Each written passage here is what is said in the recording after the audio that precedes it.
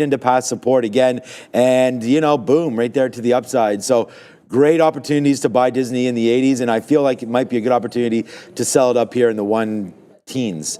So right now you're starting to get back up there. I'll probably divest the position at like 117, 118. I'm like, honestly, the more I get and look into all this, I'm just going to start. I've never really bought any indexes, so I'll probably just start to do that, a little bit here and hold on to the mega cap names. But for right now, Disney, I think is a sell if it gets going. Just need a little bit more of a bump. So yesterday I saw Netflix had wrestling, so they have WWE now over there. So that's every time I log in, it's like the number one thing that it keeps on showing me is like they paid so much for it. Yeah, obviously it's a big deal, but that's the good frontier for them, man. Is that there's actually a big wide audience, especially now internationally. It used to be like a very North American thing. It's much bigger internationally. Netflix is they're pulling all the right levers over at Netflix. I mean, obviously they got to get into the live sports. I think it started pretty well with football. They had that fight. They've got some fights, and I think they're doing really well over there with Netflix. And they're the only streamer making money, so to say they're best of breed is kind of an understatement.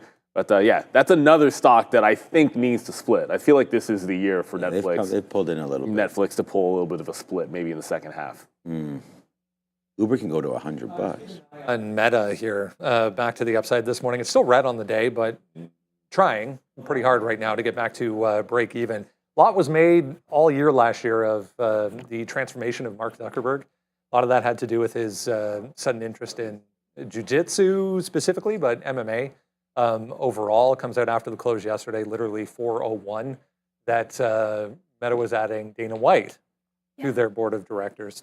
I mean, it's not going to move the stock, but kind of an interesting piece of information. That's a good way of putting it. They also added here the CEO of Exor and just, I guess, a business investor, and venture capitalist. But I think one of the more interesting pieces with Meta too, Mark Zuckerberg confirming this morning on social media that they're actually going to be being a little bit more like X when it comes to their monitoring of content. They're going to be more lax with regards to restricting political content, content on, I guess, a little bit more controversial issues. So I'll have to see how that unfolds. But that's a really interesting note. They're specifically apparently looking towards community notes, which is what X does, and less content monitoring and censors. Which was funny because when Elon took over X, everyone was saying that it's never going to work because of that. Yeah. And now even Meta's making the shift in that direction. So we'll see. But back higher here right now, guys. Big day yesterday for Meta. Yeah, big day. It did move in the aftermarket on that announcement. So, I guess maybe just pretend like it didn't happen and go back to square one. Ooh, Randy comes with the fire. Yeah, you don't have to hit me with the banana. Thank you very much. I've already seen. See, they weren't ripe yesterday, so I saved one, which is now a little bit more ripe, and then this one I'll have tomorrow. It'll be exactly perfect. Yeah. There. But Tesla was bad yesterday. Down to $400. $400 right now. So it's chilling at the lows. So Tesla was bad yesterday. Your Rivian was bad. Our Rivian, I shouldn't say your. That wasn't very good. But it was, who was it? It was Volvo that's up like 5% because they did really, really well over in Europe. So I guess there's some fluctuation going on in the EV markets right now. I feel like Tesla is just going to be super volatile here, though. Yeah. We expect volatility from Tesla. Yeah. And this is why we love to trade it.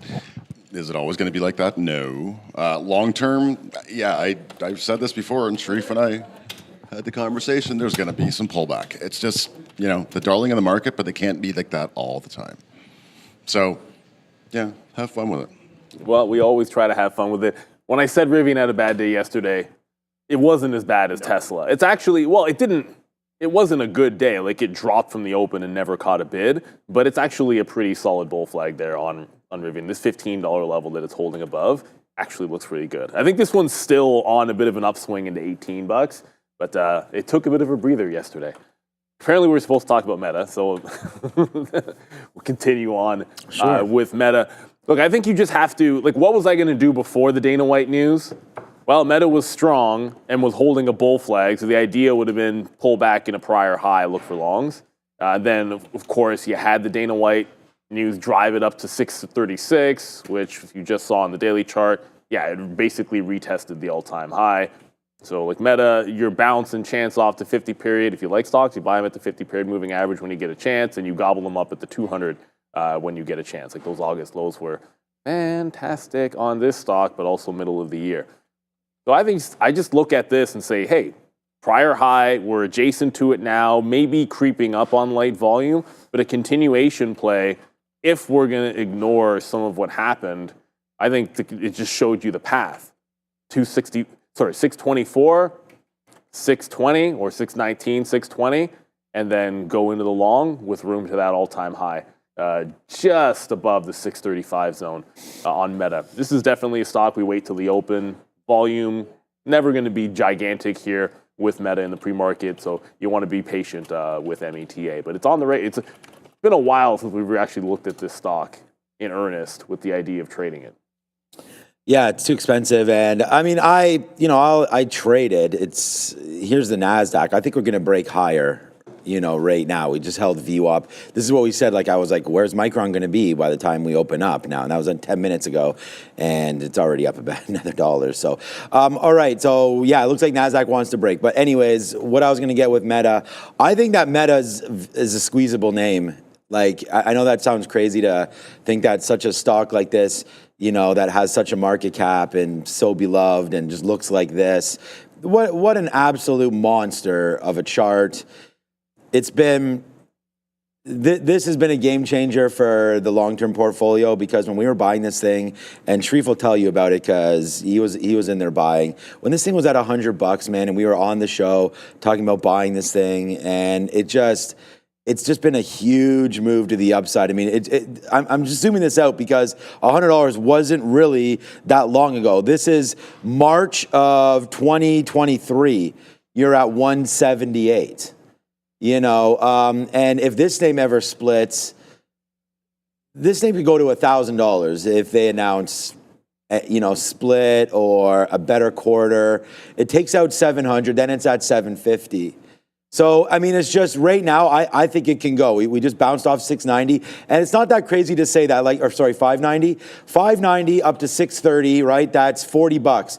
So if you just have the same move that it had in 1 week, if you can replicate that, then you're going to be near that $700 mark anyways. So I really like this long. I think that break is imminent right now. And we're at CES, we're at all these things, and it's just like, it just takes one little story here about Meta releasing something or partnering with somebody, getting that much more powerful, and off to the races is Meta. So I think you want to stay long. A little disappointing that it's down today, but I really like Meta. I mean, I own a bunch of it, but it's a great stock, and I don't really plan on selling it. So I like it. Bouncing off that 50 was huge.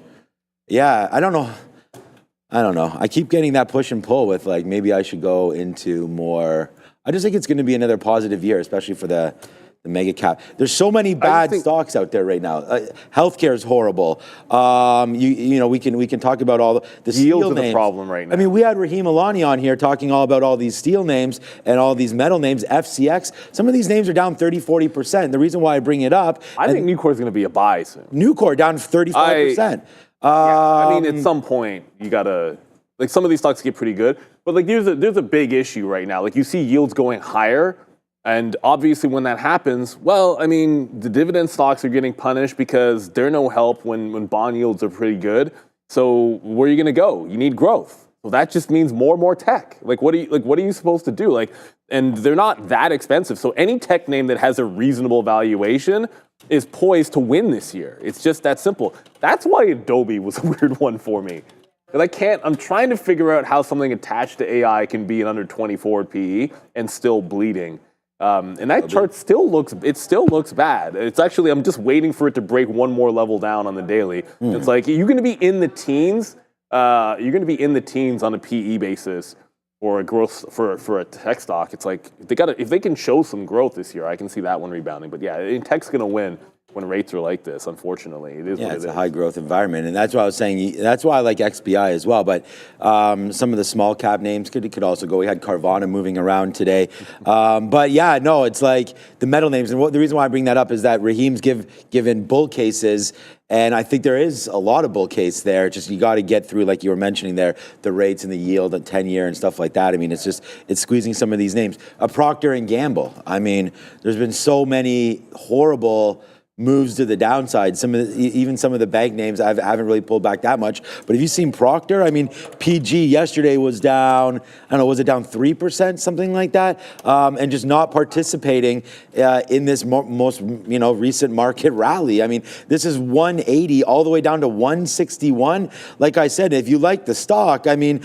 at some points right here, Procter and Gamble giving it all back. Like we're back into like February, March levels of this year, I guess last year now, as we go back in. So we'll have to wait to see if Procter can, sink or swim right there. We talked about a name like XOM, and it's just like we always are focusing on such big cap, like our whole watch list, most of the time is always mega cap tech names, right? Because there's what's in the story. But look what's happening here to ExxonMobil as well. We talked about that yesterday with XLE and things. Like it's a downside push in a lot of sectors recently. So despite chasing NASDAQ, which is near highs, and things like Meta we just talked about, you may want to think about diversifying at some point, but that's why I was talking about maybe selling a little bit and getting into some indexes. But remember to like and subscribe if you like any of this talk. Make sure you share it. Yeah, share is important, says Fabian.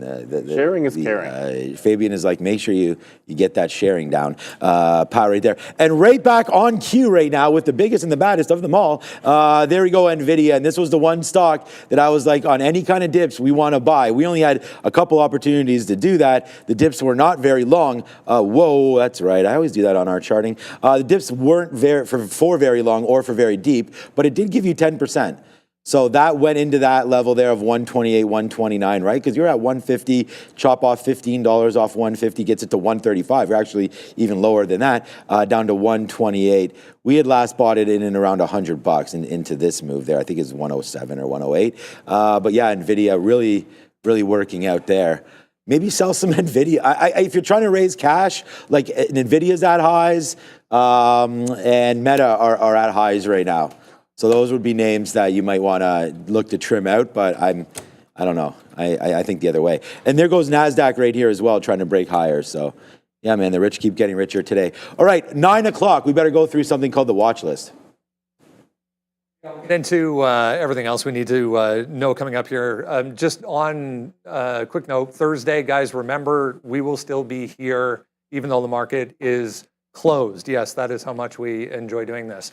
2025 predictions, 2025 stock picks. We'll answer questions, ask us anything, talk about stocks, talk about charts, talk about whatever you want. Some friends coming through, including Rahim Alani. He is going to be here, probably talk about some metal and steel stocks. Michael Moss is going to come through, working on a few others. So remember, Thursday, 9 a.m. we'll be here even though the market is closed. We had a couple of upgrades and downgrades to mention as well, just real quick before we get into the watch list here. I mean, Coke, there's Love, Southwest, raising, Bernstein actually on Southwest raising their price target. Nice positive note for them. There's Coke, positive on the morning after a negative day yesterday. You had a couple as well. I do have a couple. Ulta Beauty getting a couple price target increases and one upgrade here from B. Riley. We know yesterday, Neil and I mentioned this in the market recap. Former CEO retiring, they announced their new CEO. They also raised their guidance. So basically, B. Riley said that their bear case no longer really stands. Now they're seeing it as neutral. We also had, I'm sure we'll get more into these last two when we talk here on the rundown potentially, but Apple with a downgrade there from MoffettNathanson. Pretty bearish note, $188 price target. And then we also had TSLA with this Bank of America downgrade. They also had that negative note there from the National Highway Traffic Safety Authority. So TSLA, not a great look to start the day. Looks like we're at some potential support with lower highs as well for Tesla. Yep, we'll get into more details here coming up. If you haven't done so yet, make sure you jump down to the description of this video right now. Top link in the description will get you to the sign-up page for the watch list. Absolutely free every single day. All you need is an email address, and we'll send that to you. Has everything you need to know on it daily. 153? Yeah, 153 right now for NVIDIA. 2.5%, top of the list today, as it should be. I mean, there's so many different things to talk about off that keynote last night, including the person that Was it water or was it a beer? I couldn't quite tell, but somebody gave him a drink at the side of the stage, which I thought was hilarious. But yeah, extra shine on the leather jacket yesterday. It was interesting. I was actually showing this yesterday on the show a couple times, but the photo that NVIDIA used to publicize this event as well had him side profile in the dark in his leather jacket, clenching his fist. And I mean, I would say they delivered. We have Benchmark basically reiterating a buy rating after the talk, partnerships with a lot of these small caps, including AUR, Aurora, and INVZ. There's also Uber getting NVIDIA collaboration. As we mentioned, robotics were on watch. We had some robots making some lots of robots making cameo appearances. We also had Jensen really emphasizing, as per that Uber collaboration, that he thinks that the best case for robotics, or at least one of the first cases for this robotics and this AI, is going to be in cars. So some LiDAR-related collaborations on watch. Yeah, I saw somebody, an analyst this morning, said, quote unquote, this was the Chat GPT moment for robotics, essentially, that speech last night, which is saying a lot. 27%, that's that INVZ on the LiDAR side of things. 250 holding right now, guys.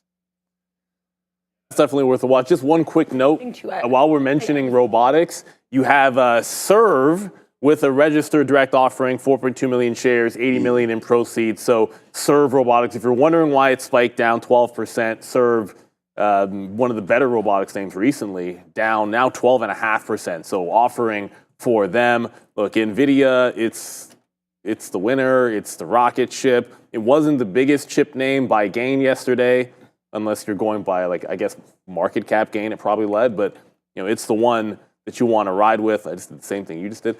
But as far as NVIDIA goes, I think you just got to go for the continuation play. I think it's a bit of a gift that it pulled back in the afternoon into the 150 to sort of set this up, because now when you get the gap, we're adjacent to the prior high at 152. I think that gives you a much better chance to trade off of that. Any longs over 152.89 is the previous all-time high. So I think that's the next level to work off of as well. So pre-market low for the dip and rip. Also, it lines up for VWAP even here at the 153. Imbalances could definitely change in 5 minutes. So you want to be locked and loaded for the long here on NVIDIA, a couple of dip buy ideas. And if a 155 break happens, you just kind of grit your teeth and take those. All right. Too. Cheers. Cheers. Which one are you drinking? Well, I'm going to finish this one. Yeah, I still got some left in here. I'm going to put it to the side. Oh, boy. Randy, all-time highs again for NVIDIA, man. Forever, ever. Ever. Okay, so yeah, look, I like NVIDIA stock. It's the number one idea on the list. I thought dip buys, but the market, as we already talked about, we talked about the NASDAQ right there. Maybe Randy was even here. I said, we're going to break that top. So we did. So, oh my God. Oh, I don't have my Stream Deck working, I guess. There must be an AI coffee maker. There it is.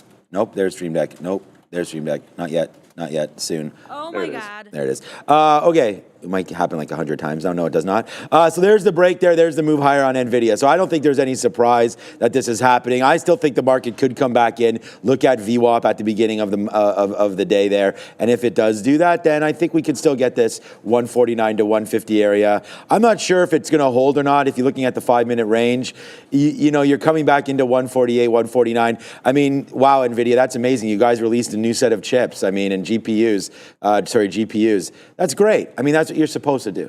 So I think that's a good. They like it. Apparently price point is fine. Performance is great. And they're NVIDIA, so it's going to go up, right? And also you get the catalyst of them breaking the all-time highs.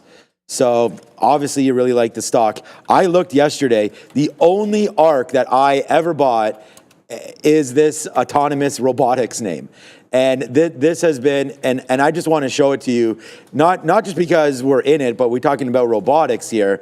You want to, there'd be a lot of, not hate, but, Kathy Wood goes up, she goes down, and as goes these growth stocks. This is one that's really been a winner in the last couple months here. So there goes ARKQ right now. I have to go find, Tesla's a big piece of this, and there's going to be other names, NVIDIA. So you're going to have to go look and do some research in that, because, again, I bought this name. I have to look back. I'm going to say it was in the 40s, maybe the 30s. It was just one of those beginning stocks because I wanted to get something into robotics. It's not a big piece or anything like that. It's probably like less than like 0.5% maybe. But it's in there anyways. So anyways, that was just a robotics name. Taste? Get a taste. Yeah, because we talk about ETFs, and it's just like that would be another one. There's more. ARC has a whole bunch of different ones. Innovation is the main one that we all talk about all the time. But that one, ARC KQ, if you want some robotics exposure. Tesla's sitting here at yesterday's lows after a couple of days to the upside. We had that pullback yesterday, 1.8% already. Possibly more downside to come here. They're looking into an estimated 2.6 million possible events of the summon feature on Teslas that ended up running into something along the way, I guess. But that's a lot. 2.6 million individual cars being looked into for this. The investigation there into the actually smart feature, which is what the summon feature is called, which is actually announced in America pretty recently too. This is actually Tesla's second NHTSA investigation in 6 months. The first one has to do with full self-drive. So not a great look there for Tesla with regards to these probes into some of their features. The other thing that for Tesla is a bit bearish is this pretty fascinating downgrade here. BofA Securities downgrading Tesla to hold, but raising its price target from 400 to 490. They basically said that because investor sentiment is so high, there's a lot of execution risk for Tesla if the company should basically fulfill everything Elon Musk says they will. So if we're going to get full self-drive entirely by 2025, it's basically going to be pretty risky. So they're saying Tesla will really have to deliver in order for the valuation to be worth it. Interesting note there. I was just reading a note on BMW. My chart just crashed as I tried to pull up BMW, so that's great. Amazon this year with BMW will start rolling out LLM-powered capabilities as part of a beta in select vehicles. So Amazon teaming up with BMW for some smart car features, apparently. Well, it's okay. So there actually might be an issue with our German quotes here. Small cap. But I have a live quote, but I'm not getting data before the last few minutes on BMW. It doesn't seem like it's moving a heck of a lot there on BMW, and of course, primary market over in Germany. Amazon on that, that's not really. I mean, Amazon was already having a decent morning, but not breaking out any highs. So look, Tesla, more downside. It feels like it. I mean, when has valuation ever mattered that much for Tesla? We know it's the kind of stock that people were always going to gripe about the valuation. I get it. It's really high. It's in robotics. It's in autonomous. It's doing it. They're in everything at the end of the day. And sometimes some analysts want to respect that and some don't. It's on a downward push. I think that was sort of exemplified on the daily chart here where you're getting these higher lows, these lower highs.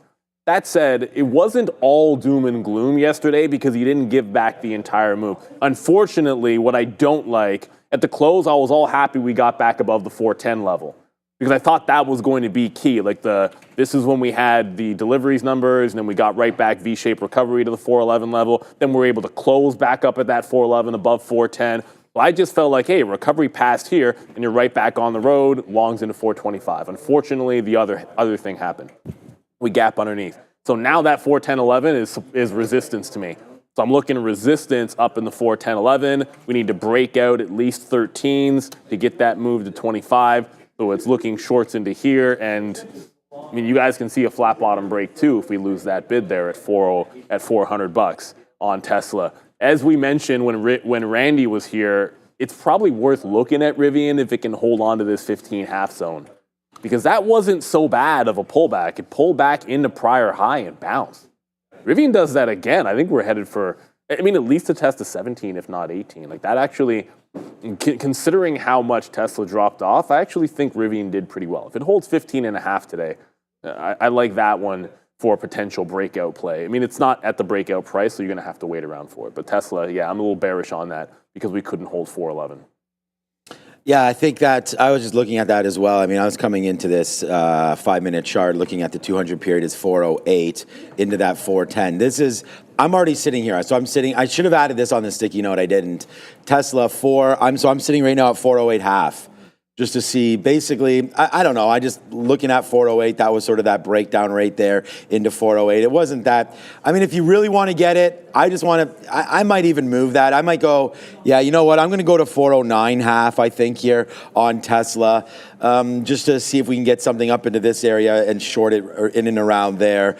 And then watch out. We're going to be wrong on a 412 break. So $3 or $4 worth of risk, I think, on Tesla is worth it. I like the long in the stock. I just talked about robotics. I really think Tesla has a runway here, with inauguration coming, with policy changes, with hopefully a little bit more lax on some of the regulations. We talked about where that leaves them with their big data and autonomous driving. I really do like the stock. Remember, the story there about BMW and Amazon and all that. Google had a deal with Gemini going into the new Volkswagens, and it didn't really affect either stock. I mean, I think that these are all, here's Amazon. We talked about getting in and out of stock that's at 52-week highs and all-time highs. Amazon's another one of those names that if you wanted to sort of rotate out of names that have had huge runs in the last 3 or 4 months, Amazon's another one here. If we come over, Fabian, yeah, perfect. There's Amazon's top at 232. You could get to there today.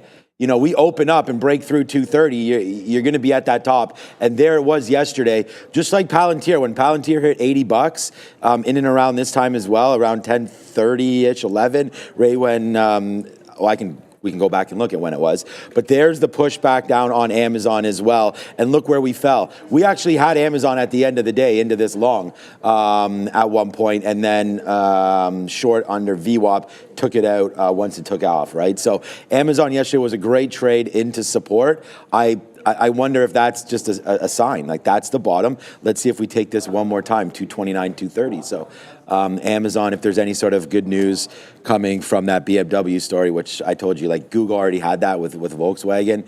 It's just a necessary evil. So they're all gonna get a piece there. Someone in the chat said, "Oh man, that's a downgrade for Amazon because they were only able to get BMW." But I think BMW is a pretty big name there. So we'll wait. Yeah, there it is. So as we're discussing, what's up, Raheel there talks about ETFs, quantum exposure. Yeah, so here, I'll show you there. Thanks, Raheel, for this. We talk about this all the time. We don't have, so this QTUM here, if we come over, yeah, thank you for, and again, like, subscribe, share. Like, we're always looking at the chat or else we would have missed this. But this is what we're talking about. So there's my ARKQ, and then there's QTUM. That was the big ETF. I actually did a story on QTUM with our Instagram posts. So go over there, find out at Trader TV, Sean at Trader TV Live. RKW, WCLD, I'm not familiar with that one for quantum. WCLD, Robo also. So thanks, Raheel, there for bringing us a few new names there. That WCLD, I'll have to look at that. And then, of course, Robo. That makes sense. That's a good one there as well. Yeah, I like the Robo. That's a good one. All right, let's go back to the desk and talk about, another downgrade. Uh-oh. Yeah, Moffett-Nathanson saying, sell Apple. Maybe today. I don't know.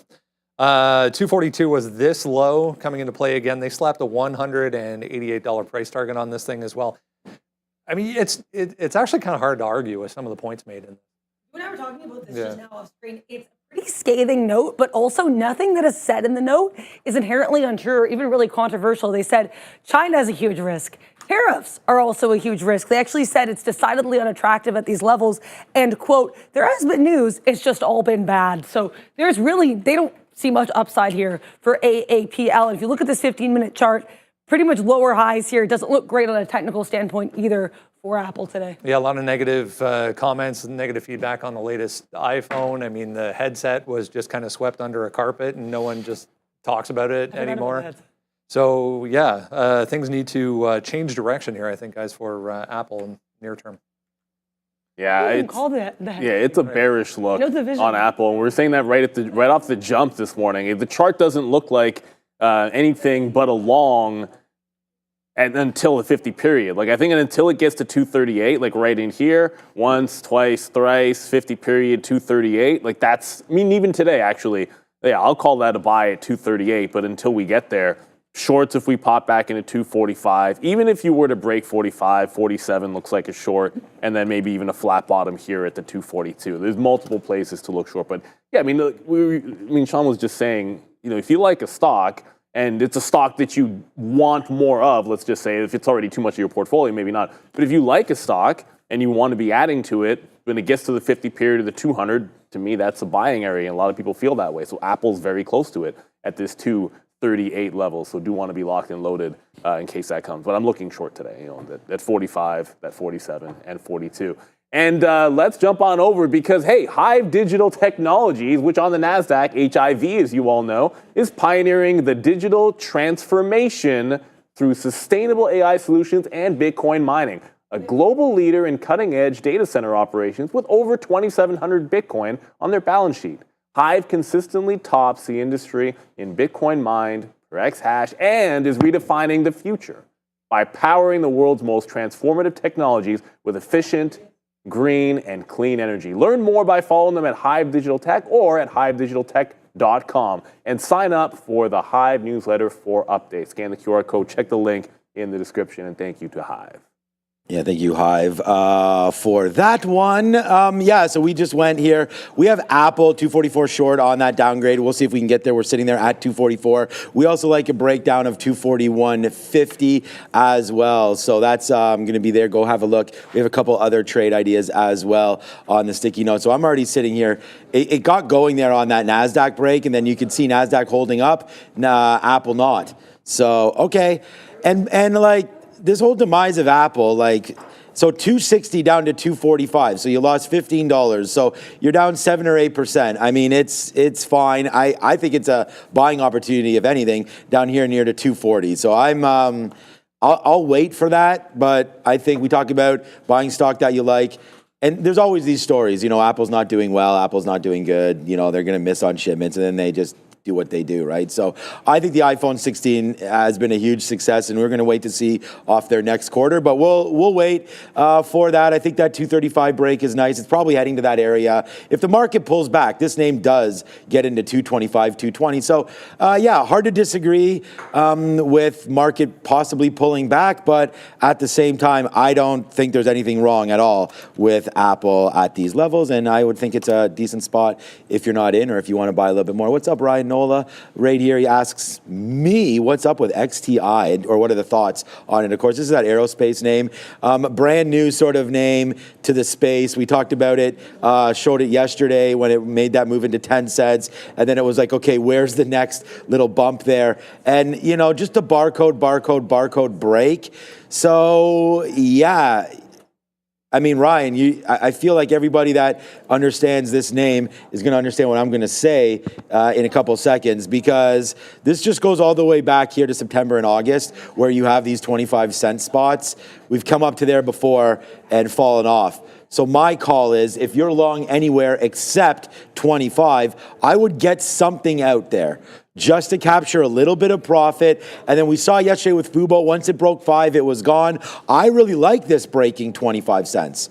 So I think you just got to get it. It's like 25 as I try to see exactly. Yeah, 25.1, 25. It's going to matter because you have the pennies there. So basically 25, so 0.252. I think is that break, and we come close to it right there again as well. So 0.251252. That's the break. If you're long now at 20 cents, which you could be, right? Yeah. I would get some out at 25. I mean, put that quarter, that 25% into your pocket, and then wait to see the rest. And if you're not long yet on this name, I would say maybe wait, maybe you get this 18 and a half. It's going to sound silly, but that's going to give you, 10, 15% of a better price than where you're at right now. So that could be something in there. I always say too, Ryan, that if you do break the 200 period moving average, you want to look to maybe where there's another support level. So I'd say a break of 15 cents, and you want to say see you later to XTI Aerospace. So that's my look. Sell a little bit there, 24 half, 25. Then when you break through that 25.1, then that would be the sort of the YOLO spot. Already, we talked about yesterday, Fubo doing almost 700 million shares. This name's already done, Brendan and Adara, because they can't see the volume, I would imagine. 575 million shares already Really easy. on XTIA. I mean, this print right here is going to be a lot itself. I don't know how many that is. That looks like 150 million or something right there by itself. But at the end of the day, this name's going to do 1 billion shares. So definitely on radar. Thank you, Ryan, for all of that. We traded Fubo yesterday. We traded some of these big runners, and they continue continue to be sort of retail season with many traders back now at their desk. Some of these names could slow down a little bit now that we're not all punching bids and offers on our phones, but let's wait to see what winds up happening here with XTI Aerospace. With only 7 minutes to go, this is definitely, I mean, it's not going to halt because of it's under the dollar, but at the same time, this is going to be an interesting one.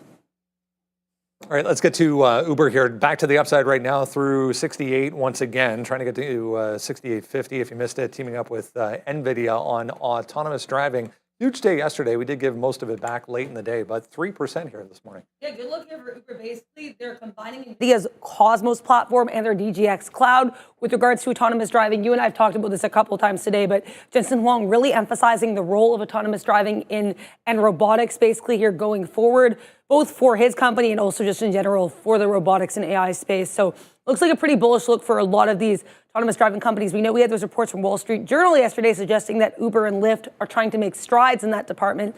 Uber stock struggled pretty hard the day of the robotaxi event and also the day that Waymo basically announced that they're going to be moving into Miami. So UBER on any kind of autonomous story does not at all seem like a bad look for the stock. They also did run yesterday on that $1.5 billion accelerated buyback program too. A bit of a tough year just looking here on a daily chart. I guess 2024 was basically flat for Uber. We did have a couple of huge moves to highs, but gave it all back late in the year. So past couple of days here, a lot of room to run if it wants to, guys, for Uber.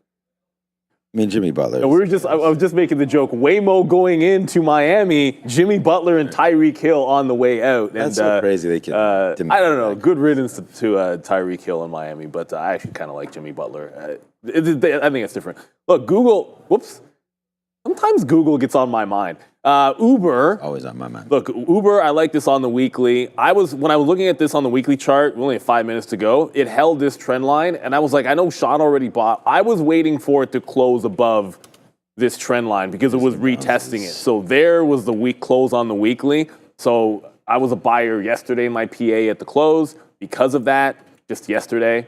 And I think you got some continuation going. All of that said, for the day trade today, just long and strong. I mean, it showed you 67 was resistance for the entirety of the day. This is at the open where it was trying to hold. So 67 support to resistance. Now pre-market lows, different rip 67 on Uber. I don't know about a breakout at 70 first. I'd ideally like to grab something off VWAP if that's going to be the case. But yeah, that's 67. If we lose it, then I'm not long. If we hold it, then I'm going long on Uber. I like that look. I was just texting a buddy of mine because I was like, Uber's going. So this was a name that me and him, again, another hockey dad. And I just texted him again and was like, yo, Uber, it's starting to go. And we had talked about this in and around that $60 mark. And I'm certain that he had gotten in. Not the same guy with Rigetti. That guy's something else. That guy bought some SMR where we talked about that. So he's going to be, I better text that guy as well. Right now, XTIA, just looking at what came out. The imbalances just came out right now. Look, I like Uber and NVIDIA. I think Uber sees $80 in a month. So I like the stock. There's Uber, there's Joby. Nothing else here. QBTS, a quantum name here, Randy. We don't even have Tesla on board there today at all, but we do have Uber. There's some interest. Palantir was a sell, but Palantir had a nice, okay, so it's funny that you just mentioned that. I just put the offer. I wrote down 77. I was like, it's not going to get there. And I went over to it, and it was at 74, 75.50 almost. So it did get going off that bottom, but there's the sell imbalance. Good well spotted, Randy. Well spotted. So Palantir's on the sticky note. If it can get up into the 76 area, I like the short there. Another downgrade yesterday from Morgan Stanley. And then we heard about the selling in ARC yesterday as well. So yeah, I mean, Palantir has been riding pretty high. We did get a nice boost into $80 and then that fade yesterday, pretty dramatic. So yeah, I'm thinking this name not looking uber healthy right now. All right, Fubo time. Let's go see what's going on there. I do have an order for that to break through 590. Heading the other direction right now, back downside. This is the daily chart. Huge move yesterday. If you missed it, 5.5% was literally a minute ago, 7%. So back to the downside we go, but yeah, possibly day two here. Fubo here actually also getting a price target increase today from Roth MKM to $4.75, so they maintained neutral. In case you missed the story on Fubo, basically what happened was initially Bloomberg reported, and then Fubo pretty shortly after confirmed that the company is settling its litigation with Disney, and they also are entering this deal with Disney with regards to their live TV, specifically through Disney's Hulu. After this transaction ends, Disney is going to be owning roughly 70% of Fubo, though Fubo's CEO, David Gandler, will remain in control of the company. So pretty sweet deal there for Fubo. Company basically remains the same. It's continued to be run the same way. The only difference is it gets this Disney backing. Another one with extremely high volume once again today.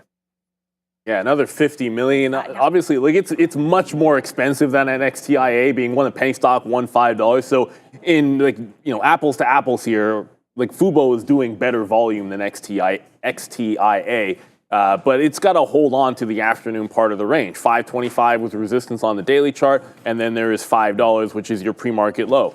Like this is the over-under area. If we lose $5, I don't want to be fighting this stock because it's already done such a ridiculous move on the daily chart there, breaking out from 2. That there could be some profit takers. So I'm not that enthused if this loses a $5 level, but as long as it's in the 5 to 5.25 range, looking continuation longs on Fubo. With only 1 minute to go till the open, Uber is already at the highs. Looks like that can't be stopped. Tesla just made a little bit of a bounce here. Nvidia still holding all-time highs of 153. Yeah, right. Same kind of stuff here. I just put it in order into break through. If we break through that 25-cent mark there on XTIA, I like that stock. What's up, Jose? Thank you so much for your super chat as well. $20, man. This guy's rolling deep with 5,000 shares right now of XTIA. Do I think it hits $1? Come on, man. No. How about that? I mean, I'm just going to play the odds there. I don't, that this stock goes up 400% from here. Yeah, I mean, that's the thing. Once it gets going, I think you're in the right name. That's all that matters, right? I mean, it's moving around. We talked about it doing 600 million shares already. So you're in the right name with the right amount of shares, it looks like, for you, if that's what you're looking for. 3, 2, and 1. Thank you, Adair. Might as well ring that bell, and we will watch out for XTIA for you, as I'm going to be involved in this if it does break through 25 cents. We did talk about dip buy opportunities, maybe in and around 18 or so. Watch out for the 200 period break in and around 17. What goes up is Apple right now. Is Apple starting to make a move higher there? I wanted the short, so now we have it right there at 240. 244 was my idea. We're short now at 243.90. I'll take out something just to start with if we get a 70 fill. Yes, we do. And then we'll see if we get a little bit lower into the 50s right now. Off of the first, there it is, man. It's your first 50-cent winner. We'll spend a little bit of money right now, for we got a good short position, I'm thinking, in Apple, as it's going to the downside already at AAPL with a decent trade off that short of 244. We wrote down that exact price right there on the sticky note, and we talked about it in the pre. So hopefully this can continue to make a move down there. Another fill in the 30s. Let's go Apple. Next bid 243. If this market loses it, man, we've already got it out already of about 25%. So need to get out of a little bit more here of Apple. Yeah, and Nvidia is starting to come down to the downside as well. Already at 152, tracking toward the 151 level as it's starting to bleed. Tesla, no rip on Tesla, unfortunately. So we're trying to get Tesla short off the 410 level. It just pulled back into VWAP. Fubo's starting to go without a test of $5. It's trying to break out above VWAP on its own. Still want to play a little bit of patience. Don't have to rush into it yet. And then XTIA, that's starting to pull back in as well. So watch out this 17.8 to 18 level on XTIA. But Tesla is coming into play here very, very quickly as it's going to get to that 410 level. Nvidia, yeah. 410, oh my God. Yeah, Tesla's about to get to 410. I think it's going to get there. Nvidia right into prior highs. Let's see if it can hold that bid. That's the first place we always look for that support level here in NVDA. But don't sleep on Tesla trying to get to that 410. Yeah, so I went long a little bit of NVIDIA here just on that dip. We're still going to be short Apple, long NVIDIA. Wow. So right now it's kind of like bye-bye. Both are not really doing anything. NVIDIA is trying to fall back. We just did buy a little bit more down there of NVIDIA. Our average price is right here at 85s. So we'll get something out as we break a little bit higher here. Again, like the stock, but haven't been loving the way it's been moving there. We did not expect it to make this kind of a move down this early. I thought maybe we could drift down. So a little sharp pullback there on NVIDIA. We'll take advantage of that and now run this thing long as there it goes, man. 151.90. Neil, man, we had the same positions again. There goes NVIDIA. Good little dip buy opportunity for us. We'll take some more out, but here it comes back in again as it's just dancing. It's funny because like Apple's going to the upside, so maybe we're wrong on this Apple trade and wrong on the NVIDIA trade. We'll wait to see. Well, I can tell you what's also interesting here. Meta just dropped almost $10 off of the open, right back into 626. This was at almost an all-time high. It had screamed into the open. So watch out. Like, this market's getting a little bit top heavy. I didn't notice that drop. I'm in NVIDIA. I know you just covered that. So let's maybe go on over to Uber. Uber is trying to hold on for dear life at the 68 level. I'm still bidding 67. But if we hold 68, I might have to jump on over to that level here on Uber for that continuation play. You want to make sure you're playing that strength. We'll let that chart load back up again. What else we got going on here? Tesla's still trying to get to 410 and not quite doing it. Yeah, Tesla, I'm still on the offer looking to get 410s. NVIDIA just lost 151. So I got a little bit out.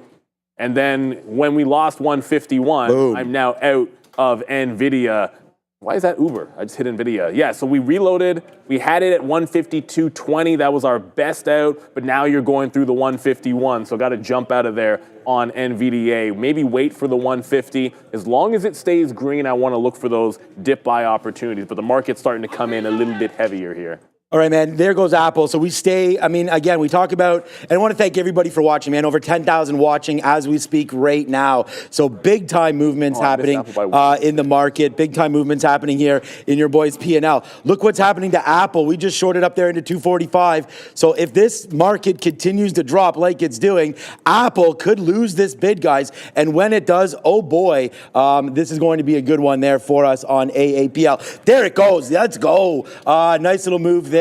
On Apple to the downside as we go. We are now into another new position, Neil. We're going to try to go 3 for 3 here. We got Tesla short. This could be a problem, though. 409.50 on Tesla. When you mentioned, I was like, you're like, oh my God, we're getting close to that 410. We are there right now. And there's a quick little out for us on Apple as Apple continues to go. There goes Tesla. Oh boy, Neil, we are here. Thank you so much for everybody watching us one more time there now today. We have $1 on Apple. Oh, we do this too on the show. There it is, man. It's $1 winner on Apple to the downside. 90 cents on Tesla. Trying to make that one sing as well. So far, so good on this side right now. And there you go. Neil's got the Tesla position as well. So we are both short now. 410 Tesla. We'll wait to see what happens on that one. We already took out, guys, 25% or a little bit more, 30% of this Tesla trade.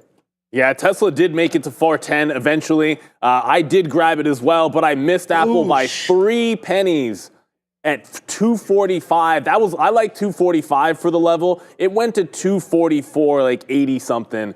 I had it 95, so unfortunately, bit of a miss there. But I'm going to leave the order in. I still want to short it in front of those prior lows on Apple. Wow, there is 150 on NVIDIA. So we wait for the next level. We tried it off of that prior high. Now we're playing it off of the prior close, which is 149.5-ish. 149.43 on NVIDIA is the prior close. So the second bounce zone, hopefully it's a little better than the first one because NVIDIA starting to bleed. Going to continue to take some out. 149.43 was a prior close. So 150 is kind of just a round number in here. If NVIDIA goes red, I do not want to be fighting it. Got to imagine the chip names are starting to bleed. Which reminds me, I didn't get an order in on Intel. Intel, 1975 flat bottom break on Intel. No, it's not there yet. I'm just saying, if the market continues down, we had this one short yesterday and it held at 1975. So I do like a breakdown on INTC. But NVIDIA does want to go red here, it looks like. So one bounce, tried it, scalps them out again on the second bounce. If we go red, we're jumping out of this trade. Tesla working just fine, but NVIDIA is really starting to bleed. And be careful with that XTIA. That's starting to come back in heavily for the small cappers out there. Yeah, same ways here. It's a really good thing, man, that we have Tesla, which is now $2 plus in the money, and we loaded on that one, right? So that was a good trade for us. And then Apple is continuously bleeding as well. I'm starting to get some more out, though, of Tesla, of Apple, and we did buy some more NVIDIA down at that bottom. Well, I mean, at the bottom, I don't know. We got some 149.55s right there. Our average price is 150.80. So here it comes back up to the upside. We're going to wait to see if this one wants to work out for us. Hopefully it does. All right, Apple, I want to get some more out on this one as well, as it's possibly bouncing a little bit here. So we'll bid some 25s, get some out there as we get hit there on Apple. I'm going to bid a little bit more, get some more out, because right now, man, we are really starting to sing with There goes NVIDIA. Yeah, good. Yeah, exactly. Here goes NVIDIA, baby. Nice little move back up there to the upside on NVDA. What was P&L number one for me yesterday, we'll see if we could do that one more time here today. But it's Apple leading the way now, net-wise here. But we're going to have to wait to see. Hopefully NVIDIA can go. Yeah, NVIDIA just got to 150.5. It looks like it's going to be just fine. That XTIA, for everyone out there, it actually held the pre-market lows there at that 17. So it's starting to look a little bit better, but there's a big dump off of that open. Got to be very, very careful with this one. And then we don't want to necessarily be ignoring all these small cappers. We got Fubo as well. It is breaking out. We never got the dip into $5. It's about to take $6 on Fubo. So Fubo through 6, would have preferred that we had the dip instead of the break. But I'm going to take a shot at this even dollar level. There's not a lot on the offer. It's almost at 100 million shares already. And there's less than 1 million on this offer, actually. All right, yeah, we got some Fubo there, breaking through 5. We talked about 590, so there's the bid there on Fubo. We do have that trade, so we'll wait to see what it winds up doing now. But there's a nice little break through $6, 609, and so we'll get something out if it gets. Too bad, man. We didn't wait for that. We should have got something out there north of that level. But we're long right there at 590. So we talked about why. There it is. Let's go. We talked about how we like that again. break right into there. Nice little move. Yeah, and NVIDIA's going to cook us, man. I mean, this name's going to break through 149. Yeah, I'm out of NVIDIA. It was a good out. We got some out there at 150, 60, 150, 70. But we said that this is a possible name there that is in trouble. But look what's happening now for us. Tesla making that move back down to the downside as well. So that's going to be a really great name as that's bouncing off 407. So we'll get something out there. Watch out for NVIDIA. Maybe it just wicked that bottom at 149. But I was like, you know what, man? That's like, so what? Great story there for NVIDIA, but falling off a cliff, NVDA, on, what really wasn't that special, I guess. I guess they don't like that CS after all. I mean, ultimately, there's a bunch of gaming stuff. Oh, sorry, let's go to it there. Did we... Games that are running right now. We have Novavax, NVAX. Late yesterday, we actually had some reports here of the first U.S. H5N1 or avian influenza related human death. So Louisiana Department of Health reporting that someone has died from avian influenza. mRNA was up early as well, pre-market on this, but Novavax up here about 12%, above that $11 level with a 27.3% short float and a $1.7 billion market cap. Nokia also moving around here as well. And okay, bit of a bull flag on this one, basically saying that their cellular network is ready here. They have a bit of collaboration with LUNR, which is Intuitive Machines, together announcing the final integration of their lunar surface communication system into Intuitive Machines landers. So moon-related catalyst for Nokia this morning, guys. You like moon-related catalyst, anything that'll take it to the moon. We have a key for that, although I don't think I have it labeled as moon. Oh, though I do. There it's on a different page. To the moon goes Fubo. And for us, bypass the offer all day long. It just tagged $6.30, 630. If Fubo goes to 630, there's probably a bunch of people in our chat that are going to retire. So big move up there on Fubo. Now another 25%. There's not a heck of a lot to look at on the daily chart because it's a blue sky setup. But I can tell you those wicks at 680 are absolute nonsense. So if it can hold on to $6, I like it. Got to be concerned with Tesla for a quick second here. TSLA was a great short. I should say it's been a great short, but it's now resisting 408. These are some dark pool wicks. We're getting a bunch of dark pool wicks this morning. It hasn't been down to VWAP. It's been holding about 600.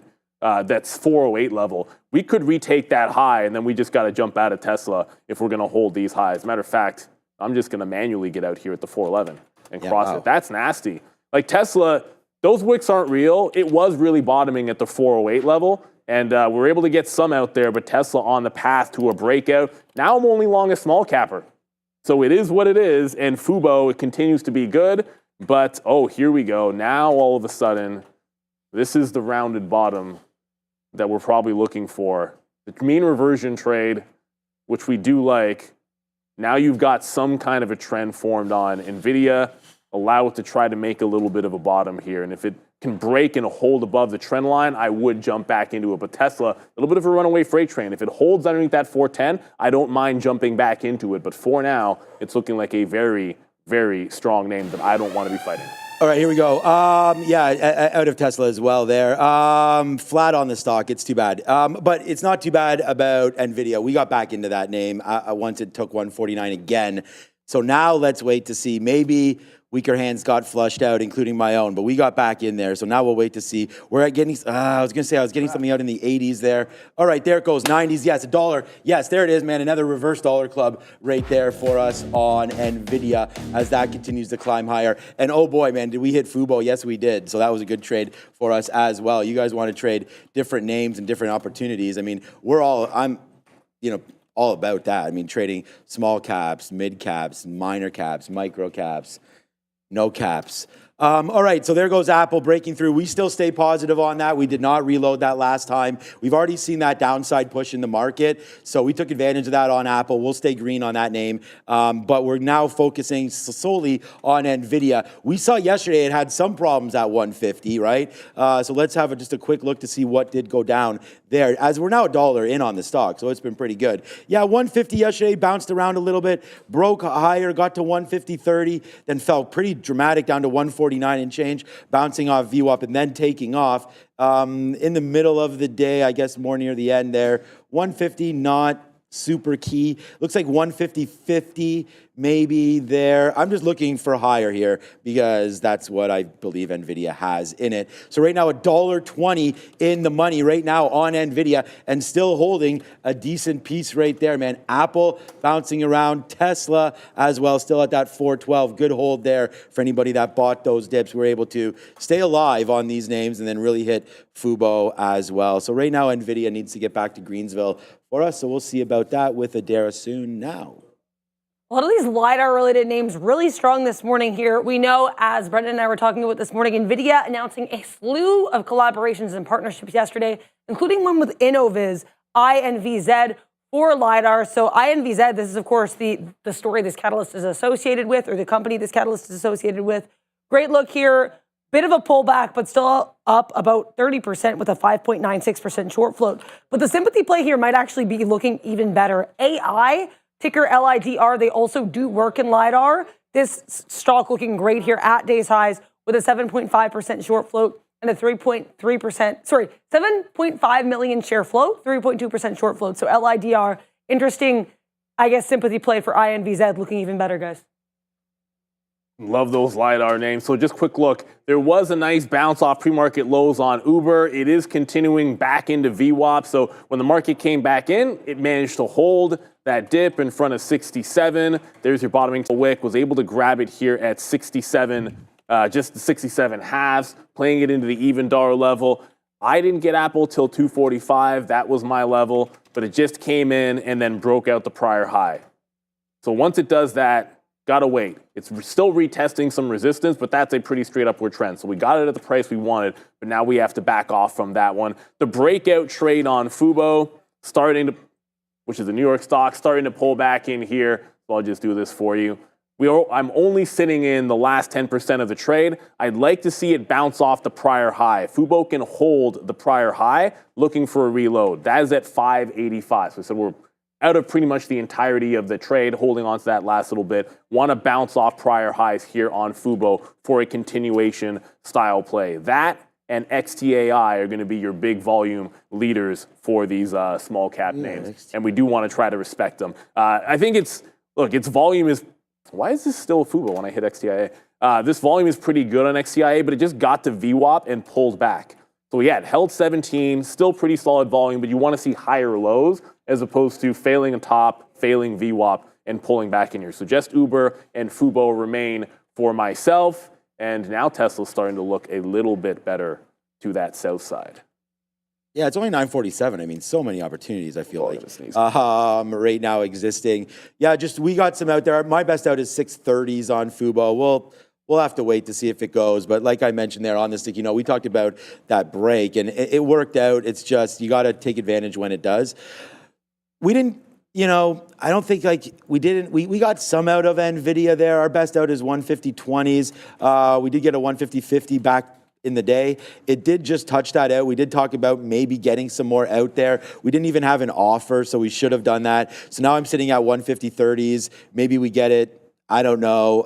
Hopefully it does not drop back in. I still want to give NVIDIA a chance to go. So I won't be averaging back into this one until we get a lot lower into 148 right now for NVIDIA, because we just held that thing $1.30 to the upside. So if it retraces back down, we sort of know the upside potential. So let's give it a little bit more. We're out of half of our NVIDIA trade as it continues to do this move back down. And yeah, probably a good little look there on Tesla up to 414, maybe giving that up a little bit. The only problem is right now, market's up. Market's starting to get going, right? It bounced off VWAP there. That didn't bounce off it, sorry, just smoked right through it. That 21.7, I feel like that was a number. Yeah, so we had looked at this again in the pre-market. We sort of just talked about the top in the pre-market, but we sort of hold that bottom again.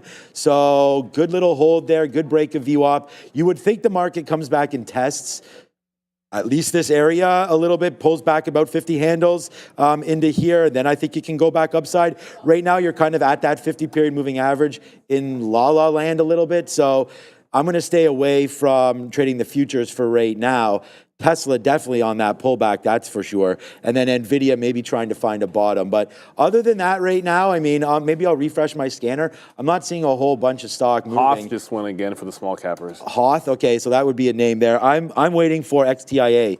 Oh, let me look at that. It's is fine. it 18s? Okay, so there's that 18 level. So we already got it once. If you had 18, it went from 18 to 20. Now you're back down to 18 again. Danger zone whenever you keep testing these bottoms. Yeah, highway to the danger zone on the chips, though, because NVIDIA battling, it tried to bounce off that higher low. So there was the wick bottom.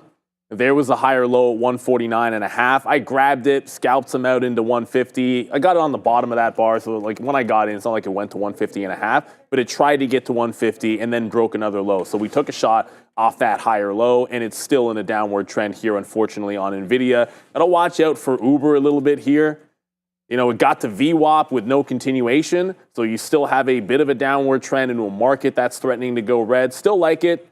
Still going to hold on to that 67 level, play the next available dip. You already mentioned that XTIA, but on the cold planet of Hoth, it was breaking above VWAP, and now it's right at again. So this one hasn't broken that 10 in the open, 2 in the open market just yet. But out of the small cap names, they're all just sort of going sideways at this moment, looking for that next little play.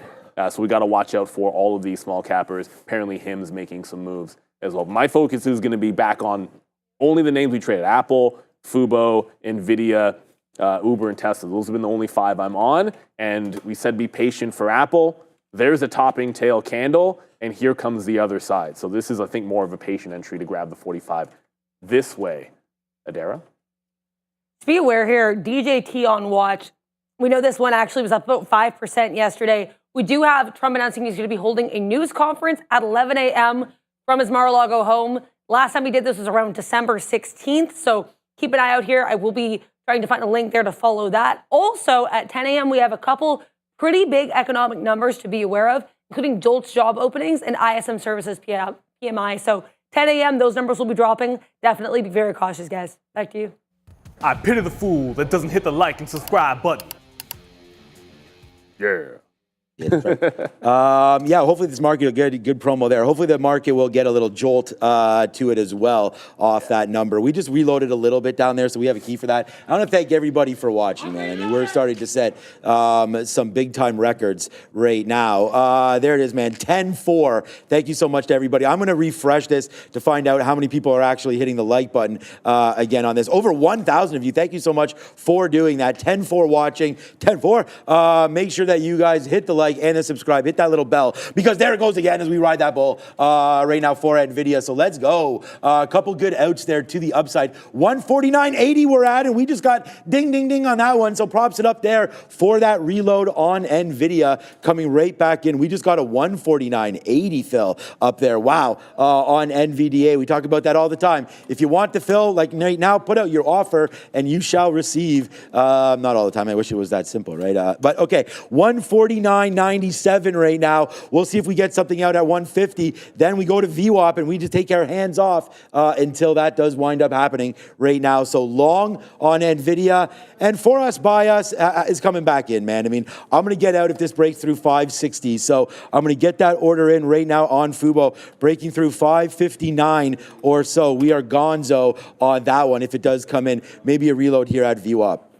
Yeah, it's actually looking really good on Fubo at VWAP. It just held on to the prior high. I'm going to get that first green candle in there, so I'm looking for the reload in it once we close green. Apple did come back, and obviously, Apple early was a rocket ship. Alphabet's a rocket ship as well. And then we got the wick high. It just did another over-under at 245, so it looks like that resistance at 45 from the afternoon is holding true. So a bit of a mean reversion set up here. I want to see if I can get tighter to that 245, maybe some money fills over. If it makes a fresh high, we get out, looking for a VWAP pullback in Apple. Tesla, oh yeah, it did get to that 408 again. So the selling did come into Tesla eventually. I'm not going to chase it down here. Now, Tesla's a flat stock for me because we're able to scalp some out, but it is now bouncing off of VWAP. If it loses VWAP, I think a continuation to the downside in play. Uber is looking just fine, but there is a chip name that we haven't really talked about, and it is the eternal rocket ship known as Micron. 7% to the upside. While NVIDIA retests 149 even and about to lose it, Micron is just flying higher and higher and higher. It was the biggest percentage gainer yesterday out of the chip names, and it seems like it's on a collision course with the 110 level, which has been resistant. So I said if NVIDIA wasn't going and Micron was, that I should be willing to join that party. The question is it already too late? Well, not if we pull back into VWAP, it isn't. Right. That simple. Okay, we are pulling back into, more than VWAP right now, as there goes NVIDIA all the way back down to the downside. I mean, we are scalping this out on the upside. So right now, 148.80 is our price. Let's take something out right now, 5% out, as we try to climb back up off of 148. This is back into those lows again. So, we'll be red on NVIDIA. I mean, we talked about that already, and now it looks like we're just adding to that spot, trying to chase the bottom. And we talk about not wanting to do this, so this will be it. We had written it down here, 149 to 150 was our areas. I mean, we're here now. We are below that by 50 cents, trying to give it a little bit of room here. We just took $1.30 on it. We talked about giving it that room now on NVIDIA, but yeah, for right now, it does come in pretty decently into that 148.50 spot. So yeah, it is what it is for right now. We're long at 148.80, so we're basically flat on this name. Down 30 cents, I guess. So let's wait to see if it can hold this bid or not. As the sellers coming in right now on NVIDIA. It's funny, you just make all-time highs and pull back. We saw that for Google. We saw that for Amazon. We saw that for Apple. Meta. Is Meta's going now? Meta most recently yesterday as well. Wow, there goes Donkey Kong and. I just said that, man. People said that I should have my own ETF. That would be very dangerous. But if I did have one, I would have been buying a little bit of Donkey Kong there. Yeah, good move. We just talked about this yesterday. Coming into 36 is where we want to buy it, and we didn't do that. So, sometimes you make the calls, and sometimes you don't execute on them. What's up, Adara? mRNA is up pretty significantly here. Moderna up actually above 47, up about 11%, near days highs. With, it's worth noting, relative volume of 4.3, so pretty significant RVOL for mRNA. It is worth noting this ticker was moving a little bit yesterday as well, basically seeing some ongoing catalysts with regards to avian flu. So a lot of these vaccine-related stocks are pretty strong today. NVAX, we talked about earlier as well. So Moderna on watch here with the avian flu, ongoing catalysts, and an 11.5% short flow, guys. Yeah, there's always, it's sleeping my mind, but I know there's a bunch of small cappers that are absolutely, that usually go on the avian. And there's one that I'm going to have a check for it, unless you guys are remembering it. But I'm going to get to a super chat in a second. But Fubo, first, it lost a prior high, and then it bounced off of VWAP. So I don't mind getting out to get back in at the same price. But that's what just happened there. Essentially the same price. I mean, 92s, we got out at the high 80s, so it's, give or take 4 or 5 cents. Wow. It's trying to crack that $6 level and just got through once, scalp some out, going to scalp a little more out at 6. If we get back into that double top, I only want to hold on to 20% to see if it can go. Apple's starting to work on that short. We want it back into VWAP. It did wick the top Then we got in on the mean reversion, so that's when this trend line broke, and now we'll play it back into VWAP for Apple as the market's really starting to come back in here. So I guess CES hangover day one. Yeah. But shout out to Hayden Griffith. Thank you for the super chat. Happy New Year to you as well. Thoughts on playing the 366 break on Lucid from yesterday's pre-market? Strong again today if it holds 350.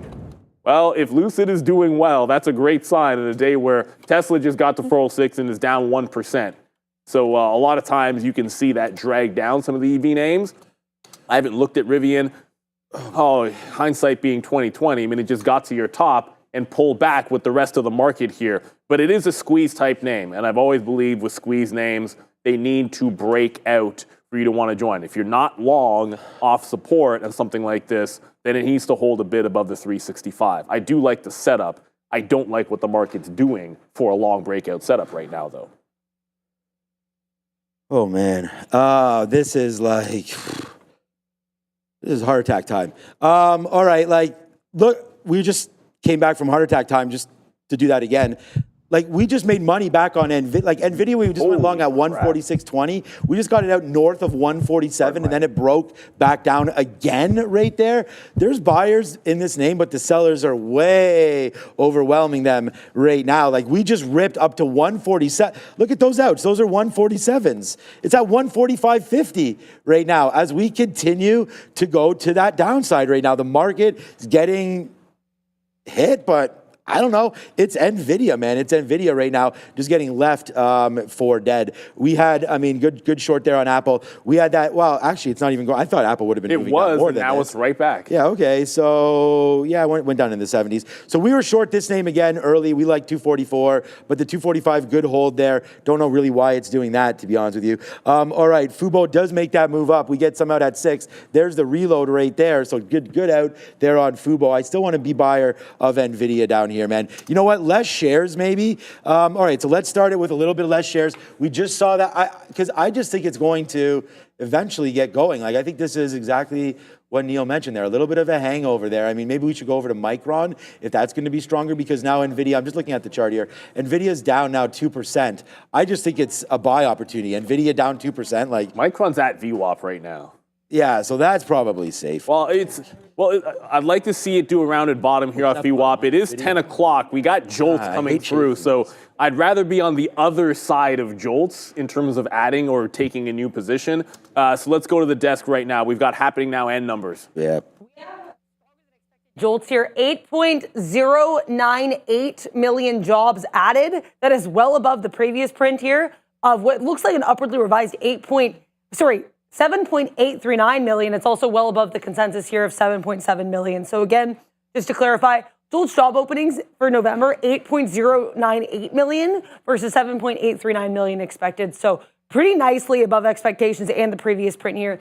We also had some ISM services PMI, also above expectations, 54.1 versus the forecast of 53.5 and the previous print of 52.1. And exactly in line ISM services employment print, but prices paid also well above expectations here, 64.4 versus 57.5 expected. So for the two key numbers here, ISM services PMI and Jolts job openings, both well above expectations. Market not responding well to this. Bit of a drop here. We know the labor has really been on watch here for the Fed, so we'll have to see if we get any Fed comments on these specific numbers. No Fed speak for the rest of the day on watch. We had some comments from Fed's Barkin earlier, but we do have comments from Donald Trump to be aware of here. So DJT certainly on watch there, down about 2% initially, slightly positive on the day. 11 a.m., Trump expected to speak from his Mar-a-Lago home. Apple, even despite this market drop, holding up relatively well despite a pretty scathing downgrade from MoffettNathanson, lowering its price target to 188 and calling it a sell, saying that it's decidedly unattractive at this point with a lot of market headwinds. So AAPL holding up well in spite of this downgrade. And if you're enjoying the show, make sure to like and subscribe. Back to you. I pity the fool that doesn't hit the like and subscribe button. What? That can't be right. What happened? No, I was just checking my Halt scanner, and there was not a single stock that's halted this morning. I haven't heard anything about Halt. Or it's just broken. Here comes VWAP and losing VWAP on Fubo. So Fubo, for us, then now the bid is losing it for sure. Third time, not a charm. Really, the breakout's the only trade that worked there. It is still the best stock because the breakout was good, but you've just lost VWAP in there. Tesla's about to get the 402. 402. I'm slapping the. Oh, I don't. Nvidia I'm not down on the here at fail. 140. I'm not. I'm slapping the fail myself for not finding my way back into Tesla. Sometimes you just got to take it. Don't get anchored to the top. If it gets back to the level you like and presents itself, sometimes you just got to be in it. It's about to break down the actual low of the day. I don't necessarily want to punch a low because you have 400 right in there. But next available pop, and we're going to look for a VWAP retracement trade. Oddly enough, like Apple hasn't even gotten to VWAP yet, so Apple looks pretty strong. Probably need to take another leg out of this. Acknowledge that there's some relative strength here in Apple, as you guys can all see. Bull flag it up. If we don't get the VWAP, this one might be the one to break it out here, as it's a very, very weak market and one or two stocks that are trying to hold this market up. Nvidia, I mean, it's pretty far gone. You got to zoom it way out. This is basically the Alamo at this 145 on Nvidia. Adara? Keep an eye here on TLT. We know this is the 20-year bond auction ETF or bond ETF here for the 20 years. Just keep an eye on TLT, getting a big volume spike to the downside here and breaking below the support around 86 halves, trying to bounce right now just above 86. So TLT, part of a larger downtrend and getting that pretty significant volume spike to the downside right after we got those higher than expected JOLTS job openings, which included actually an upward revision for October's print. So stronger than expected job openings, basically pushing the market to the downside, guys. All right, I got to go fill up my coffee or else I'm going to keep getting out of this NVIDIA. We are now $1 in the money. Neil nailed it right there. We talked about 145 being possibly that bottom. There it is right there. We're long at 145.01. So right now, nice movement. Okay, we still got half of this position on. So actually, what am I talking about? We still got 60% of this position on. All right, let's get some more out.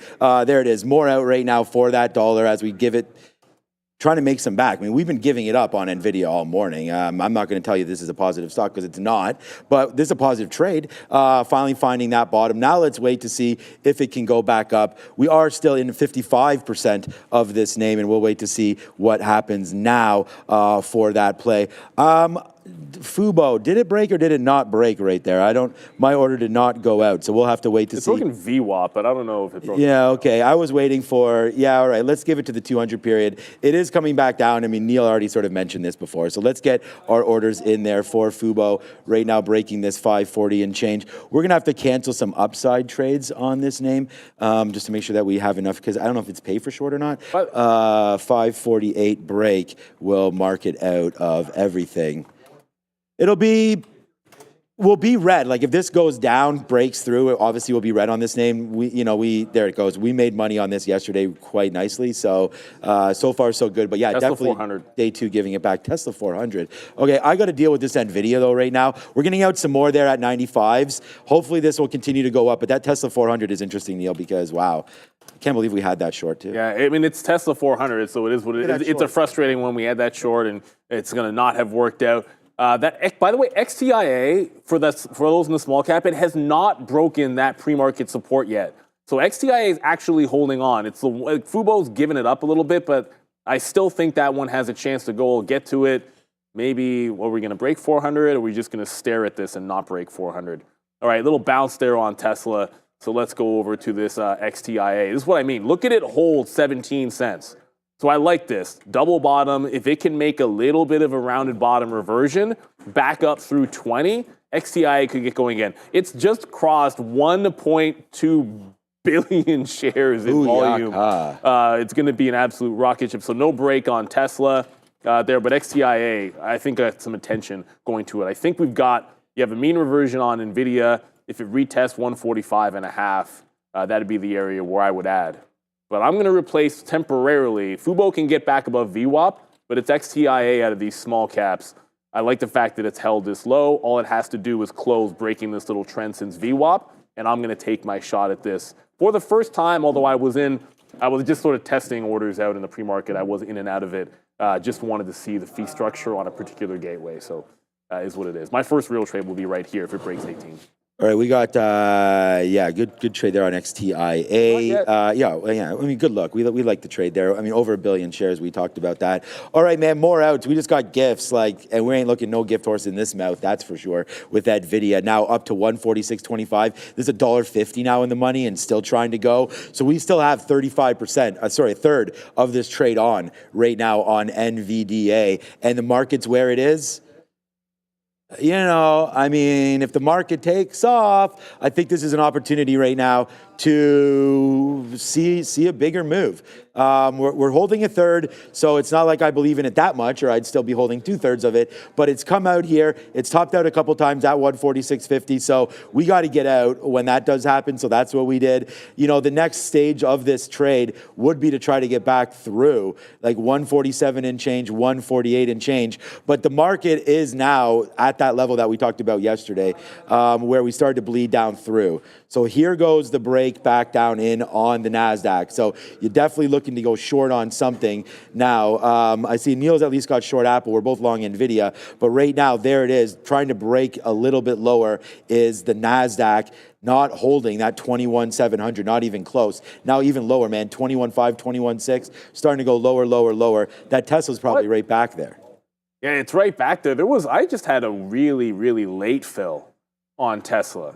Like, I wasn't even in the position, and then it was already back through. I mean, it's ultimately a good thing, I guess, that we're immediately out of it. But I got this without an opportunity to get some out there for that 75, 70, maybe 65, 70 cent scalp trade as we're right back to the 400. So a bit of a wick bottom there on Tesla. I did take the breakdown, or at least through the order for the breakdown, with a tight stop at that 400. Anytime I'm punching low of the day, I'm going to have a bit of a tight stop. So if that's going to bounce off 400, it could be a good sign here at least. I mean, Nvidia just held the 145.5, although once again, we're running into a little bit of resistance in front of 145, 146.5.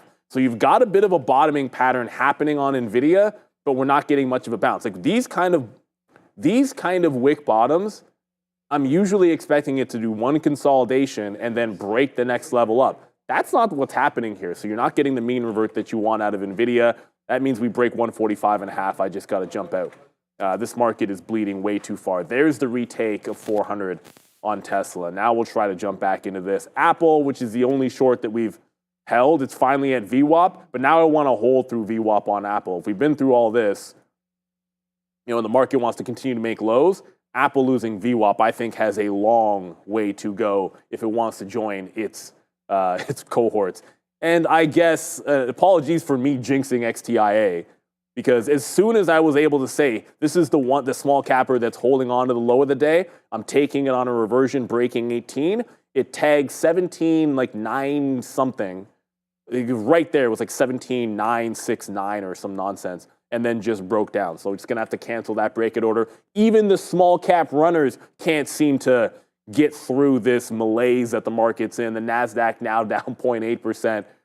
It's hilarious. I feel like I'm always, you know, it's not true, and I don't want to be that guy. I feel like I'm jinxing breakouts when they happen. That would look like a really good setup. It just never happened on XTIA. But the NASDAQ bleeding through, all you've got is go right back into the third here, this 21.55. Any kind of a bounce zone off that is the reason why I don't necessarily want to chase shorts at the lows of the day. I think it'd be a little bit tricky. Probably gonna have to give up on XTIA. That said, and I'm only looking at the two small cappers here, Fubo, still looking not bad. Like it's above $5 guaranteed, obviously. It's still above that 525 that's yesterday's high. So it hasn't really broken all the way down. Could still make a bit of a mean reversion here on Fubo. Volume still holding up pretty well. So this can break trend. I'd say it looks pretty good, although I just said the same thing about XTIA, and XTIA didn't end up breaking that trend line. If Fubo does, I'm going into Fubo. But whichever one does it first is the one I'm going to get. All right, we're going to reload a little bit here on NVIDIA, so that will be something that we'll look to do and are doing right now on this name. So we'll get into that one quickly and see what's going on. So again, we did have a good price. We had a better price on their O's. Come on, futures, like, can we go or not? To the upside. All right, so we're going to get out if that does break through 145. thing is, like, I have so many scripts that have hit today because, like, levels just broke on us. That Tesla trade, crazy. Apple. Look, we got to be short. Most of the names on here, the only name that we wrote down as a long on here actually was NVIDIA. We had Apple short. We have Palantir short. We haven't even looked at Palantir yet today. Let me go over there and quickly have a look at PL. Well, the problem is, trying to short pops, it just never popped. It just... Yeah. Palantir right off the open, got into 75.50, so it got back to pre-market highs, but yeah, never popped down there down to 5%. We had talked about this yesterday, Morgan Stanley not getting long enough and probably trying to push this. Oh yeah, that's right. I was zooming back out, but we don't have it since the Qs. All right, so down into 70. I think this is where Palantir gets that boost. So we're not doing anything until that. So finite. We're going to wait to see if that can come through. Easy call for me on that. All right, because we did reload a significant piece, not a significant piece, but something, we're going to, oh yes, sir. There it is, man. The face slapper, the money maker. Right now, there goes NVIDIA right there to the upside. Let's go. Good reload there as NVIDIA now $1 back into the money for us. So there it goes, man. NVIDIA with a nice move. We were just talking about it, and boom goes the dynamite. Nice reload down there on NVIDIA.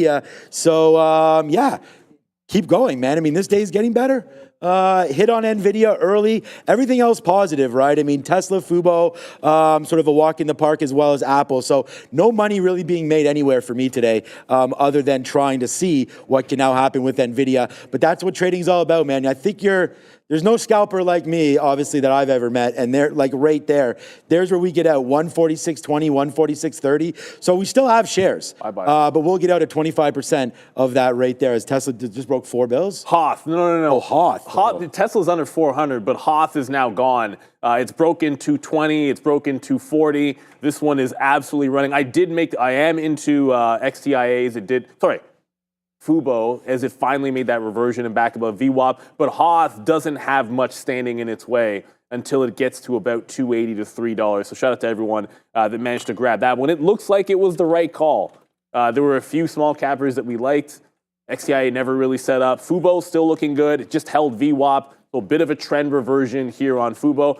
Oftentimes it's like, shows you the VWAP hold. You take some shots at it, but until it breaks the trend down, there's your lower highs. There's it breaking trend. There's it holding above trend and above VWAP. We get back in at above 580, and we'll see if we can play it back into $6. So back into Fubo. Apple still doing pretty much the same thing. Tesla underneath $400 and not looking very good. I just saw someone in the chat saying Getty at lows. Just one note on the Getty. That Getty and Shutterstock. Is it Shutterfly or Shutterfly? Fly? I don't know the story that well. Yeah. It's a cash in stock deal. So if you're trading I think it's Shutterfly or whatever. Yeah. It doesn't really matter. You've got to be careful because it's going to move with Getty. So if Getty's falling, that is not a cash deal. It's like there's like 1/5 of it I think is going to be cash. But be careful when you're trading that particular deal. So Fubo's still looking okay, and obviously Hoth looks like it's the big one for those small cappers. Congrats if you got it. But I'd like to see Fubo holding VWAP. No reason why it can't get back to the highs. Up 16%, fraction of what it was able to do yesterday. All right, so NVIDIA falls right back into our lap again. And you're either going to support this level or you're not. And what's up to Life's interpretation there? It says, it's hard to get excited too much. Where is it there? I agreed with it. Anyways, about NVIDIA, where was it? I commented on it. I said, you are 100% right. NVIDIA today has been a disaster. I mean, it's been straight to the downside, right? I mean, every single, we get a little bit out there, but every single play has been reverted back in, right? I mean, all the longs, we didn't even start with a long. It just came right out. We were able to get out of a lot once it broke VWAP there, but then kept buying. And then there was our big L right there, 149. So once that broke, we took that. That was our first L. That's basically the L that we have right now. And then we were able to buy it back, made some money back there, and then we failed at 150 again, got some back, got some more out, failed through 149, got out, bought a couple recent times there, and again, failing all of these times one more time. It just got up to 146 again. 10 right there and then fell right back down. So we got going, we got excited, and as I said, man, this is what scalping is about. You get it out when it goes back upside there. So like these ins is 170, that's 145 flat. So it's just kind of like, okay, you know, once we can get back to the upside, we can make some back on plays like that, right? So right now, our average price is 28s. So let's see what we can do now, as it looks like it does want to break through these O's. So here we go. It's NVIDIA. It's fun times, that's for sure. Fun times at Ridgemont High. It's not fun times for this market. We're now in bleed territory, and not much is holding on. I have my stop underneath 145. It did a bottoming tail candle, but it's not going to hold a higher low on NVDA. So hard stop through the even dollar on that. Just quickly back over. I'm going to mention Intel. It hasn't broken the flat bottom, but the other thing is underneath VWAP consolidation.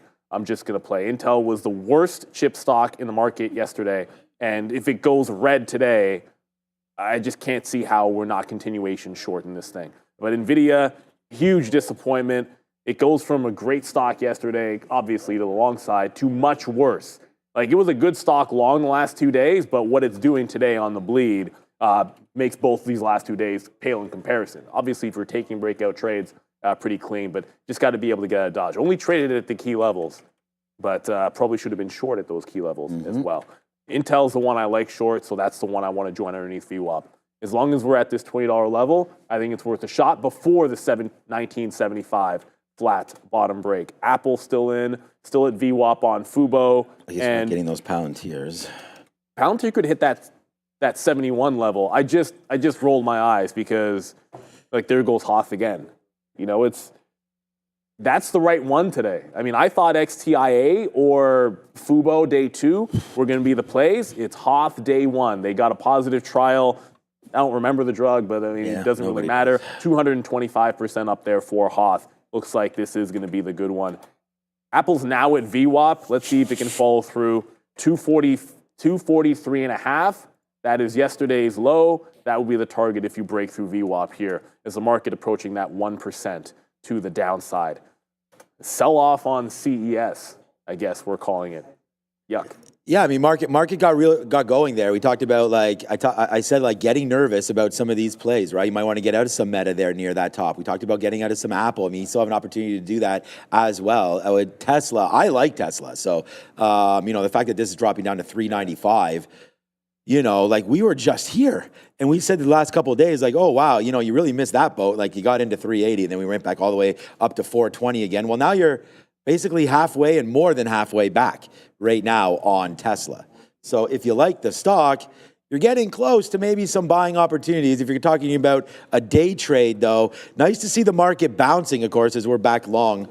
But we just have one long. We're trying to trade less shares, trying to hold out for a little bit more space. But, yeah, Tesla, 395. Can we get a look here at that level? What is that, 393? It feels like there's some consolidation down in and around 390. You know, at this point, with the way the market's going, you know, we could always look back and say, okay, timestamp 1020, you know, it's going to be the bottom. But, I mean, if you thought at any time, like right there, holding 403 would have made some sense. Didn't. Tried to, came right back and then fell through again. So right there, that's a nice bottom that was just made there. On the 5-minute down into wick 395 30s. Let me just see. Generally, you'd like to get long once you close above that bar, but that's $400. So you're going to have to give this a little bit more room if indeed you are looking to catch Tesla on sort of any kind of technicals, because it's just straight 5-minute bars downside. Like, even that one, you didn't get above its previous bar. So right now you keep on closing below, and there it goes again, bleeding to that low. So you don't, you know, you get that rejection at that top one more time. So as long as the market keeps on doing this, we showed you it's well underneath now and could continue to break lower. The next area of support, we just kind of bounced off 21.5. I'm not even sure that's that significant, really. I don't really see anything. So 21.2, 21.3. You know, I mean, there's names like Amazon that could get back into 220. Oh, quick update. Yeah, go. Apple actually wicked VWAP and held it. So, I mean, it is what it is. Like, Apple ends up working, but it's a strong stock, relatively speaking. So I'm out. I'm out of Apple at VWAP here. I'm actually not going to reload at the 245 unless it sets up really, really nicely.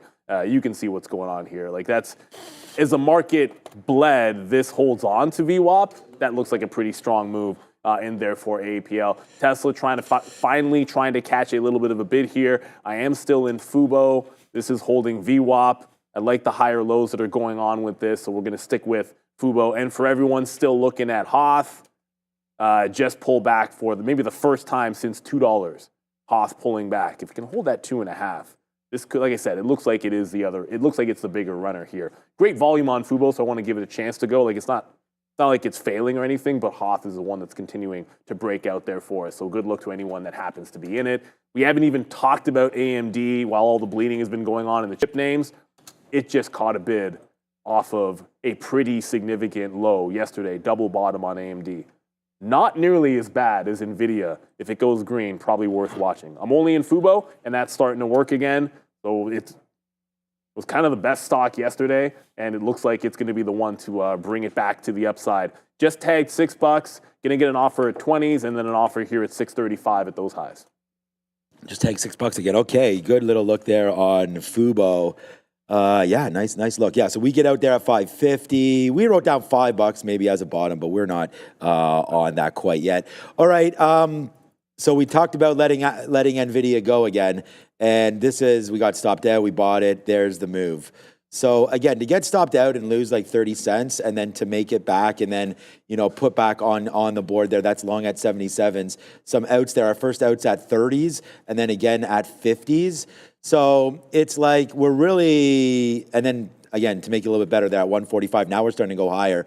But it's NVIDIA, and again, way too many fills, obviously. So we do want to try to hold out for a little bit more. I'm at 49s now, just ahead of 50. So 145.50, if we can get that fill, we'll take some more out. But look at that, like it just bounced again. So in what's been, obviously, we talk about this, you can see our trades. It's been a rough day. We'll try to hold on. I'm there. I took some out there at 20, and that's what I was trying to get at is let's take out 2% there.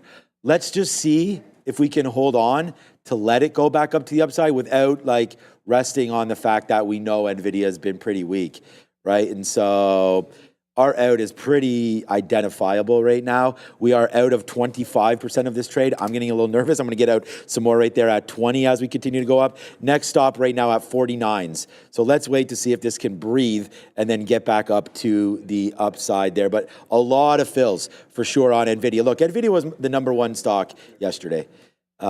So, sucks to give some back there today, but I don't think the trade's over. It's only 10.25.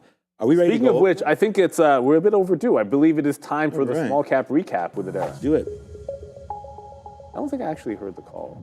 Interesting look here for the IWM. Down only about 0.4%, which given the market weakness, not too huge, but you have to see what this thing did off the open here in the 15-minute chart. You can see we get not one, but two topping tail candles right off the open. Then we crash to the downside with the rest of the market on those higher than expected job opening numbers. Now trying to bounce a little bit. We'll have to see how IWM fares, but interesting picture for this one, as it has been for the rest of the market here. A lot of penny stocks to watch, including SYRA, Sierra Health, announcing that they have a health care workforce contract with the Washington, D.C. government. So interesting government contract there for SYRA. RIME, no catalyst on this one. It's called Algorithm, up almost 100% right now. Nice bounce for this name as well. I wasn't seeing any catalyst for this ticker, but they've run in the past. They have about a 7.3 million share float. Now, last but not least, HOTH. This is Hoth Therapeutics. This one, surprisingly and impressively, still near day's highs, announcing the positive trial results for their cancer treatment, skin toxicities treatment. So interesting look here for HOTH. Looks like they're trying to treat some of these skin toxicities caused by cancer treatments. Either way, pushing to the upside with a just under 7 million share float. So pretty small float for runner HOTH. Guys, back to you. Yeah, we keep Yes, sir. Hoth, the big runner, and it's definitely heating things up despite its name. So Uber, oddly enough, Uber is actually holding pretty well at that 67. We took it once into VWAP, and then the market broke down, so we got out. It then did this trend reversion just now, where you take the trend from the high of the day, you take the trend from VWAP. It's broken both of those. So I'm back into it with a stop at the higher low on Uber, as it is. Like I said, it's been trending down. Tesla's trying to come back up, but man, these chip names just can't seem to get out of their way. Like I look over, NVIDIA's still 3% to the downside. AMD's actually pulling back into VWAP as we speak. Like AMD's about to go green when NVIDIA can't even get off the bid just a little bit. So I have to back off. I'm just going to back off the NVIDIA train there, unfortunately. Hog Rider just said, let's go. Well, you said it a different way to Google. So I guess, like, I know Apple looks strong because it held on to VWAP. That's why I got out of the short. But Google now back at VWAP as well. So there's a strong name for you. Kind of want to be long stocks that are holding above VWAP. Fubo's doing that, or at least breaking trend. That's what Uber is trying to do there. Until NVIDIA makes some kind of a significant trend break, you know, it's got another trend line in here. I guess I tried it when it broke the first trend. If it breaks this trend line, the tight one there, maybe there's another entry to give it a shot. But not going to rush into that whatsoever. And as the market bounced pretty significantly, Palantir hit 71. That's that level on Palantir. It's kind of like the Boeing 140 level. Yeah. Like when it gets down to when it gets down to 71, Boeing 170, that's where the bounce has been very, very nice, and Palantir out in front of it. But I don't like what I see. Any stock that isn't bouncing with this move up in the market, I feel like it just should be faded. And unfortunately, that's going to be NVIDIA. But good look there on Palantir. 5% down, but it caught the bid where you wanted it to. Yeah, for sure. Yeah, good job there on Palantir. If anybody was looking at that, I mean, 70, we had sort of looked at that level and thought, 70 could be something to look at again. Wow, 143 coming in right now. Whoopsies on NVIDIA. There it goes. We actually gotten out of NVIDIA at 143. 144.50, held on to a little bit, and then there it goes, breaking again to that downside. Like, yeah, really no love for NVIDIA, like a lot of no love. We'll have to get something out of that stock for sure in our own personal account, maybe as soon as today. I don't like to ever get out when there's so much blood in the water, but okay. And I just wonder, are we pushing down enough or maybe not far enough yet? A name like an AMD might be worth something in and around here. These levels we can see about trying to short, so we'll take a little bit now into this. We do have sort of that top that we had just made in and around the 50 period of 129.60s or so. So I think we'll try that as our short right now, given the fact that, NVIDIA has just been a pure short. I mean, so we'll go over to a name that, is relatively strong today and see if we can't get a reaction move to the downside there now. So Apple is strong. Apple too, right? Apple just broke high of day. That's so funny. You know what? It is what it is, man. Like if the market is trying to make a bottom and Apple's trying to make a top. All right, finally, look at AMD. Oh my God. It's just like fortune. It was fortune to be able to get that one to go back to VWAP. But if it holds, am I not smart? Come to the chart. If this can hold back above 245 here, I think Apple's starting to look like it's the one at 2 said long side. Yeah, look, not to interrupt, but there it goes right there. Like, there goes AMD. Like, we are now in the money 40 cents. And all we did was, I just said, like, under my breath, I was like, why am I not smarter than this? Because we had talked about, like, trading short side. Yeah? Yeah, when I can. Yeah, we'll go in there in a second. There goes AMD right now, 50 cents now in the money to the downside. We're starting to pair off of this because, hey, man, like I said, as you can see, trading's not been the greatest today with NVIDIA. And again, we're flat on everything else, but NVIDIA we're red on. So we'll be red on the day, just playing that NVDA. What's up, Adara? We're taking a look here at crypto during our crypto update. Doge, actually, I want to talk about first here on a bit of an interesting catalyst. We did have one of the CEOs here and founders of Y Combinator basically posting on X that one of his 2025 predictions is that Doge will actually push higher in value, Dogecoin, thanks to Elon Musk's Department of Government Efficiency. And then Elon Musk responded actually saying that he thinks Dogecoins and all other crypto names will actually drop because of the Department of Government Efficiency. So regardless of the name, because of the policies that Doge, the department, is trying to set, Elon Musk thinks that no, it'll be pretty much a drop here for crypto all around. So interesting, surprising bearish look there with regards to the Department of Government Efficiency's potential connection to Dogecoin.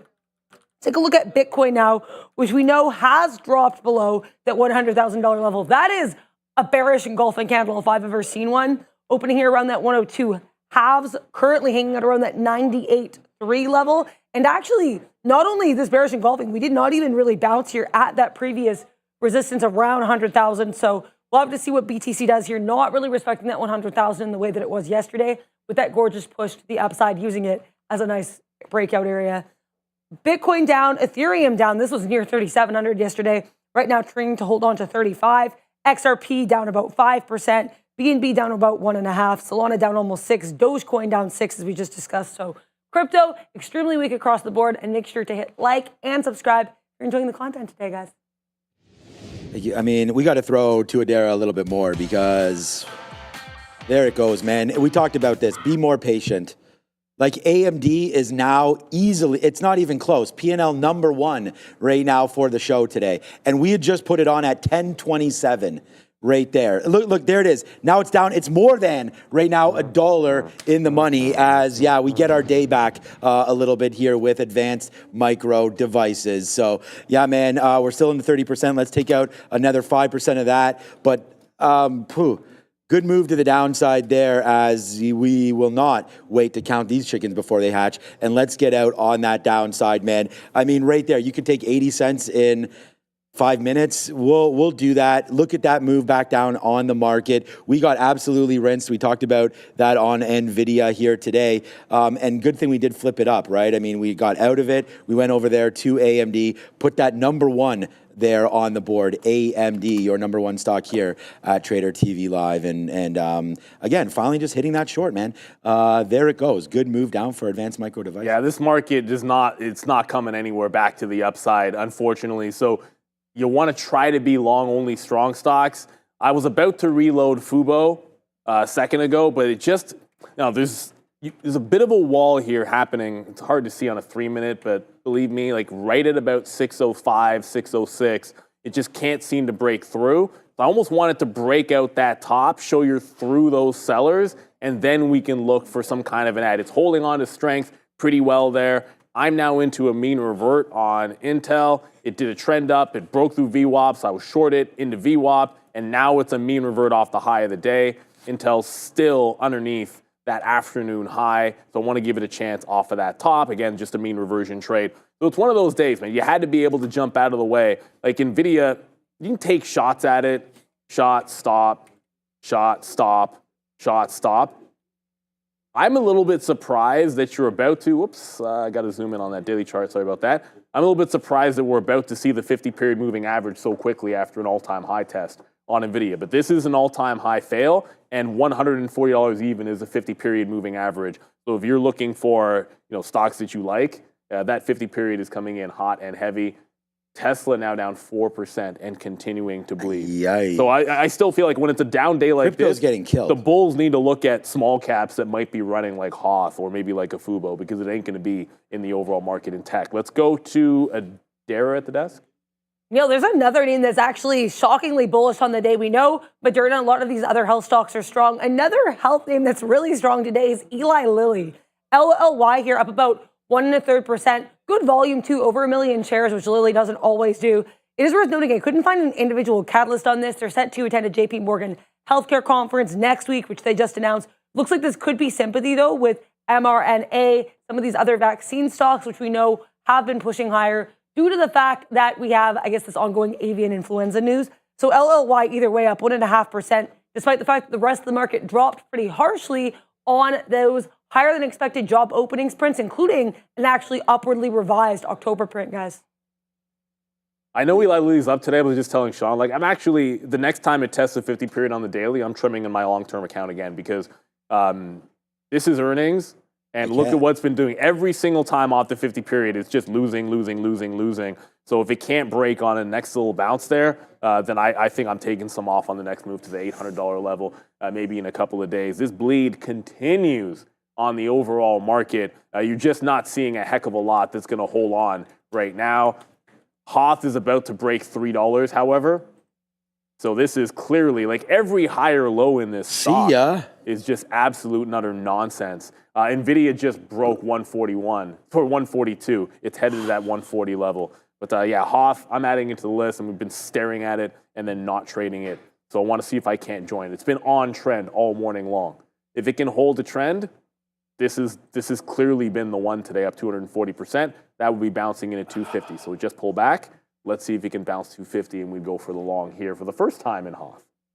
Yeah, no problem. Oh boy, NVIDIA, yeah, breaking 142 right now. It's a good thing we do have some AMD on our mind as well. But right now we have eSignal. Trade smarter, not harder. I don't know if eSignal charts would have showed you to go short or not today, but you can back test, you can upgrade to various platforms. But I think the number one platform for you would be eSignal. Infinite data, instant trading charts that change the game. Better back testing. I mean, 1 second charts, man, tick charts, any kind of candle you're looking at. All of the studies, literally thousands of available studies for you. Everything you need to know all in one place. Upgrade to a better experience, man. I mean, I've been using this platform for what seems like forever right now. eSignal, very reliable. And again, entitlement-based trading. What that means is that you can, Hong Kong's hot. You can go over there, grab those entitlements, add them to your charting platform, and start to back test. And I think that's important as well, understanding that right now the market is just one of those things where we saw Tencent overnight down 8%. Make sure you grab eSignal to chart all of those plays in Hong Kong, or as I said, any market that you so wish to be entitled. All right, scrap that. Thank you, eSignal, because right now, this is for you, Ozan. There it is, man. The cow right now starting to go on eSignal. We're still there. We are almost off of the eSignal ad. When will it end? It never will end, as we are in a continuous loop. Okay, so right now we are down more than $1. Maybe if I spin this, we can get off the eSignal ad right there. Let's see if that works. Yes. All right, there it goes. Huge move there on AMD. We talked about this name coming right back in for us, and there it goes, man. Literally a day saver right here for AMD, as it's just breaking lower, Neil. Now $1.50 in the money, as it is your big chicken dinner winner trade of the day here at Trader TV Live. So there it goes, man. $1.50, $1.60 in the money right now. Good. I mean, Intel, I'm sure, is heading to the downside as well. And it's just about damn time that this started to go where AMD, NVIDIA's been bleeding all day. And we went over there and said, hey, it's just a matter of time, right? This is more than 1%. AMD was down 0.3 when we went into this trade. Now down 1.42%. And again, it's the easy trades, man. The easy trades. Get that short on a stock that just pumped up. There it is. It's AMD. It's your trade of the day. It's the market heading back down to fresh low. So you had to jump into shorts. Unfortunately, the biggest missed opportunity, hands down, is going to be Tesla, because, obviously we were all looking shorts on Tesla and I took a loss on it, but I look back, and to be quite frank, it's actually horrible that I didn't risk enough on it. It's just that simple. Like, if I was going to lose on a Tesla short today, I should have been willing to lose 3 or 4x, because the usual win on Tesla is 5 to 7 times what I'm down on it. I should have been willing to risk more on Tesla. It's nonsensical. But now back to some of these lows. Intel hasn't broken the low of the day, but remember, this is not a stock it's not like all these other tech names where they're at some highs.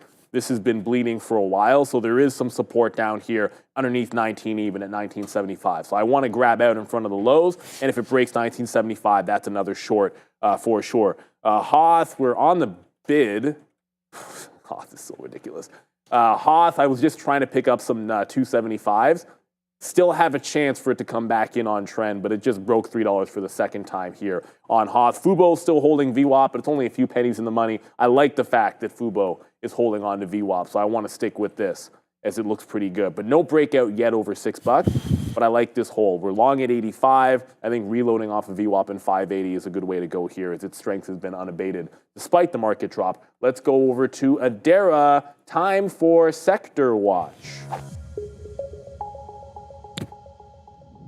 Ford is actually shockingly green. We have a lot of weakness, of course, in big tech. It makes sense. They make up a lot of the S&P 500, so it's understandable that they're bringing the market to the downside here. Broadcom, NVIDIA, bright red. Meta, bright red here, as is much of this communication sector. We also have some weakness in these other Mag 7s, like retail trade being brought to the downside by Amazon. Tesla down about 5%. They had that Bank of America downgrade, as well as that NHTSA probe, their second in 6 months. So a lot of these sectors weaker. Now let's talk about the strength, because there is a shocking amount of it despite a 1.5% downside move for NASDAQ. and a 0.75% downside move for the SPY. We have health technology, super green. We talked about Eli Lilly being strong along with Moderna, despite that drop in the market there. Consumer non-durables looking great here. Process industry is very strong. Utilities, health services, energy, minerals. Finance, a little bit of weakness here. Some names sharply to the downside, including BK. But we also have BRKB and JPM, the top names in the sector, holding up. So do not be fooled by the tech weakness. There's a lot of bullish names in other spaces, guys. Yeah, and that's sort of like we talk about rotation all the time, right? Like when tech is strong, you had some of the staples looking absolutely nasty. The number of all-time high breaks today, or at least tests and fails, is pretty numerous. And if you're looking at tech names, but Meta, I mean, like obviously Nvidia is having a worse day, down 5.5%. Tesla's down 4.5%, but Meta's dropped. This is a 15-minute chart.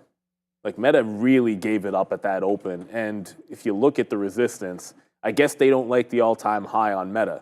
But the 50 period's been good to you. I'm peeved because it was like a free roll. You could have just sold it at those highs and then just been right back there waiting for the 50 period moving average in literally 2 days or maybe even a day and a half there on Meta as it looks to get back in. I see people talking about BABA, but I'm just quickly going to go back over to Hoth because, yeah, there it is. 360 on Hoth now. This thing is ridiculous. I was just trying to pick up 275s, did not get picked up. It continues to absolutely ride the train into the upside. It is the big small cap runner of the day, so congrats to anyone that is involved in Hoth as it just keeps going and going and going. Always look for the next available dip. It didn't really do a big one. If it does this again and can still stay on trend like this kind of a couple of red candles in and can hold the trend line, then I'll look for the dip buy in Hoth. Hopefully it's not done for the day because if you're a bull, this has been the one for you. I mean, Fubo was a good breakout, but I mean, come on. You know, it's just holding on to VWAP is about all you can say for it. Oh, big. Yo, what's up, Obi? Yeah, I had a funny feeling you'd be here, Big Cal Burdette there. Shout out to you. NVIDIA is at the 50 period moving average on the daily. Thank you for the super chat. We appreciate you, Cal Burdette. There is that 50 period SMA we were talking about on NVIDIA. You got headshotted out. It's obviously been bleeding. I always say wait for the next key level. There it is. It's not quite at 140 even, and this 50 period is actually at 139 high, so like call it 139.75. So it still has a little bit of a ways to go to bounce to that 50 on the daily, but this is that zone. And when you're taking shots at these longs, always want to be at a key price level. And if you're in at least where a spot where it did bounce, okay, you're making a decision at the right price, but never want to get in when it's bleeding down. I want to wait for it to get to the next level, make a mean revert, then take the shot.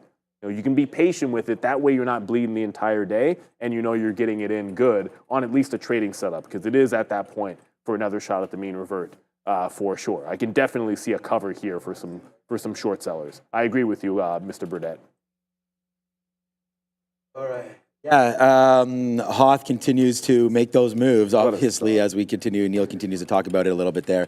So good trading on Hoth if you've got it. But as I've already said here, you know, for me, obviously the big trade here today, and not just for me, but, you know, for what we've been doing here, AMD, I just tweeted it out. I was like, finally, we put something into the short bucket and able to make that money back. So good trading there. We didn't make back what we lost on NVIDIA, but as I said, like without this trade, it would have been pretty nasty. Not nasty, but you know, you don't want to. We lost on NVIDIA and we had flatted. We're up on basically all of these stocks are up or flat. So like there's Apple, that was good and then it broke. So that's flat. Like we took some money there, held it thinking that we were going to get this drop. We got the drop in the market. We picked the wrong stock early. Pretty simple stuff right there to know where we went wrong. And then Fubo, again, a flat stock. Instead of getting out at the 200, we should have been buying at the 200. We got out there. All right, bad mistake there. We'll lose almost nothing compared to yesterday, but we still lost about a cup of coffee. Honestly, it's about that level. And then NVIDIA, the big L today, that is for sure. We tried to buy this name in at 144. Eventually it broke, and that's where I said enough is enough, and we went over and then did a little bit of this on NVIDIA, which is now, or on AMD, which Neil is now $2 in the money. And then Tesla, the big miss of the day. We are flat on the stock, and that's crazy because our first short was 409, our next short was 411, and again, take the profits there, get stopped out there. So a completely flat trade, but there is the move back in. But hey, man, no Tesla, no cry, because you can see what's going on right now. We've got AMD. We finally just flipped it up, man. No more longs for me in the space yet. Let's just keep trying to get out of some AMD. We're now in the money over almost 2% in the money on this AMD trade. So, yeah, man, so far so good. The big trade of the day here on AMD. Let's see if we can hold it. Yeah, I'm back in, and we said wait for the next levels. NVIDIA's here, so I'm back into the long. We've only taken it at those key prices, and this time on a mean revert. Once again, the last downward trend, it's all red. You're bouncing 50 period. Our entry when it closes above at prior bar high, giving it to actually not even this low. I'm going to give it to this low in here. Tighter stop, right? Like 140.75. And again, everyone's going to have their own trading strategy. I like that setup. For me, I'll be down on NVIDIA today. I'll be down a fraction of what we make on a good day in NVIDIA. And it's taking multiple shots at it. But let's be real, it's only because we got some scalp outs for the win. But as long as it holds that trend line, this is where I want to take my shots at the long. As I was saying that, Intel got to the low of the day and I'm out. So it was mean revert on Intel off of this prior high, and it goes to the low of the day. I said I'm covering at the low of the day, then I want to play the next pop in a 20 or a simple breakdown through the low of the day on INTC.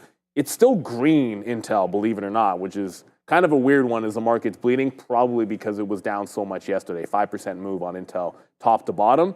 Next pop, we're going to look for the short back into VWAP or a simple breakdown trade. But this is now the spot where if NVIDIA can continue to hold that low, every time it puts in green while holding that low, the mean revert trade is on for me. It got to that 50 period on the daily, and that's the spot to look for that long trade. So I'm going to take my tracks at it. Always going to have my stop either at the low of the day or at the higher low, no matter what. Fubo's still doing exactly the same thing, or it's just holding on to VWAP at 580 with no breakout through 6 just yet. So I'm long at 585 still. There's no reason to get out because it's holding VWAP, but you're not getting that big break yet on Fubo. I like the fact that it's at least not breaking down. Just have to be patient with this, I think. Good chance it retakes that high. I think you can probably wait. So we're in and we're waiting for it, and that name is AMD. AMD is still that $2. It just did bounce a little bit off of 127. We do have that fill down there waiting for a little bit more. We're going to stay away, obviously, from NVIDIA there with the too many L's. Tesla might be getting it. You know, that might be something that's coming back in just a little bit here. I could see this taking off if we get that garbage out of here. 495 or so on a rebound play for Tesla. I think that there's something there potentially for TSLA breaking right into their 495. Maybe crypto is getting waxed, man. Wax the poetic on crypto today. Down to 97,000.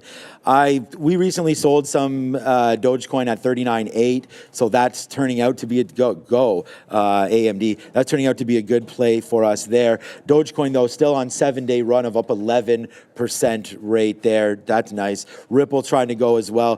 Solana still at 207, so that's holding out pretty good. Cardano was a big mover over the last week, up 21%. So that name making it work out for some of us there. Avalanche, that's about it. This SUI coin always seems to be something what is that? Up. I don't know. Something up. I don't know what any of these coins are, to be honest with you. Something up with that. Where's Nas's coin? I don't know I don't anything want about to those say coins. it. Fartcoin it was. Yeah, Fartcoin. There was another one too. We were talking about it in the aftermarket show, that there is another coin out there, which we're not going to say, but it's like adjacent to Fartcoin is a bit of a joke. Because they say you can't have a fart without a blank, and that's apparently another coin. Sometimes that's a signal, and it's the canary in the coal mine when it gets that ridiculous that you could have a bit of a top coming in there with that last test of 100,000. I feel like it could be true. But you know who we also have? Hey, OTC markets were absolutely on fire with Tencent yesterday. Boom. And speaking of which, and overnight, we had moves in all of the tech names because of CES, and we'll see that the rest of the week. Perfect time to talk to Mr. Jeff Mendel from OTC Markets. because aftermarket trading is all the rage. Jeff, are you here? For you There too. you are. It's a perfect thing. How's it going, guys? Moon ATS for overnight and after hours trading, guys. 8 p.m. to 4 a.m. Eastern time.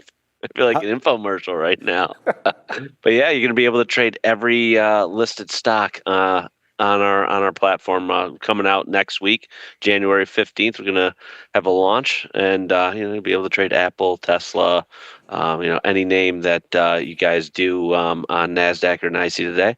You'll be able to do it on our ATS Moon. So looking forward to that one. Okay, so we're gonna have to address something here. Like, you got a mustache now? Like, it's looking. I was not gonna it's, say it's anything. looking good. I I'm just wasn't like, gonna say anything. you're talking about a salesman and this and that. I mean, you're looking awfully sales-ish with that mustache. I like it. What's up with the stash?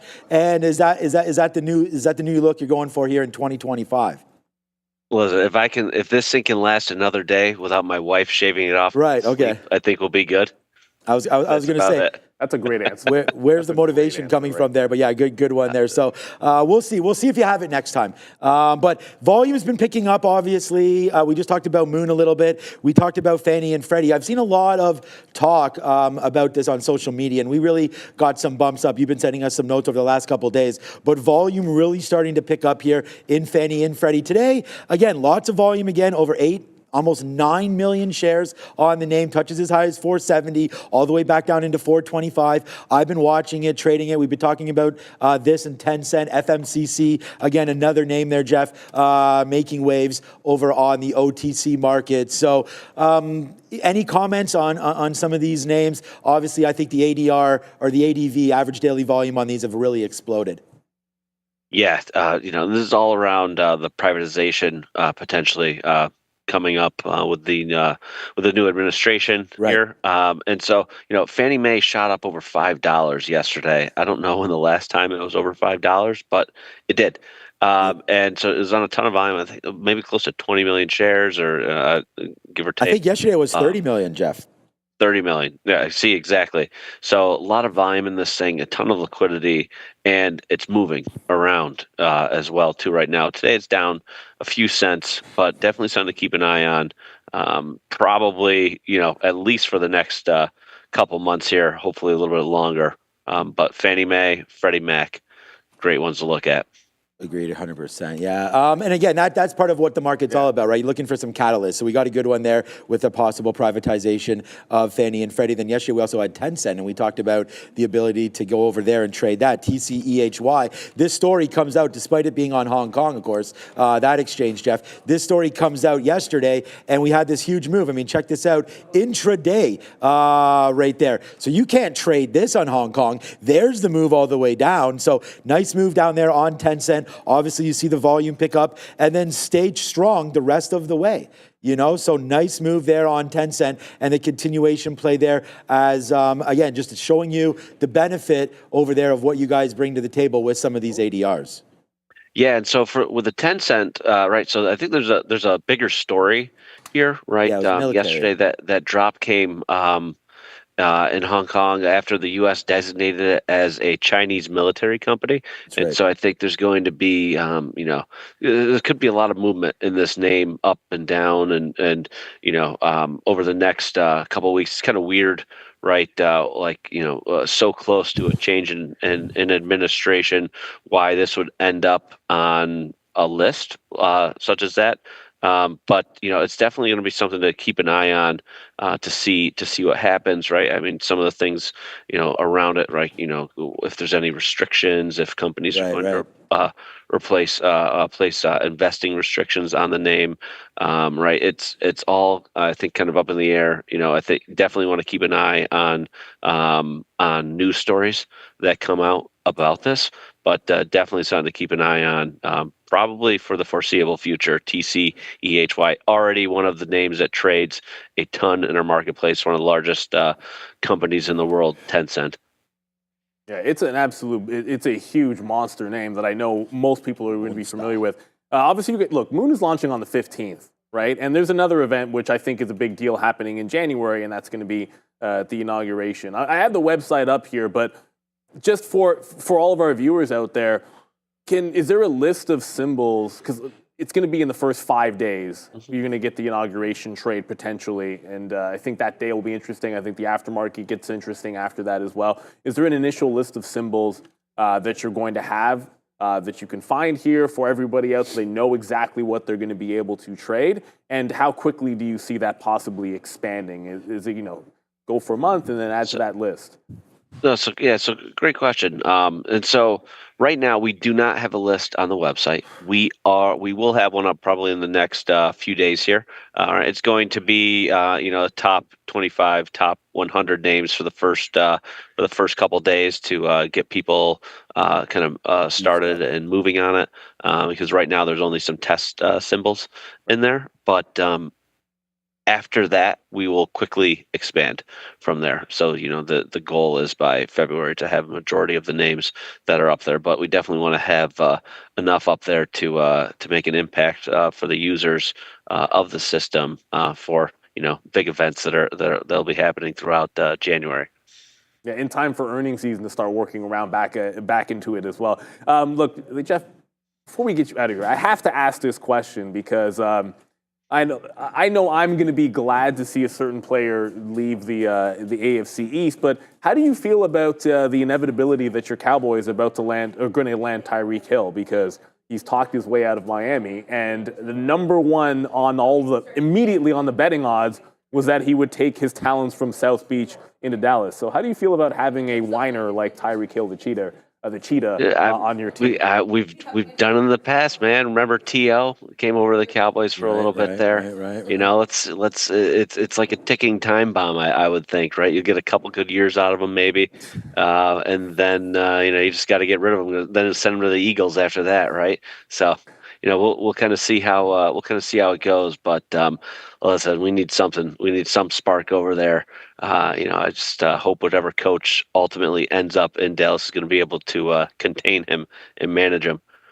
I doubt that. I will say this: just a defense of Terrell Owens. There are diva wide receivers, and there are ones that have never actually quit on their team and refused to go into a game. Like Terrell Owens has never refused to go in a game, and as a matter of fact, he played hurt in a Super Bowl and still absolutely balled out. So, if you're going to talk all that talk of the diva thing, at least if you back it up, I have nothing against you. I actually like T.O. for that. But when you say I'm not going in, coach, T.O. is awesome. I don't think the Cowboys need Hill. I think Hill needs the Cowboys right now. That's a pretty fair statement. The Cowboys need a lot of help right now. The Cowboys look like Nvidia stock. Today. We need someone that can throw the ball to them in the playoffs. I think that would help. Well, let's slow down on the playoffs. Well, first we have to make the playoffs, though. Too. Okay. Ding. What else do you want me to say right now? Well, nothing. You got me. There's not much you can say. You came here with the mustache. You came here with some great reports. I like the stash. Actually. Yeah, exactly. We like that. So Packers Bills Super Bowl. I would look. Obviously, got to get by Philly first. Yeah, the Packers have a hard road. Like the NFC, it's basically the same division that's going to rule it all. But I like it. It's a tough path. Detroit looks fantastic. I like to talk, Mendel. I would love for it to be. It would be a lot of fun for us for it to be Packers Bills for obvious reasons. But a long road for the Packers. I like my Bills' chances though. Yeah, Bills should be good. Any Super Bowl predictions from your side there, Jeff? What are you thinking? I mean, right now it's going to be what? It's going to be the Bills versus the Chiefs to get in the Super Bowl. And whoever wins that game is going to win the Super Bowl. That's fair. Really? Okay. I don't think Detroit has it yet. No.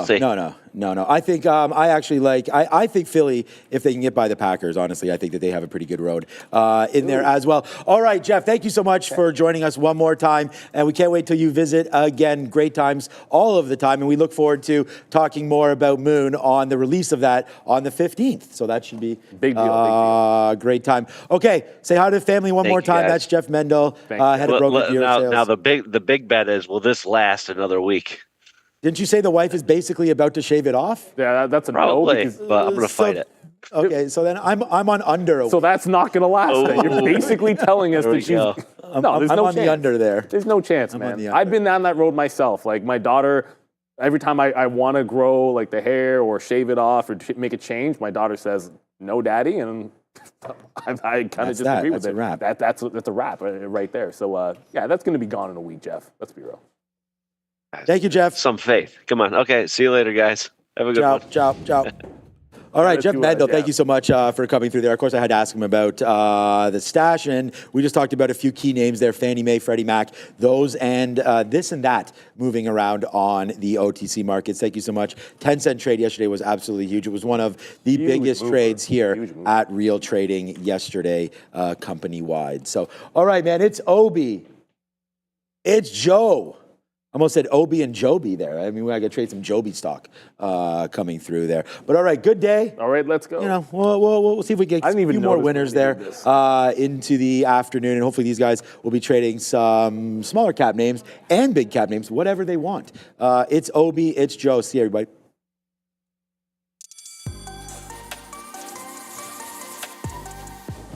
What's up, my people? How's everybody doing today? Obi, how are you, my friend? Not too bad. Surviving, kind of. Yeah, that's all that matters. Thriving and surviving at the same time. We'll wait for a couple people to pull over here in the chat, and we'll do some shout-outs here, guys. I mean, it's been a red day thus far. NVDA touching all-time highs and then selling immediately after. A little bit of a tough go there. I'm waiting for people to weasel, as Sharif would like to say, their way in, and then we'll do a little bit of a roll call here. So let's fire that up. Charlie, what's going on, my friend? Comsy, Stock Census, Steve Goppel, J Low, why not? The Beautiful Gates, what's going on, everybody? OX Long, Comsy again, Pickle Jim, Spark Shop, Richard Famugo, what's up, everybody? Why not? I don't know. You tell me why not. Obi, he's in the chat. Fiddleback, Dr. JD Voice, Jose Perez, Donkey Trader, Gluten-free crypto, okay, interesting. Fox, what's going on? Idris, T-Dog selling, boom, let's go. 4XAU, my guy, what is up? Jay Lee, kicking yourself this morning. We'll see why.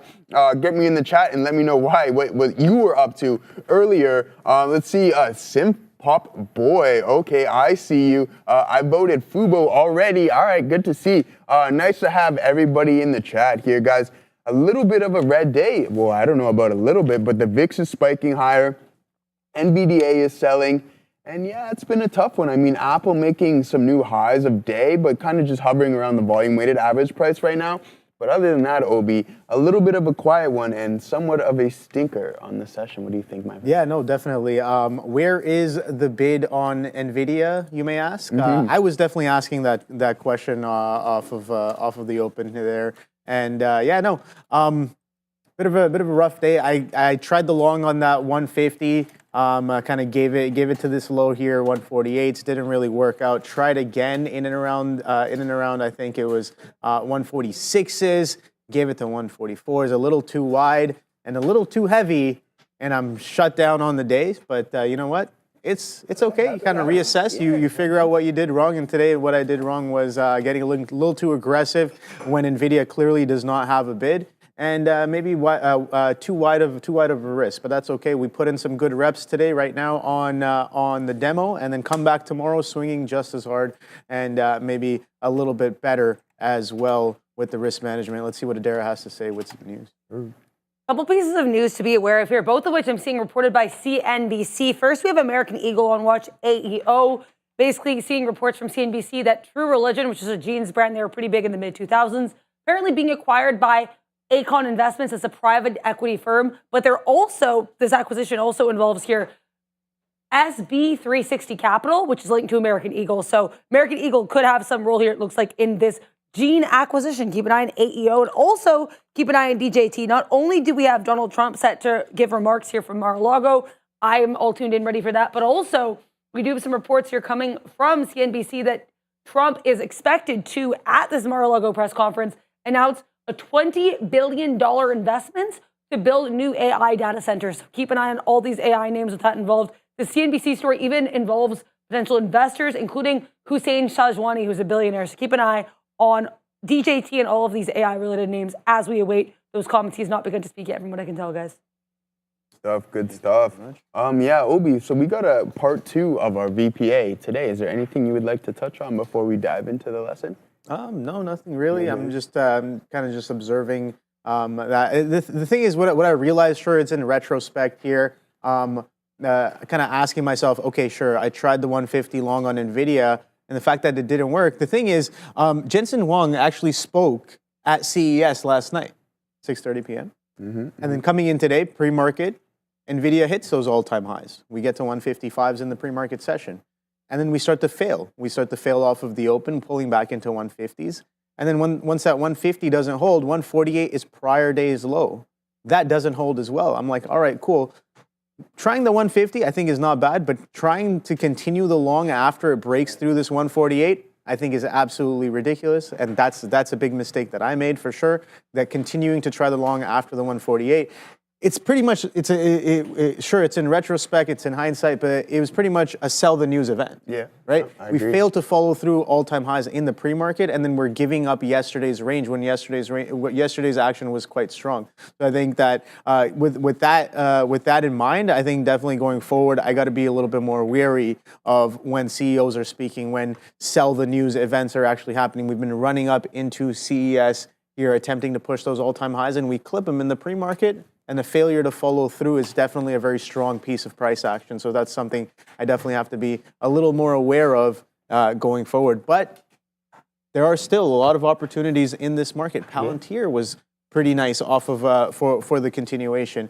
I was at Google off of the open. We got through 200. I was like, yesterday Google was really strong off the open. We broke yesterday's highs at 198 and pushed into almost 201s off of the open before we got that reversion there, and that was distinctly different from the market as well. So still lots of great opportunities in this market, and fighting the trend still isn't it. Yeah. I mean, have to say. Yeah, I agree with you there, man. There's no questioning that. A tough session. Looking for that bounce today, especially with the VIX spiking, is a tough go. I tried a couple of longs on IBIT here. We're in some right now as well too. We did happen to catch a little bit on Tesla that is currently working out. So we're gonna have to hold this and wait until the volume weighted average price. But I mean, before we hop into the lesson here, guys, let's just take a look at this engulfing candle here on the daily on NVDA. Would you look at that there, OB? What a massive engulfing session. Yeah, really tough look. I mean, when I was running my scanners on the train this morning,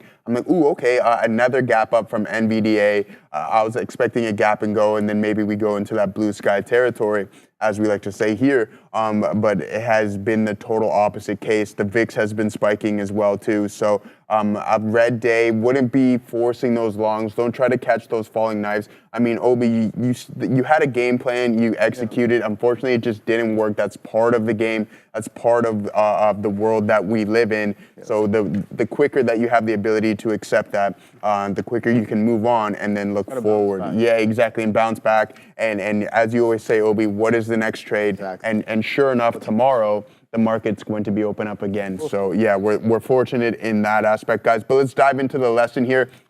We're going to hop into part 2. So we'll do just a little bit of a quick review of everything that we were going over yesterday. So this is annualizing volume by time signatures, all right? So we're going to correlate our volume by time and the price action together, all right? So igniting volume, seeing a significant volume increase through support or resistance levels can be classified as igniting volume. And then we have stopping volume as well too, folks. So identifying stopping volume can be recognized at extremes. Look for indecision price action prints at highs or lows with isolated volume signatures. Now we're gonna go over some key examples. It's always important to have some live examples, but I guess we had to do some screenshots here. But get a visual of what we are looking at is more or less what I'm getting at. So we went over this example yesterday. So igniting volume displayed on the daily chart below, you can identify volume stepping in at key resistance zones and continuing through the breakout. So as you can see, we have a consistent consolidation phase, as I mentioned yesterday here.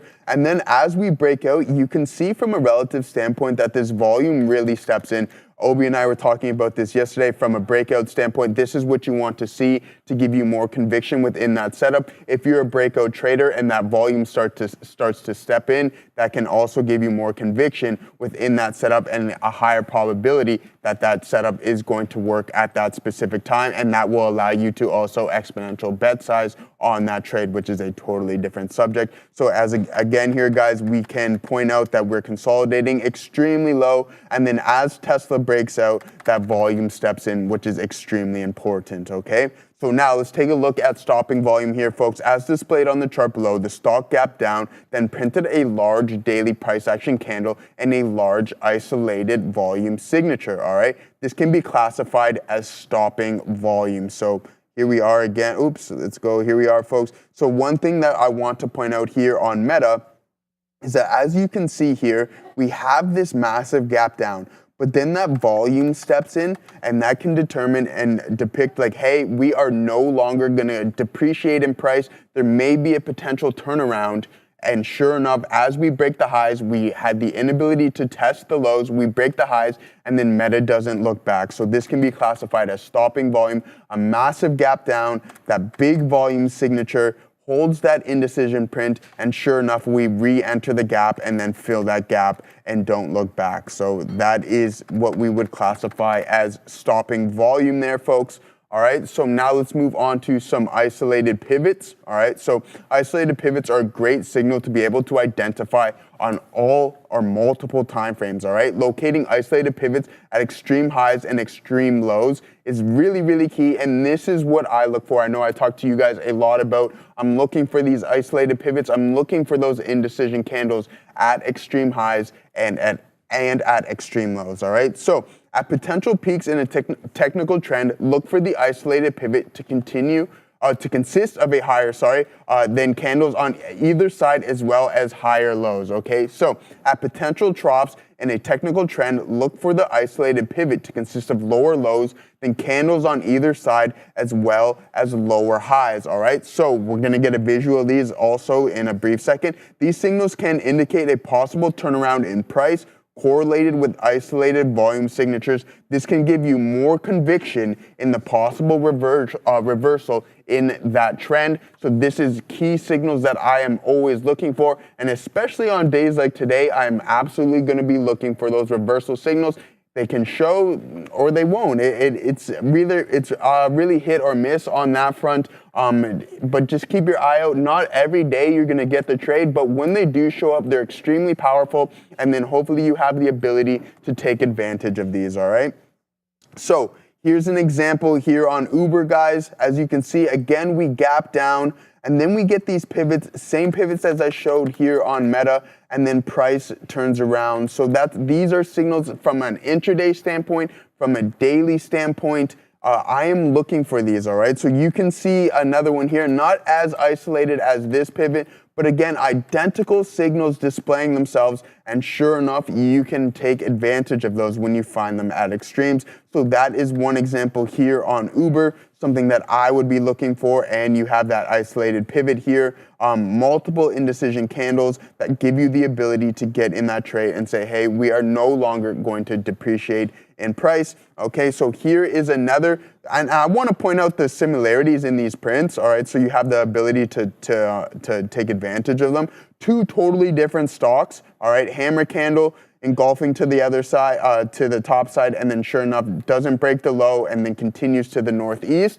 And it's the identical setup here on Amazon. And I remember taking this trade earlier in the summer, and it was extremely profitable for me, especially from a daily standpoint. I played a bull put spread on this trade to be exact, and I just loaded up contracts because I had high conviction within those setups. But again, the identical setup from Uber to Amazon here, guys. You have those volume signatures and those daily candle prints, and then sure enough, the stock does not break the lows of them and then continues to the northeast, all right? So here's another one here on Google. This one I played a bull call, a bear call spread, sorry. So writing options, I remember this one, and sure enough, this was after earnings, a big gap up with that isolated pivot there, an island gap as Sharif would like to refer to, and then we fill up the majority of that gap, and then we head back into the northeast. So what you say, okay, well, Joe, it broke the high of the candle. What do I do at that point? You just get out of the trade. The thesis is invalid. You're not always going to get that extension on the play, but if you play the break of the highs or lows of these candles, you will get somewhat of a move, and sure enough, just take profit as you go, stick to your stop losses. If you take profit, you can set your stop back at break even, etc. But as soon as we break the high or the low of those isolated pivots, thesis is therefore invalid, all right? Or that trade is essentially done. Not everything lasts forever, so keep that in mind. All right, and now this is one of the most, this one was amazing. This was when AMD was trading as high as 225. This was a while ago, but we know the run that the semis went on earlier in 24, so just keep that in mind. When that happened, NVDA sold off extremely heavy as well too, but this isolated pivot here on AMD was an absolute monstrous run, and if we I'll pull up the daily later on in the session, and then we can see AMD has yet to recover from this day here, folks. So keep an eye out for this. This isn't at an extreme high. Overextension here on AMD, and then sure enough, yet to recover and even get relatively close to anywhere around these all-time highs on AMD. All right, so now this is a trade that I specifically did just to take a look from an intraday perspective. All right, so this was New Year's Eve, I believe, or Christmas Eve, one of the 2 days on Palantir. And it's essentially what I was showing you guys from a daily perspective. Now just breaking down the time frames, going to the 1 minute and showing what I'm looking for when I say I'm looking for these candles and these indecision prints at extreme highs and extreme lows, okay? So here you can see we had extremely weak opening auction and looking for the continuation within the trend. And then now we get that candle print, isolated signature here, and then we turn around in price action here, guys, and then that's when you have the ability to take advantage of these trades. Quick consolidation phase, we add on that front, and then we start taking some size off as we start to head towards our target, and then we break through the volume weighted average price, and then I am all out at 77s there, OB. So that was last week, earlier last year, or later last year, sorry. But guys, this is what I'm looking for, whether it be the 5 minute, the 1 minute, the daily, 30 minute, 15 minute, look for these signatures. They are extremely powerful. Hopefully this helps you take advantage of them and helps you with something on the pattern recognition front, guys. But if you have any questions, be sure to put them in the chat. Obi and I will do our best to answer them, but as of right now, we are off to Adara. I just want to provide an update on the DJT Donald Trump press conference situation. It was scheduled to begin at 11. It is now 11:20 or 11:19, almost 11:19. And as of right now, all we have is some white noise, a podium, and some American flags in the background. Just want to let you guys know, the second he does step onto the podium and begin speaking, I will let you know. Either way, DJT actually steadily pushing to the upside here. Interesting potential breakout look for this Truth Media or Trump Media and Technology Group here, which does, of course, have Truth Social. So keep an eye on DJT here. Interesting look. Again, one of the announcements you are expecting, as reported by CNBC, is $20 billion for AI data center investment. Just saw a reporter stand up, but no, Trump is still not here. I will let you guys know, though, the second he arrives. Back to you. Good stuff there. Yeah, what do you got going on there, Obi? Do you find anything to dabble into yet, or what? Yeah, so again, just seeing if I can take some reps there. Still involved, or still watching this NVIDIA here. Finally looking like it might have found a base of 140 halves, but we'll see. This thing is aggressively selling. And the ATR on this thing is just shy of 6 points, and we've taken almost, over a 10-point run. 154 is kind of 153s off the open, all the way 150s, and then 141. So almost a 10-point flush to the downside, doing 2 times the ATR on over, I guess, about 2 times the relative volume as well. But we'll be right back with Adara. She's got some breaking news. We do some news. NVIDIA not moving too much right now in this, down about 5%, but trying to bottom out a little bit. We have some comments coming out right now. The CFO here, Colette Kress, saying that the company's growth from its AI rollout could last as long as a decade.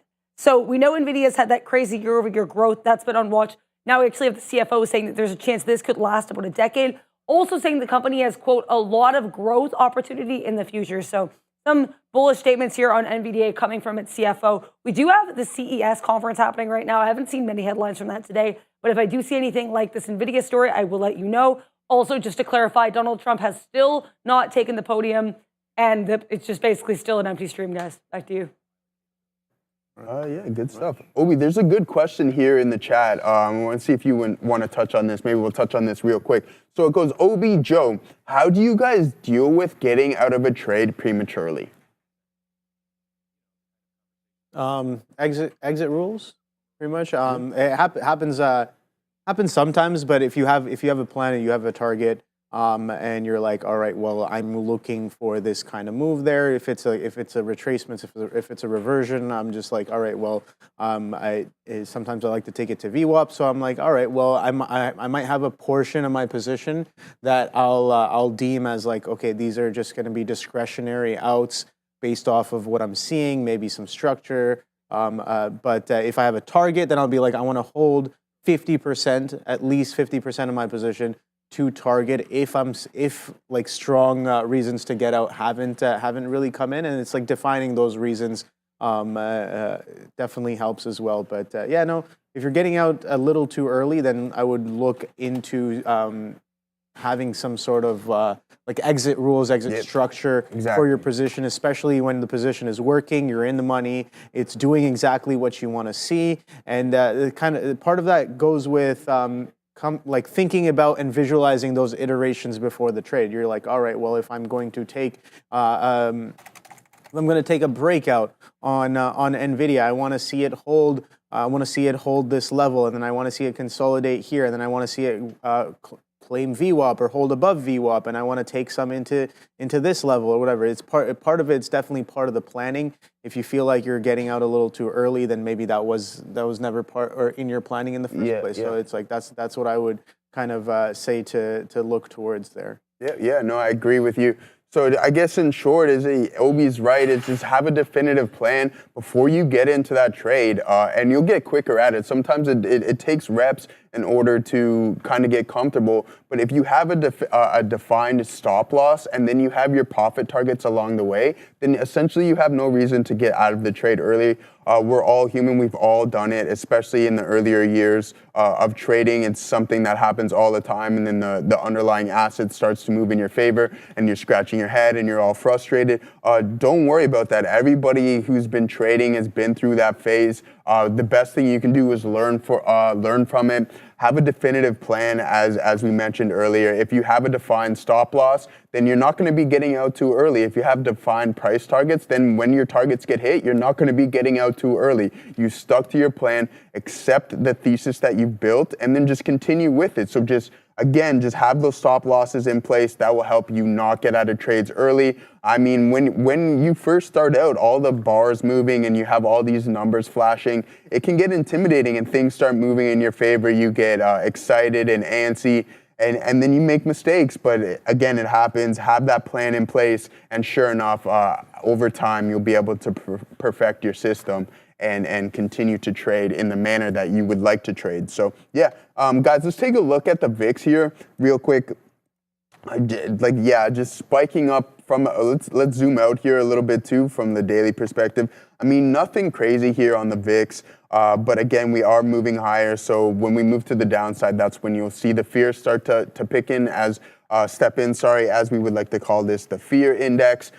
So again, trading around $17 here on the VIX, spiking up today with a low of about $15.86. So yeah, that's it. And when I was looking at the kind of the price action earlier this morning, Obi, and I seen everything aggressively selling, so I'm like, okay, I got to go take a look at the VIX to see if it is starting to pick up steam as well too, and if that can indicate and give me any sense of direction. Are we going to turn around, or is this weakness going to continue in the overall market? So yeah, that's just my look there on the VIX, and again, kind of bouncing right now. MU was actually at the top of my list this morning. Was it on your list? Yeah, it was insane. Yeah. It was at the top of my list. Absolutely wild. Yeah, it was at the top of my list this morning. Didn't get to take advantage of it, but again, just from an intraday perspective, just a gap up. But while the overall market was extremely weak yesterday, Obi, MU decided that it wanted to hold these levels. It held VWAP throughout the whole session and then didn't break down. So when I seen that gap up earlier in the pre-market session, I was like, oh, okay, let's see if we get into this gap and go scenario and we continue within that strength. And sure enough, we had a pretty strong opening half hour or so on MU, but unfortunately kind of just chopping around in the range, but not selling off as aggressively as some of the other tech stocks there. Yeah, no, for sure. So I'm just kind of observing both ES and the Nasdaq here, just trying to make some good decisions. But catching a little bit of a bid here, reclaiming that 21.5. We went down to 21.4s. And getting a little bit of a consolidation near these lows here. Same with the ES, and yeah, Nvidia finally catching a little bit of a bid here. So I like that. We're holding. We kind of based out at that 140.44 and breaking some prior highs here. Let's see if the reversion can potentially come in. I got view up sitting all the way up at what is this at the 146.04. So you can see here. A bit of a break of trend. That selling was pretty aggressive, but you can see how the volume's been kind of falling off. The relative volume was increasing as we sold off, but it's starting to stabilize in and around 2 times. Right here, let's see if we can break past this 142 for a push back up into VWAP, but sellers are definitely in charge today. And yeah, we were talking about a little bit of a failure to follow through. Shout out to Kyle Burdett in the chat. He was talking about how he's seen it many times where you attempt to push the all-time highs in the pre-market off of a potential catalyst there, and then a bit of a failure to follow through, coming back down into pre-market levels, back through prior day's highs. No real bounce there, no real support there, breaking through prior day lows here as well. We were talking about 148s. And yeah, look at that, just slams right through there, breaking a bit of that multi-day trend as well. So a lot of confluence for the short there, but let's see if sellers continue to kind of overpower this, or are they going to step off a little bit? We'll take a look again after we get back from Madeira. Donald Trump here started the press conference off with a bang, saying it's going to be very exciting, and then is now setting here to announce Hussein Sajwani, we mentioned earlier, as reported by CNBC. This is confirmed now. Donald Trump saying that through this DeMac Properties, which is run by Hussein Sajwani, who is a billionaire, there will be a $20 billion new investment across the U.S. here by DeMac Properties. It does seem to be, again, we saw on CNBC that it's going to be focused on AI data centers. Donald Trump has not confirmed this yet, so keep that in mind. But either way, we know Donald Trump was looking for these $1 billion plus investments in the U.S., and it looks like this has now been confirmed. $20 billion here for the U.S. by DeMac Properties, guys. Back to you. For that, as always, Adara. We have someone in the chat, Jaspreet Singh, asking me to take a look at BHAT Forum. Anything for you? I know you're a regular in the chat, and you're saying the volume is starting to pick up there. Yeah, I agree with you. I know you mentioned it yesterday. You said it was at 5 cents when you mentioned it yesterday. Up over now 100%. It's trading around 11 cents. So Blue Hat Interactive.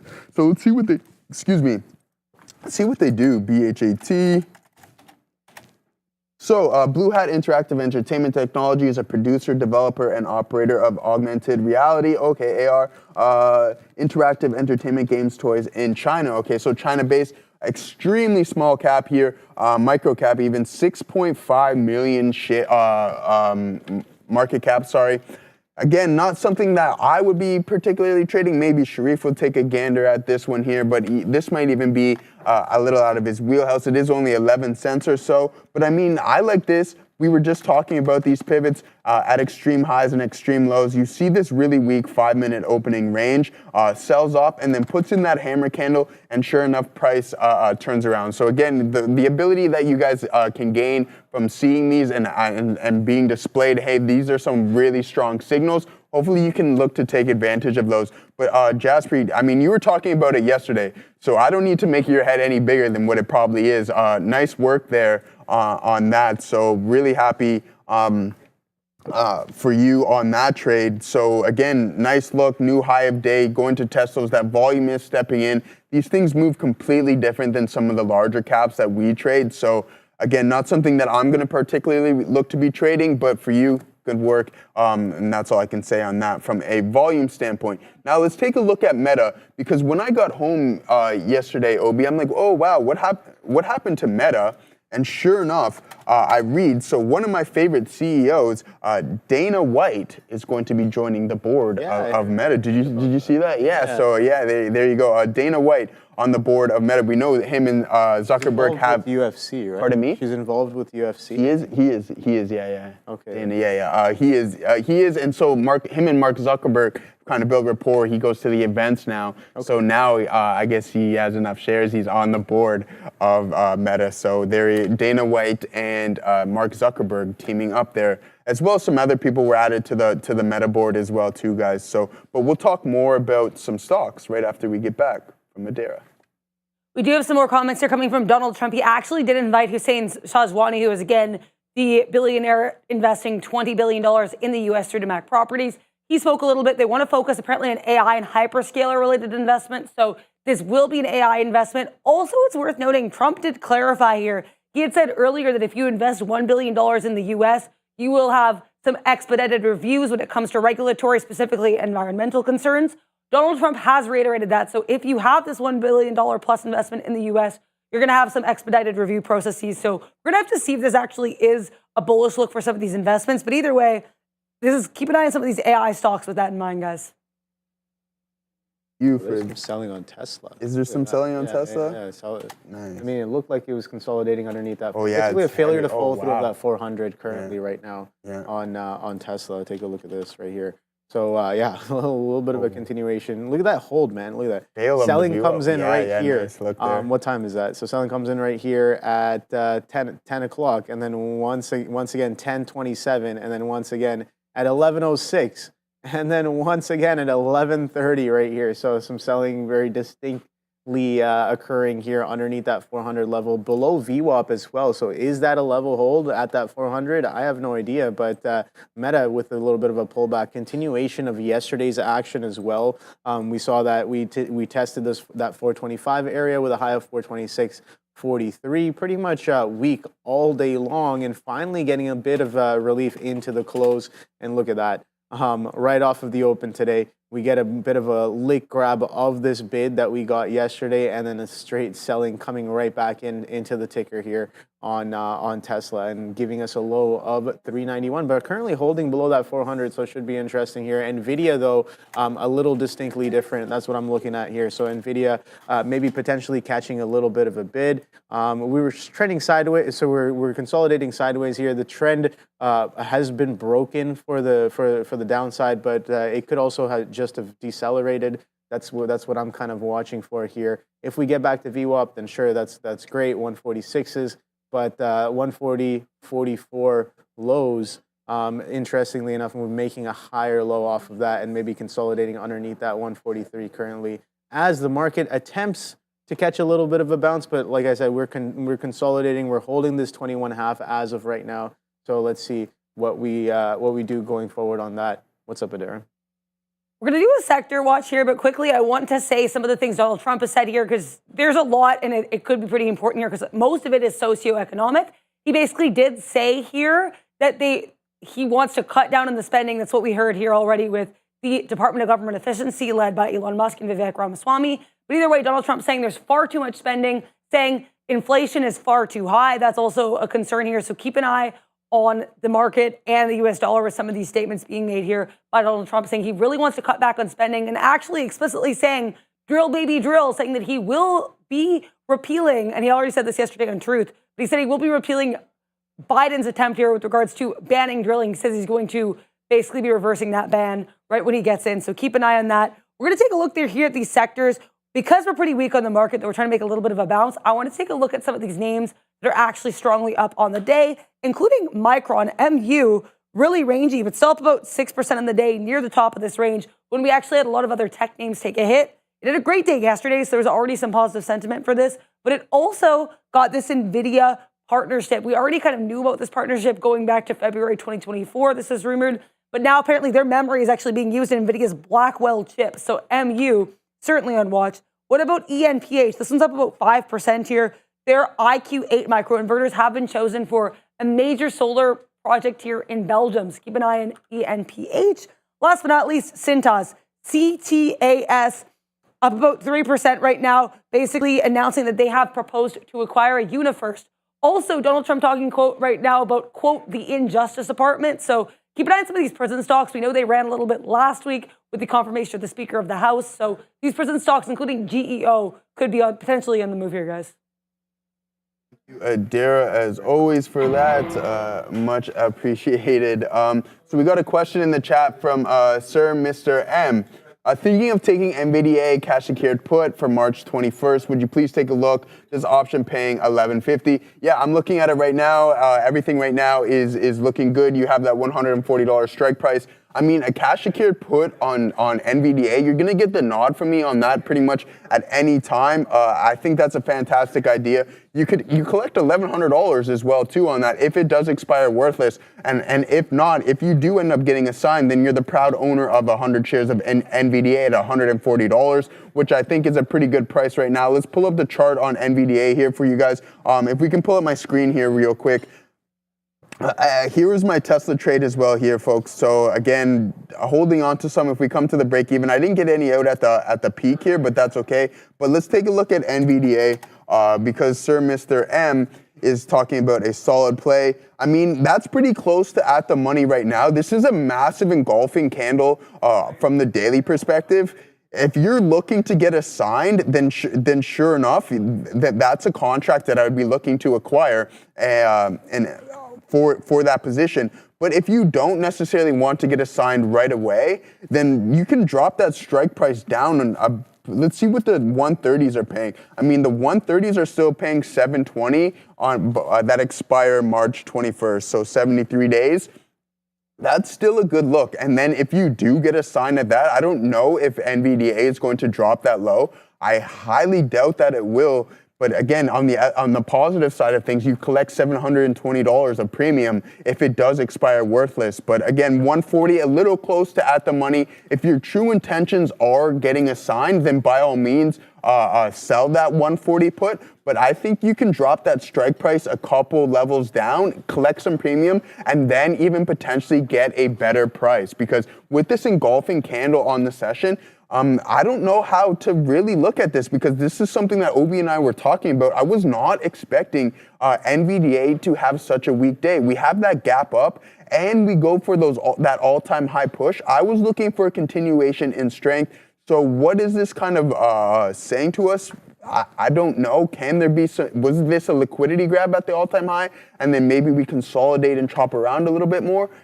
It's likely, but again, I think you can drop that strike price down a couple points, collect that high level of premium, and if you do get assigned, then you own NVDA at even a lower price, which is really good. And the street thinks growth in this company is still extremely strong, still relatively cheap from a PE standpoint as well too.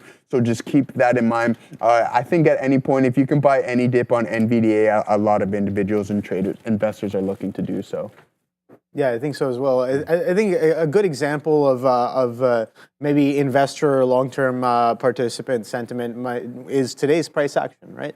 Coming into CES, coming into an anticipated week for a lot of these AI names in tech. We have someone like Jensen Huang speaking yesterday, and the event kind of starting, and it just seems to be like a classic sell the news event, doing about 2 ATRs to the downside. Sell the news. Yeah, exactly. Yeah. So it's just like, all right, well, if you can recognize that early on, then yeah, you can definitely do well being on the right side of the move, observing that sentiment, looking for that confluence of that price action and that trend to the downside. And yeah, it's coming in quite nice as of right now. But we're still holding this 21.5 right now on the market. And I'm curious to know what are some of the tickers that are doing some of the most volume on the day. So let's go through some of those volume leaders. I know there's some interesting names on the docket this morning as well. I think Fubo for a continuation move. Hoth, I don't know what's happening here on Hoth, but it seems kind of pretty. It seems kind of chilly for the shorts there as it continues to push to the upside there. 380 current highs there. So I was watching this one in the pre-market, and I guess it did break out of those pre-market highs after reclaiming that VWAP as of right now, doing 1.7K relative volume. That's wild. What's up there? Keep an eye on NVIDIA here, actually. We do have Jensen Huang, CEO of the company, live on Bloomberg TV, finding a little bit of a base here. We also know we had some bullish comments from the CFO of the company saying that Blackwell demand is still really strong. So keep an eye here on NVDA. Nice higher highs and higher lows for this off of the low. I will try to listen to this interview as much as I can once Donald Trump finishes speaking here. So I'll keep an eye on any comments coming through for either of them, guys. I'm like, yeah, I don't know. I don't know. There it is. Yeah. But, I mean, Jensen's talking right now, and finally we're getting a bit of a bounce on that NVIDIA here. So let's see if we can get to that view up. I don't think my blotter is updated, but like I said before, I'm just trading on the demo for today. I did get shut down trying to fight the trend on NVIDIA off of the open. It definitely was on the wrong side of the move, but let's see if this right side of the move is finally coming in here off of that 140 base, catching a little bit of a bid here. And I think if he's talking as well, let's see how much more he can say and how much more this ticker can sell off. Again, 2 ATRs to the downside, almost over 2 ATRs. So let's go back to kind of looking at some of the volume leaders on the day here. Fubo, very, very strong yesterday on a day one catalyst deal with Disney. And today we're just consolidating in and on top of those highs. So Fubo potentially looking for that continuation, maybe coming in to later today or maybe even tomorrow if we can hold and sustain some of these levels as well. NVIDIA, obviously, we're watching as well. This is kind of what I'm watching here, a bit of a trend break to the downside. Lots of levels from before, but what I'm more focused on here is the VWAP and the anchored off of the open as well when we got that aggressive selling coming into NVIDIA. What's up, Adair? Sorry, guys, for the interruption. It's been a very heavy news day. Microsoft now on watch here as well. Satya Nadella, CEO of the company, is saying now on social media that they have received their first NVLink 72 clusters from NVIDIA, and they're live in Azure. So keep an eye on Microsoft now receiving some NVIDIA processors or clusters. So MSFT on watch here with AI. They're basically at low days. They are also on the CES website. They're attending the company. So keep an eye on Microsoft. Still listening to Donald Trump. He's not talking about anything supermarket moving as of right now, guys. For that, Adara. Let's talk a little bit about the encrypted one, Yes. Obi. What is going on here? What's going on? I mean, we're just more consolidation of that. Exactly. I think that's the case. But I mean, giving back all those gains from yesterday, a little bit of a tough look here on Bitcoin. I mean, we're still not too far off of these all-time highs here, folks. So let's see what we got from a percentage metric. We're still about 10% or so. Totally justifiable. Again, not something that I was expecting, though, because now we're kind of getting this tweezer candle formation here on Bitcoin. Let's see if we can hold. I thought that we were going to break this $92,000 price target level here, the support, and head lower. So that's why I decided to get I sold a fraction of my IBIT position, thinking that, okay, maybe I can get a better price. But we have now recovered. One thing I want to keep an eye out for here is if we have the inability to make a new high and we continue to reject, Adair pointed this out not too long ago, that we are forming lower highs. If this is the case here, then I think eventually this could just be a liquidity grab and we head south. But let's talk a little bit more about some cryptocurrency and Bitcoin right after we get back from Adara. I just want to talk about these EVs really quickly. Keep an eye on tickers like RIVN right now. Donald Trump just mentioned pretty casually here that he will be ending the EV mandate. So that confirmed now by Donald Trump, the EV mandate will be ended. Back to you. EV mandate will be ended. Okay. So what does that insinuate? Like, okay, everything has to be electrical by said time. What was their target? Like 20 something? I think ridiculous, like 2035 or something. Yeah, I think Cali's going for something along those like lines. That, yeah. Well, I mean, that's a tough look. You can't just You can't just throw all the internal combustion engines out. Yeah, I'm sure it'll if it does roll out, it'll be like a hopefully it'll be like some sort of process-driven procedure, I guess. Process-driven procedure, nice. But yeah, no, I think that commercial vehicles still have a little bit of a ways to go. when it comes to adapting the EV model. There, we see that again. Those Tesla trucks, the semi trucks. The semis look pretty promising there. But yeah, the infrastructure is definitely due for a revamp. Right. I think that's the big issue. Right. It's that you don't have. There's not nearly as many charging stations from an infrastructure standpoint. They would have to go full throttle and just start putting up charging stations pretty much on every corner that there was a gas station, right? Like you'd be converting every gas station essentially to a charging station. Yeah. Maybe, I don't know.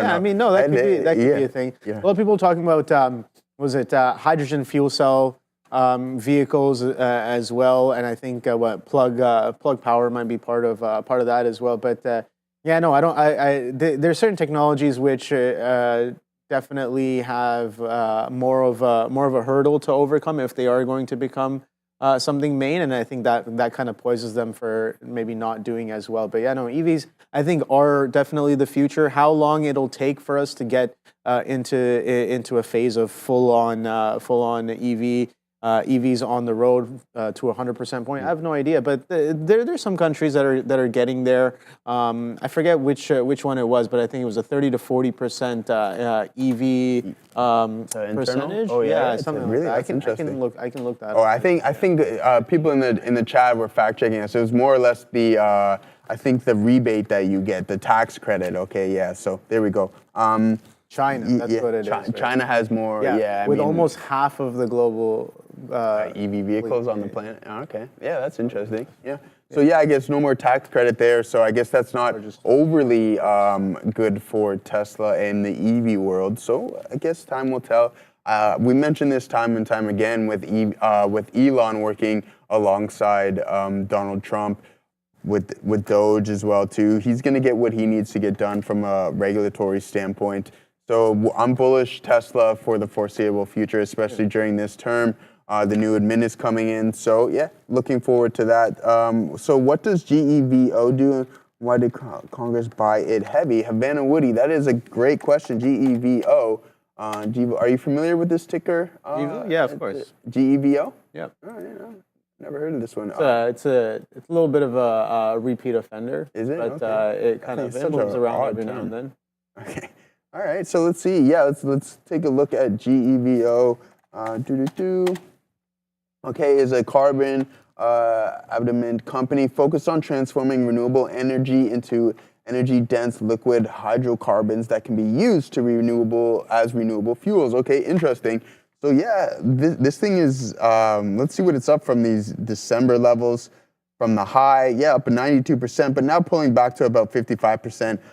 Looking really nice from a daily perspective. This pullback, I wouldn't call it deep or anything along those lines, but that volume is supporting. I'm going to always look at the volume by time profile, see what we got going on, to see if that breakout can be genuine or it might just be a liquidity grab and we head back into the range. But sure enough, here we're trading half decently, even though we do have 2 red days. But again, the move that it has been on up over 100%. So that is GEVO. Not something that I particularly, I think Sharif has definitely traded it multiple times. So again, putting in a red day like the overall market. So let's take a look at the top performing sectors, guys, as we usually do. And Adara goes over sector watch as well too. But we have XLE sitting at the top of its class once again. So a little defensive here in the markets, up about 1.4% on the session. And holding view up really nice, and then significant trading higher, but a double top here, folks, and now pulling back. So let's see if we can go and test those highs of day once again. Only time will tell on that front. But then we have XLB as well, sitting in second place, just about over 0.9% there. Chopping around, not the most liquid or an intraday trader, but it's just good to see from a market perspective where we're sitting and what the top performing sectors are. And this is XLB, the materials sector, up 0.9. And then we have healthcare sitting in third place, folks. XLV sitting in third place, up about 0.7%. Nice gap up. This is where the most of the strength came in here, was in the pre-market hours trading session. We gap up, really strong opening drives, pull back through VWAP, and now trading under the volume weighted average price. So let's see if we can punch through VWAP here on XLB and then continue to to the northeast, but again, not the most popular intraday trader, but that's just to go over the overall sectors there from a performance standpoint. And then let's see what we got from the bottom. So consumer discretionary, extremely weak as well too, folks. Technology, consumer discretionary down about 1.3%, and then we have the tech sector down about 1% as well too, and then the communications XLC sitting in third last there, only down about 0.6 or 0.6% there. Obi, what do you got going on? Yeah, nothing much. I was just kind of reflecting on what you said about Tesla. Yeah, long and strong on Tesla, but I think something I like to remind people about Tesla is that they're not just an EV company. Yeah. Right? That's not what their mission necessarily is. And then you just do a quick search of what the mission statement for Tesla is, and it's basically right here. This is a perfect kind of AI summary right here. Accelerating the world's transition to sustainable energy. So that's their main focus, right? So they've been working on batteries. Their battery technology could definitely be revolutionary if they figure that out. Batteries like energy storage, and then they also are involved with solar panels and energy, different methods of energy generation. So I think that EVs is one of the tools that they're using to achieve that mission, but there is definitely a much bigger picture kind of mission going on there with Tesla. So I don't think that Tesla is just an EV company to say the least. So that's definitely something that should be kept in mind. And you can see what it's been doing over the past few years. You can see it's just in a perpetual stair-step squeeze, and a lot of doubters and a lot of doubters along the way, but it seems like they kind of know what they're doing. They're pretty good at what they do as well, kind of leading technology when it comes to EVs. And we got, what was it that we got not really LiDAR, but like navigation using cameras and things like that.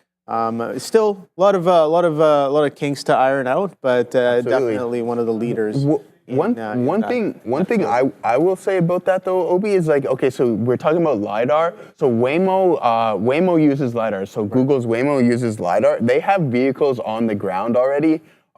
Tesla doesn't have any robo taxis on the ground yet. No one's used them. So again, a lot of kinks to iron out, and I'm curious to see how they do kind of in dense populated areas. Yeah, here's the thing, that new full self-drive.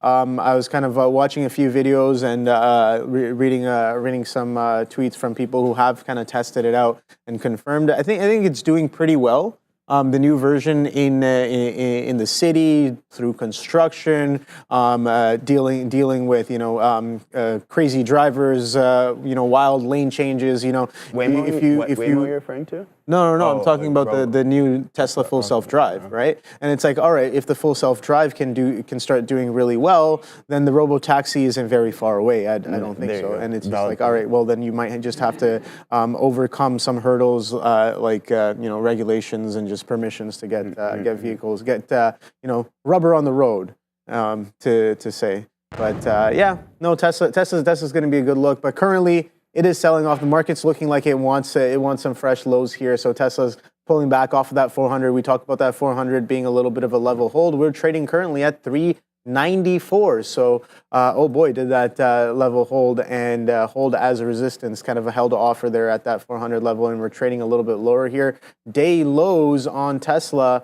Just shy of that 190, just above 191s right there, and we're coming right back into some of those levels. So the question becomes, are we going to test some of those lows? The market is definitely looking for that test here as the ES pushes back down, and the Nasdaq as well. And I remember Kyle Burdett in the chat was talking about, we kind of tried to push past that 6,000 mark on the ES, couldn't quite make it, started making lower highs, and guess what? We're revisiting some of these lows there. So good look on that, Kyle Burdett, with the market pulling back a little bit as well. So I'm not really seeing anything too crazy. I see that Nvidia is holding up relatively well, I guess. But the thing is, it's already done a lot of its selling in the morning session. I'm curious to know whether it's going to have more, and if we can push through this 140 level here on Nvidia. But yeah, it's been quite the run there for the past few days, and finally breaking that trend with a failure to follow through of all-time highs. So yeah, that's definitely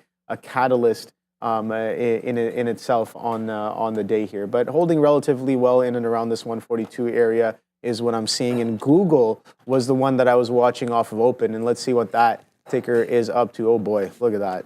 Wow. Google doing almost 2 times relative volume on the day, kind of expanding that relative volume going into the midday session as well. You can see that we got that drive. So yesterday's highs, a bit of a double top, was in and around that 198 level. 198.21 was the high with a little bit of a test there. You can see this consolidation during the midday session as well. And take a look at what we did off of the open there. A bit of a shake and bake. False breaks that high, so okay, gives you a signal to potentially get short, but holds VWAP and then re-breaks current day's high through that 198 halves for the push into and through 200. 201 flat is the high a day right there, and then you get that beautiful reversion back down to the downside here. 195.95 is trading right now, printing some fresh lows. Where are these lows from prior days? What I'm asking, 195.40s, 195.18s as well on those prior day consolidation or pullback lows, if you want to call them. We're coming into some of those levels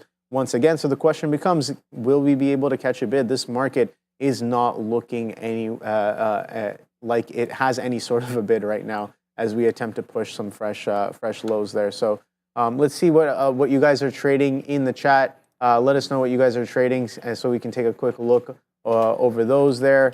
Seeing that, okay, 5 years ago, nice, yeah, hundreds of millions, yeah, exactly. So Racer X9 saying was I think you're talking about Tesla here, saying that was doing pretty well 5 years ago. Now they have hundreds of millions of miles worth of information. Yeah, so that's exactly. another thing. Yeah, and exactly. with AI and kind of a lot of these like self-learning tools kind of coming out, I think there's only upside for some of these technologies going forward. Yeah. Yeah, I mean, we're in an AI super cycle. It's, a lot of people are calling it revolutionary, and I agree on that front.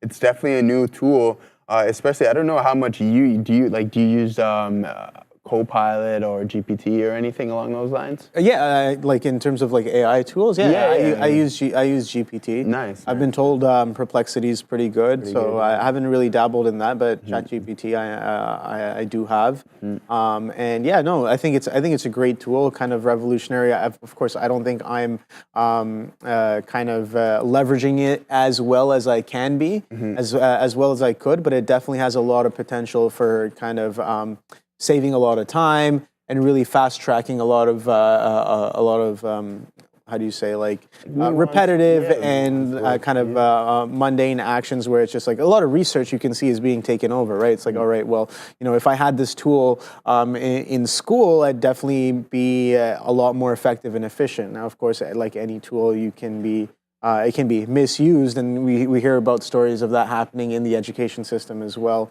But you know what? It is what it is. I think it's a very powerful tool for those who can and are willing to use it in effective ways. Yeah. So for sure. No, I agree.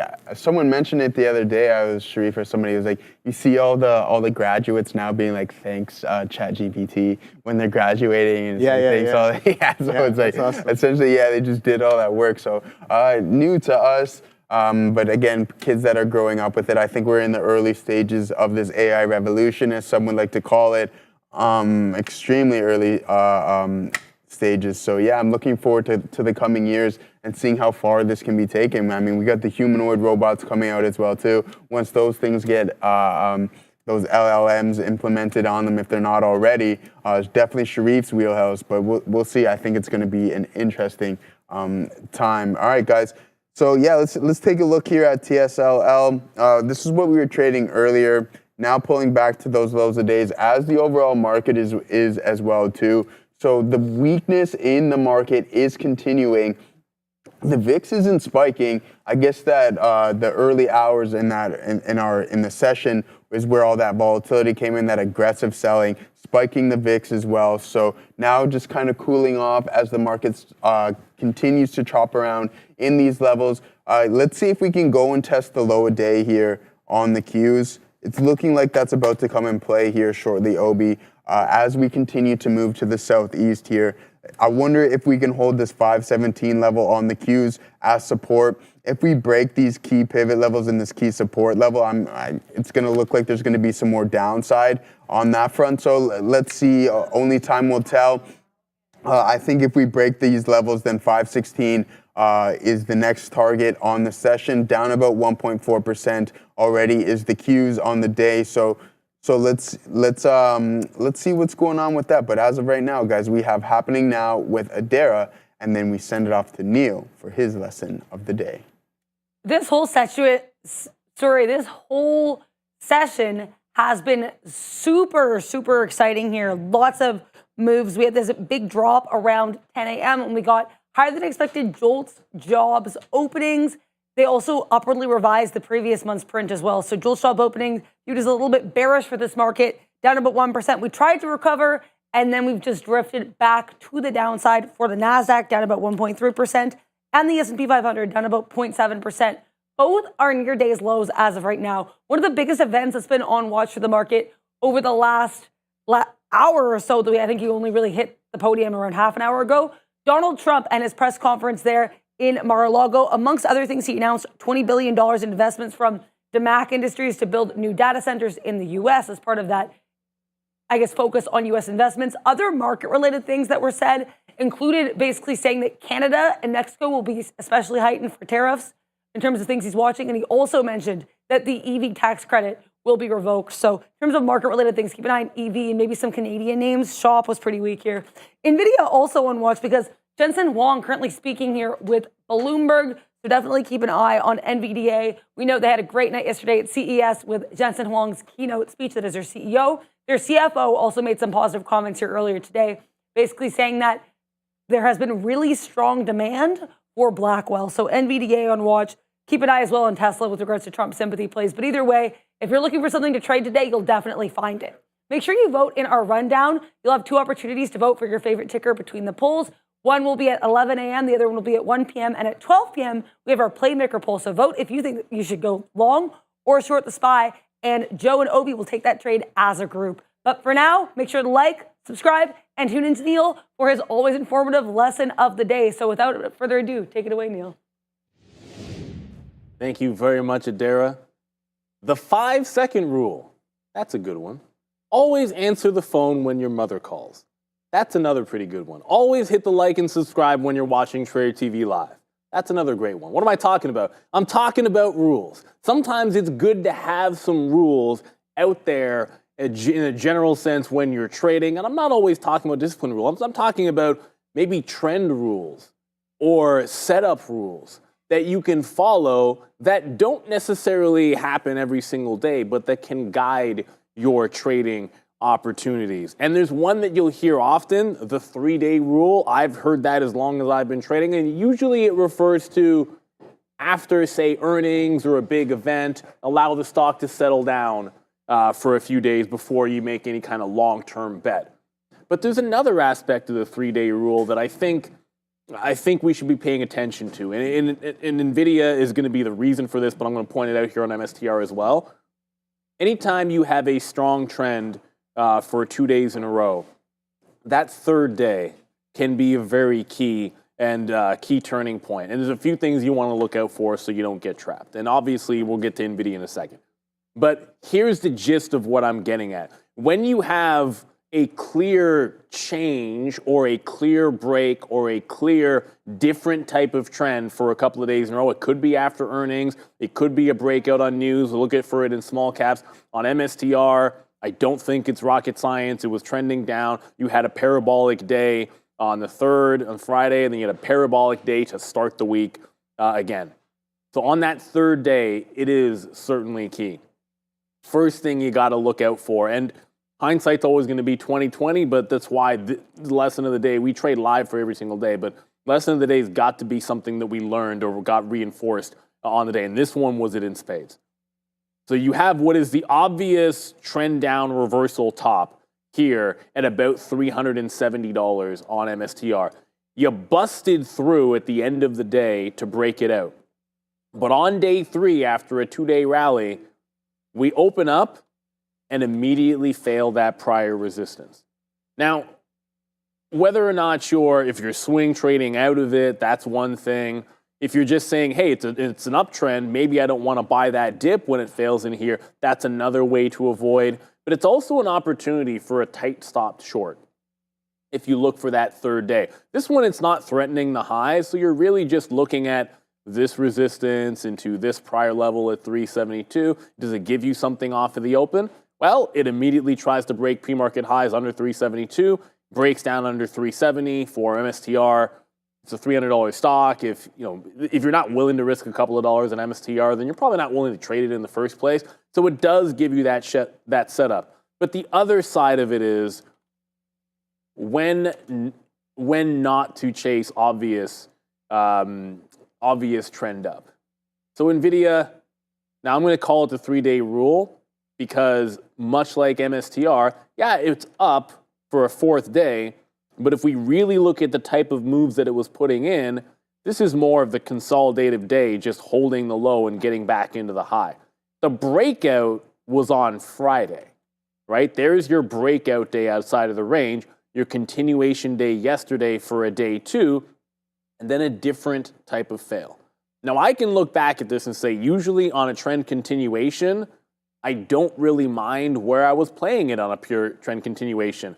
I'm going to play off of prior highs. Okay, check. That's usually a normal strategy. I'm going to play off of prior close. Look where I'm trying to get long. When it loses it, I'm out. Pretty disciplined. There, play for the bounce. First targets are going to be at that resistance. Going to get out when it breaks down, pretty disciplined. When it holds again, makes this low, I try the longs again, get a little bit of a scalp trade, and then it stops out. And then when it continues lower, I don't try the long again until it goes to that low and bounces there. Then we go for the long. Then we wait for it to get to 140.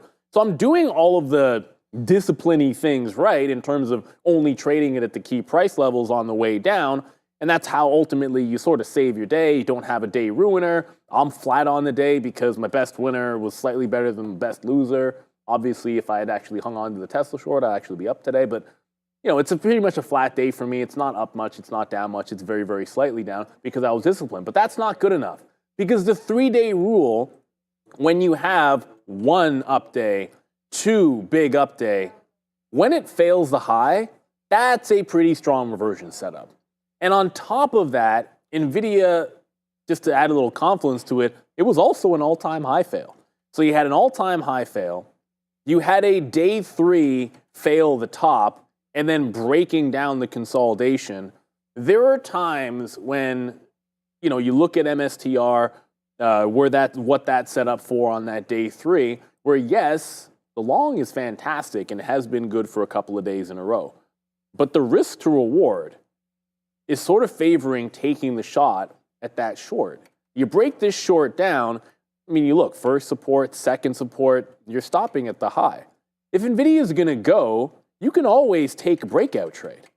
Those have been absolutely fine. If it's going to run the bottom and break out the top, that's fine. I never have any trouble reversing into a long on NVIDIA, but when it loses it on that third day, sometimes it's either at least get away from the long or try to join some shorts. And whether it's this, whether it's MSTR, I can pull up any of them. The distinct thing that you want to look for here is big reverse of trend, completely different behavior. There's your day 1 move. It's got to be distinct. Not just that it was up. It's got to be a big day, a very different day from what was happening before. Then a continuation day that is big. Then you want to look for that third day type of reversion. So it's always good to have some rules out there. I love the 3-day rule in a general sense for long-term investments. I like the 3-day rule when it maybe tempers your expectations for how big a move could be, or maybe when you don't want to get trapped on that third day of momentum if you lose major support. So that's your lesson of the day. And just one more thing before I get out of here, because I've been talking about this in the chat. Fubo, which I'm not in Fubo anymore. We had been going long Fubo off of VWAP. It did make a fresh high, but it's trying to break the trend line since the fail of the high. It did close above. Like to see it hold support or break VWAP. Either one of those two things happen, I'm going back into the Fubo long. It's a nice stair step. 13% up. It is my best stock of the day, although I would grant you, I know that Hoth was a better long, but this is the one that worked for me. So there's your lesson of the day, the 3-day rule, but using it for momentum trading and avoiding the rinse on that third day. Well, thank you very much, Neil. Yeah, no, I mean, I didn't even, Neil, I didn't even notice that today was the day 3. And I'm just like, I'm kicking myself now. I'm just like, oh my God, like that. Today was that day 3 gap up and you fail to follow through all-time highs and then you break the trend and then you also have sell the news event. Oh boy. I mean, expensive lesson to learn, but definitely one I will not forget. So yeah, we talk about being aware of those multiple time frames and yeah, I'm not even looking at the daily chart there. I'm just like, oh, all-time highs. Let's look for a follow-through. Boom, let's go.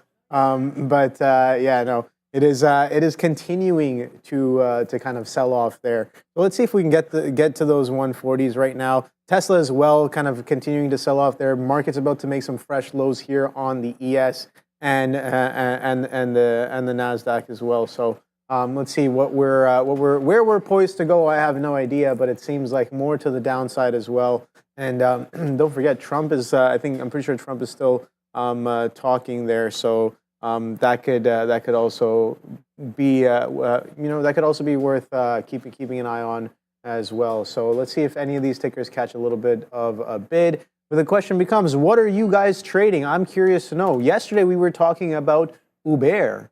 And Uber. I pointed out this trend on Uber yesterday, and I was like, oh boy, let's see if we hold any of these levels. And I remember, if you guys remember, I kind of drew out this line. I'm like, all right, for three days, we've been holding quite well. Do we finally pull back in? So this is where we were watching it, and around the midday session, I was like, all right, if we pull back in, are we going to hold some of these levels? And oh boy, look at that. Coming in off of the open today, we break that, and we're coming right back into prior days kind of consolidation areas there as well. So not only failing pre-market lows, failing that VWAP as well, failing to follow through pre-market highs as well on Uber. So a little bit of a pullback here on Uber now, day 2 of the move, right? Yesterday we had a little bit of a catalyst that sent it kind of accelerating in the pre-market, gave back a good chunk of it going into the end of the day. But coming into today, we had that bit of a continuation, but a failure to follow through of those highs, now coming back in to a break of trend, a trend that lasted about a few days, right? So let's see what Uber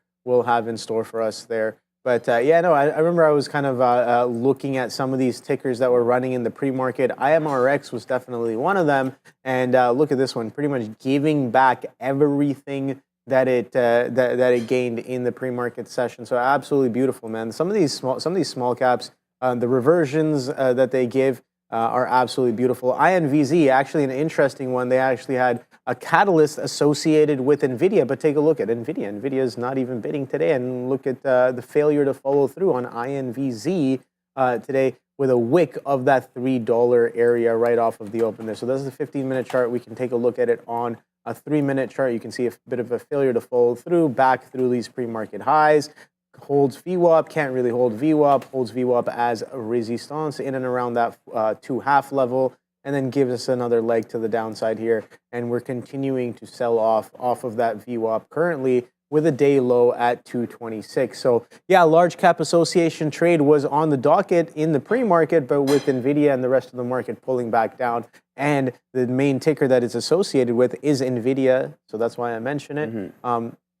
Not really looking too good as of right now in terms of that continuation to the upside on INVZ.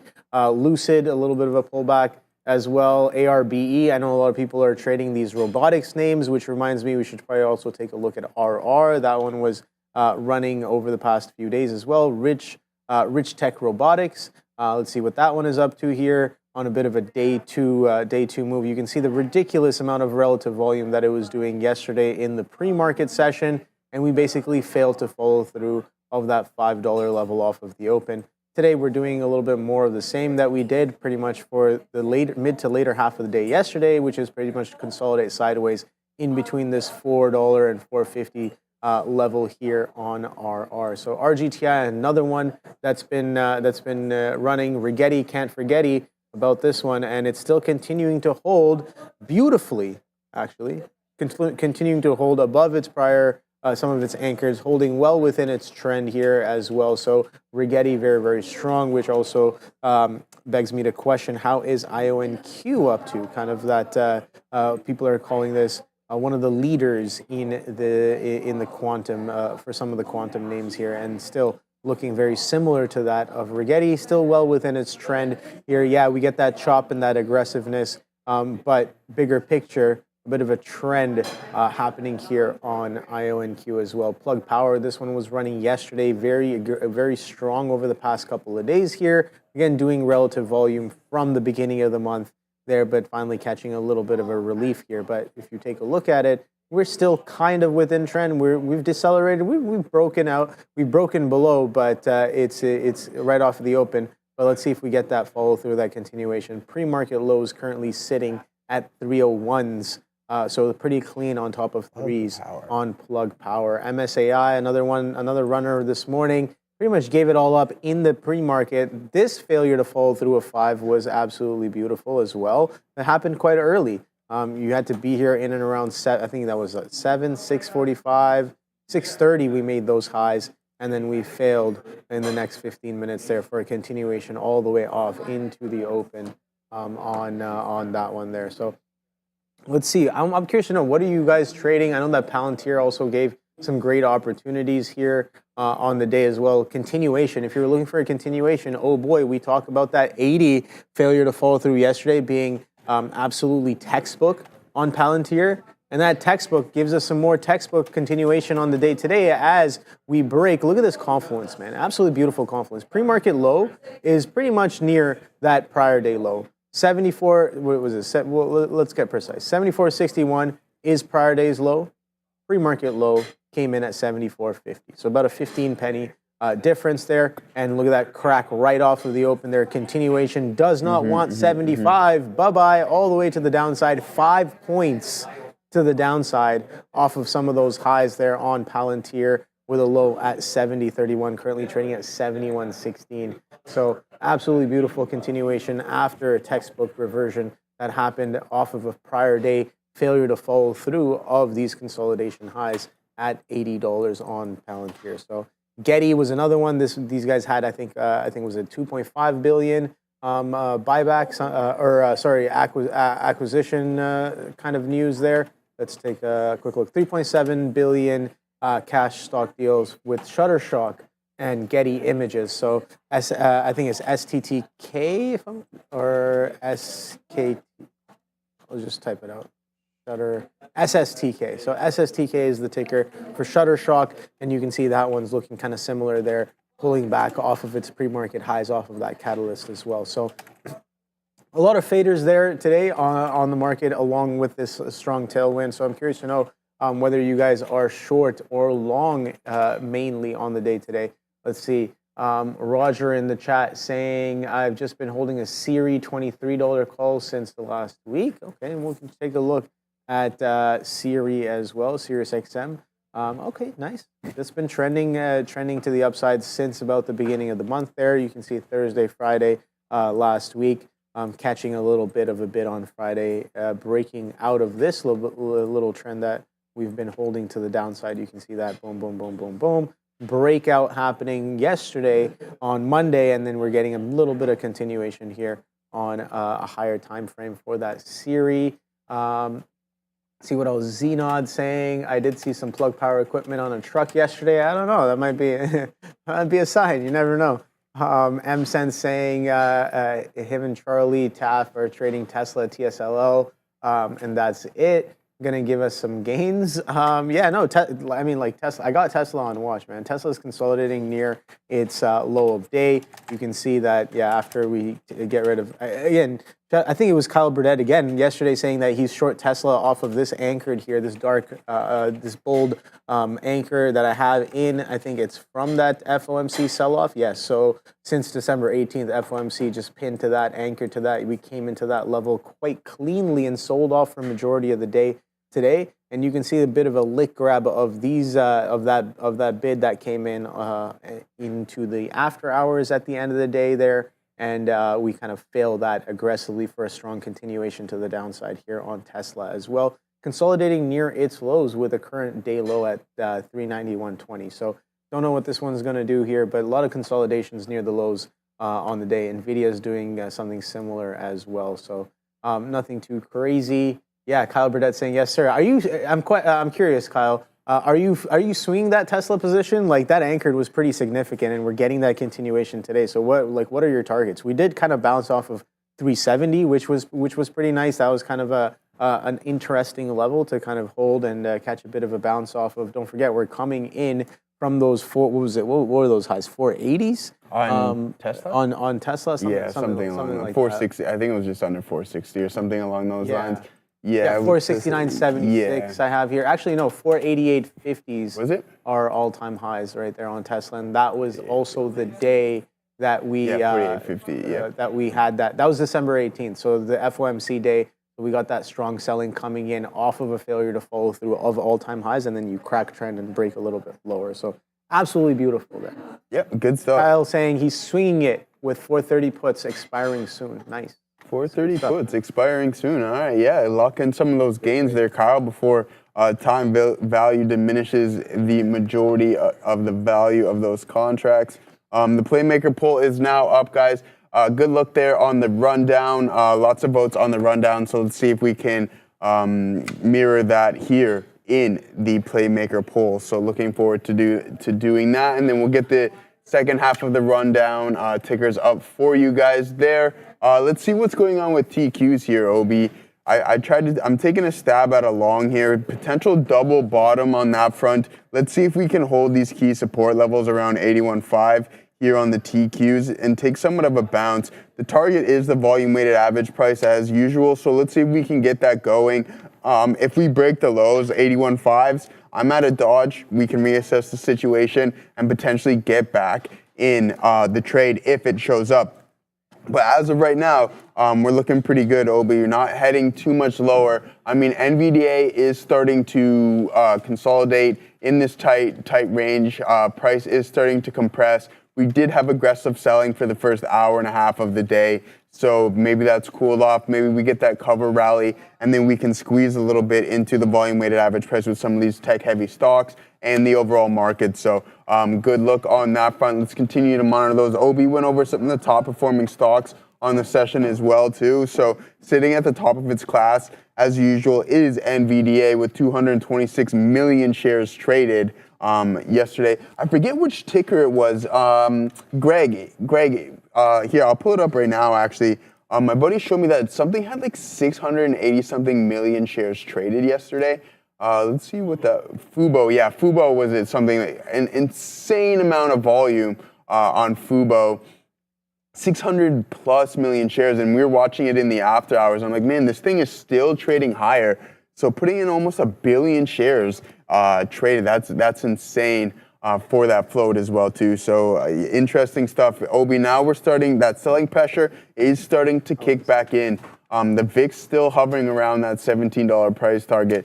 I mean, this is looking like not a day for the longs because this is not working out right now. If we break 81.50, as I mentioned before, definitive out, this will help you not get out of your trades prematurely, as one of the questions asked before. So if we break that to the downside, we're at a dodge, not going to be looking to participate in that long anymore. We'll have to reassess the situation and the overall sentiment of the market as NVDA is dragging a lot of these heavy, these big names down with it. So just keep that in mind. Let's see what we got going on, guys. Continue to let us know what you're looking at in the chat, and we'll be sure to go over them. There's a good options question that we went over earlier as well too, just about those cash secured puts. So you're looking, it's almost close to you getting a sign. I mean, you're only $1.42 away, a gap down in the pre-market, and then you get that open in the pre-market tomorrow, and then you get that open below that 140. The chances of assignment are there. You may not get assigned on those shares.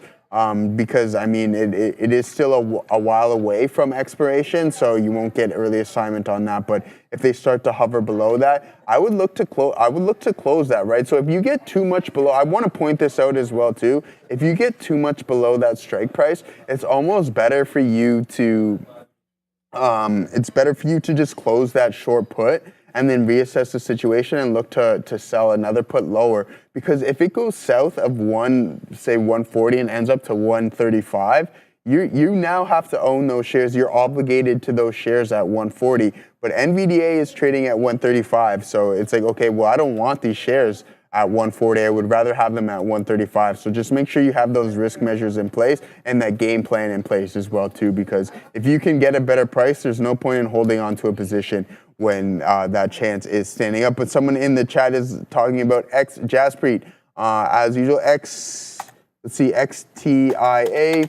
Take a look at them. Aerospace, interesting. Wow. Okay, so you're really into these penny stocks. This is 20 cents here, up over 100% at one point on the session here. OB. Let's see what these guys do. XTAI. Okay, no. XTAI. Okay, no, we can't get that. Oh, IA. Sorry, apologize for that. Anyways, see you later. We'll do this one more time. XTIA. Okay, so yeah, aerospace tech, $30 million market cap. Is an aircraft development company. The company is the parent company, XTI, aircraft company, and aviation business engaged in developing the Trifan 600, a fixed-wing business aircraft. Okay, so not overly familiar with this, but selling aggressively here on the session. Let's zoom in here to the lower time frames. Now making new lows a day here on XTIA. Not something in my wheelhouse. I don't know how you feel about trading these penny stocks, Obi, but not something that I'm particularly familiar with. They get really volatile, and the halts are something to be weary of. But I got to punch out of this TQ's trade here, guys. We broke that 8150 level. So I got to get out of Dodge and reassess the situation because, I mean, with NVDA hovering around these lows and some of these big names continuing to move south, it's really hard to find the bounce in these overall markets. Yeah, no, I think those penny stocks are great for those who know how to trade them. I think there's definitely some edge there, and that's part of a big thing that I learned this past year, especially if you're trading at a prop firm. You could definitely find and create some edge in and around some of those names, especially with the kind of order access and the speed at which that you have the potential to operate on. And it's also technically it's also less competitive than some of these large caps as well. In certain scenarios, but yeah, no, there's definitely trades there to be had, and I wouldn't dismiss it just because it's a penny stock. This is something that this is a big thing that I learned this year. And initially, when I first started trading, I was just like, I understand that people make money off of penny stocks, but I just said that, that's not for me. I don't really understand. But the fact of the matter is that I've seen it being done. And I've kind of looked into it as well. There definitely is some edge on those tickers, especially when specifically when they are in play, right? Yep. And when you can see a little bit of offside. So I think a good example is like, all right, well, some of them might be squeezing. You can see someone's getting blasted. Someone has to get out. They're getting liquidated, and then you can kind of use that information as a bit of edge to kind of make some decisions. I agree with you. I think it's a popular kind of sector. Like a lot of people trade the small caps, and I think that a lot of people short them too. I know there's a lot of popularity in shorting those. Yeah, exactly, both ways, because they get squeezy as well too, right? Yeah. So they get just as dumpy as well. Yeah, exactly. So let's see what's up with Adara. Just be aware here, DJT on watch. Donald Trump says he will take, quote, a couple more questions. Not a lot of what he has said here has been super market related or market moving, but just be aware, DJT on watch as Donald Trump takes currently one or two more questions. We aren't exactly sure how many that will be, but I will let you know if and when this ends. Back to you. Thank you very much, Dara. Yeah, no, I'm kind of Ramin a couple minutes ago, she was like, Trump's saying some things about Canada, and I was like, oh yeah, Trump's on. So I did put him on. Is kind of some funny stuff, some interesting stuff as well. But yeah, I'm watching that as well. What did he say? But when I chimed in, he was just like, something about Milko. We don't need their milk. and stuff like dairy, and troll, I guess being the ultimate certain troll. things. Well, I don't know about that, but maybe he's making valid points, maybe he isn't. I have no idea, but I kind of just chimed in. He's almost done there. And yeah, let's see what we have in store here. Market catching a little bit of a bid here as well, back again off of that 21.4 level there. So we didn't quite break the lows there on the NASDAQ just yet, but I think we did clip them on the ES. So ES again looking a little bit different than the NASDAQ, with some of these names catching a little bit of a continuation to the downside. So is the NASDAQ just lagging behind a little bit? I have no idea. Let's take a quick look at Apple. I know that I had a decent trade on Apple yesterday. Oh boy, would you look at that. Absolutely beautiful. Oh my God. All right, so yesterday, it's a beautiful reversion that happened here off of that 246, 247 failure to follow through. And yeah, it took it all the way back down to 244s and some change. Coming in today, take a look at this. We consolidate yesterday for over 3 hours, almost 3 hours, in a range from 245s to 244.5. So pretty tight for Apple, right? Based off of, especially with relative to what it did in the morning session there, very rangy and trendy, both to the upside and back to the downside, and then it gets locked in about a 50 penny consolidation. Look at what we do coming in today. We basically grab that consolidation. 45.54 is the high. Kind of crack back in below that, below an anchored, below some prior days levels as well, and then you get that continuation to the downside, not only breaking the day low, but pretty much coming into some of these pre-market consolidation lows as well. So interesting move there, bit of a continuation on that Apple move off of yesterday's selling. So we saw some similar things happening on a few names there as well, kind of Tesla being one of them. Palantir as well. Now Apple I'm observing as well. So let's see what Softy's been up to. Wow, look at that. So a lot of continuation on multiple different names. And you can, if you remember yesterday on the NASDAQ, that 21.8 was a little bit of a struggle, and then we pushed lower after trying to consolidate and trying to bounce. It's more of like a leg consolidation underneath 21.8s and then another leg down. And guess what? We come in today and that 21.8 shows up once again with sellers being in charge, pretty much or very aggressively, as it pushes all the way down for a 400-point drop all the way down to 21.4s from a high of 21.8s there. So something to keep an eye on. But let's see what's going on with the Darren. Keep an eye on Meta. Donald Trump just saying that Meta or Facebook, quote, has come a long way. So META actually popping up a bit on this, a little bit of a volume spike as well in the 3-minute chart. META, again, having come a long way, according to President-elect Donald Trump. Again, he said he's answering a few more questions, but he's already answered a few more questions since he said that. So we're unsure. It looks like the conference probably about to wrap up, though. Back to you. Hey, thank you for that. As always, Adara. So guys, let us know. Let us continue to tell us what you guys are looking at here in the chat. We have the Playmaker poll up. Only about 500 votes so far. We got to get that number up drastically. We need to double that number there, guys. So make sure you get those votes in as I see them start flowing in. You don't want to miss that one, because then we have the second half of the rundown as well too. So good luck there. 58% to the long side thus far, guys. Continue to get those votes in, and let's document some more trades, because that is the objective of it. So we went over time and time again, and I was going to actually ask you this, Obi. I was thinking about it yesterday. Just from a journaling perspective, we know that you're very thorough in your journaling. If you could only collect one data point, what would it be? That's a tough one, no? What, in the journal? Yeah, only one data point. Whether it be, I guess, a sector, the time that you entered, catalyst, no catalyst. What would the one data point? What would you say is the most significant data point that you collect, and how Sure, I put this in my journal often. I guess the data point would be, did I follow the plan? Okay. Yes or no? Okay. Oh, okay. Oh, okay. Yeah. I think that would be the data. There you go. If there was one that I could choose to just track over time, is like, did I follow the plan, right? And it's like that comes with, did you have a plan in the first place, right? Did you have a plan in the first place? And if so, was it followed? And if not, why? But I think that definitely would be a data point that I would like to follow. especially when journaling and just seeing how consistent I am with following the plan, and I think everything else can kind of branch out from there.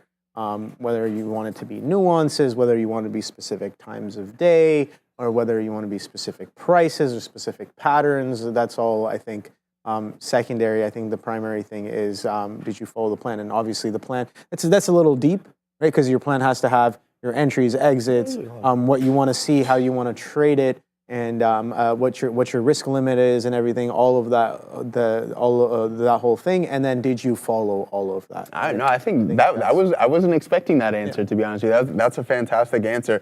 Did you follow the plan? And I think that's something that needs to be documented as well too. Because if the answer is no, then and the trade works out, that's not a habit that you would necessarily want to continue with, right? But there's people chiming in. There's people chiming in the chat as well too. So Obi has, if you followed your plan or not, as that one key data point, that if you can only track one, that would be the one. Guys, let us know in the chat what that would be for you as well too, because I see people putting in their volume, profit and loss. Let's see what else we got here. Dented price as well too. For me, I like that answer. I wasn't expecting it, as I mentioned it before. For me, I think it would be time in and time out. Does that count as two or just one? Like hold time? No, just like time in, like time I entered the trade to the time I got out. That would be one of my, I think if I could collect one piece of data, I think it would be time in and time out. So I guess time in most importantly, all right? So yeah, guys, continue to let us know in the chat what your favorite or what that one data point you would collect would be.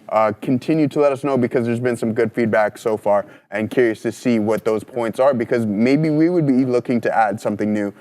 There's always different perspectives as well too, so it's always a good idea to have multiple perspectives. I think part of that is like, all right, well, you can build on that a little bit more, right? It's like, all right, well, if making the plan is one of my weaknesses, then that will definitely stand out right away if I track that stat. Right? I can be like, all right, I'm following the plan, but things are not working. Therefore, maybe my perspective and my structuring of the plan needs tweaking. Tweaking, yeah. Right? And then maybe we can delve into like, okay, what time of day I'm trading, or what setups am I trading? Right? It's like, all right, am I taking reversals? Am I taking reversions? Am I taking breakouts currently? And I'm planning well for them, and they're still not working well consistently. Then maybe I have to stop taking those breakouts or stop taking those reversions, right? It's just like, all right, well, all of that comes with following the plan, and then having the plan in the first place. Yeah, I was talking to Neil about this earlier as well, and he pretty much said the same thing. It's just like, yeah, and I think Kyle Burdett in the chat saying the same thing as well. If you don't have a plan, there is no trade, right? It's like, yeah, sometimes you're going to fumble a lot if you don't have a distinct plan. And that's that was basically me on NVIDIA today. I'm like, all right, well, I'm looking for a reversion. I'm looking for the bid to step in. But I was like, 150 is a good level. I came up with like a mini plan in my head before taking. I'm like, all right, 150 is a level, give it to the low. But the thing is, like, bigger picture, the planning would have been like, oh, this has been pushing up for a few days. We failed to follow through pre-market highs. So part of the plan could be, did you take in bigger picture information before you kind of constructed your plan? That can be part of the checklist as well, right? And then that definitely is part of mine, but didn't follow it. And definitely lesson learned, and tuition paid for sure. But there you go. What's up, Adara? Just be aware, it seems like Donald Trump is ending the press conference now. He basically thanked everyone for coming and said America is going to be a great country again. It is worth noting, I say it seems like, because there have been a couple times where it said one more question, then we've taken some more questions, but he is giving a bit of a wrap-up speech right now. DJT actually accelerating a little bit in volume. Now he's just said thank you very much. So the press conference has ended here in Mar-a-Lago, guys. DJT conference now done. Back to you. Make sure to like and subscribe. Thank you, as always, Adara. There's a good question. Life's interpretations. Joseph, do you find that time messes with your patience when you have a plan? Price action messes me up if I'm focused on the time and not the plan. And what I mean by time, how much I'm in the trade, and I should have phrased this slightly different. It's the time of my entry of the trade, right? Because it's due to a specific setup. How long I'm in that trade is essentially irrelevant. I go until price tells me to get out of it, or I partial out or run out of shares. So I just want to be a little more thorough on that. Is my time in entry, all right? So there's a key span. A lot of traders are like, okay, 9:30 to 11. Other than that, I have no business looking at the overall market. Well, that's not the case here at a prop firm, right? But for me, it's like, okay, from 9:30 to 11 is when I have the ability to classify my trades better. So I have that A plus set up, that B plus, to know where you can kind of take those trades and have high conviction within those. So the time that I'm in the trade, sorry, I should have said differently, is irrelevant. It's more or less the time that I'm getting in, because I know for an extended period of time, it's like, okay, 2 to 4, not my best periods of trading. Lunchtime to 1:30, not the most accurate. And this is why we collect data. But then from 9:30 to 11, it's like, okay, this is where I'm the most accurate. You get that momentum within the market as well, too. And this is where you are the most profitable. So that's why documenting your trades and collecting data and journaling is important, because you can break down sections of the daily, of the market, right? So you can go 9:30 to 11, 11 to 2, 2 to 4, and see where you are the most profitable. And then, as Obi was referring to, you can start to refine that system and have the ability to start executing significantly better as well too. All right, guys. So hopefully that helps Obi with some great insights. Because I know the guy's good with his journaling, and you want to learn from individuals like that. So he's extremely thorough. I know that I fill out my Notion and stuff on the way in. On the train, Obi. So like I'll run my scans in the morning and go through like all the technicals, and then I'll write my Notion in on the trade. Yeah. So I'm just, by the time that I get to the office, I'm mentally prepped, and then I kind of have a general idea of what I want to do when I'm trading. Yeah, no, I think this last year was a big I guess evolution or a change up of the way I journal, and I have definitely a few people to thank for that. And again, kind of going to some of these conferences and meeting up with other traders and getting some ideas with them, and it definitely helps there. And shout out to everybody who's kind of helped me along the way on this journey. And my journaling has definitely been quite different over the past year, being more thoughtful about certain things. And shout out to Jeff Holden from SMB. He's definitely given some feedback, and my journaling has definitely improved after that. And Wayne as well. Wayne journals meticulously. I've learned a lot and changed up my journaling based off of what he does as well. So I think there's a lot to learn, and a lot to kind of grasp with effective journaling. We were talking about yesterday taking effective reps, right? It's like, all right, well, initially when I came on the floor, I was journaling in my notebook, right? And it's like, all right, well, sometimes that's not enough. I can't get my what do you call? I think Trump is done, by the way, but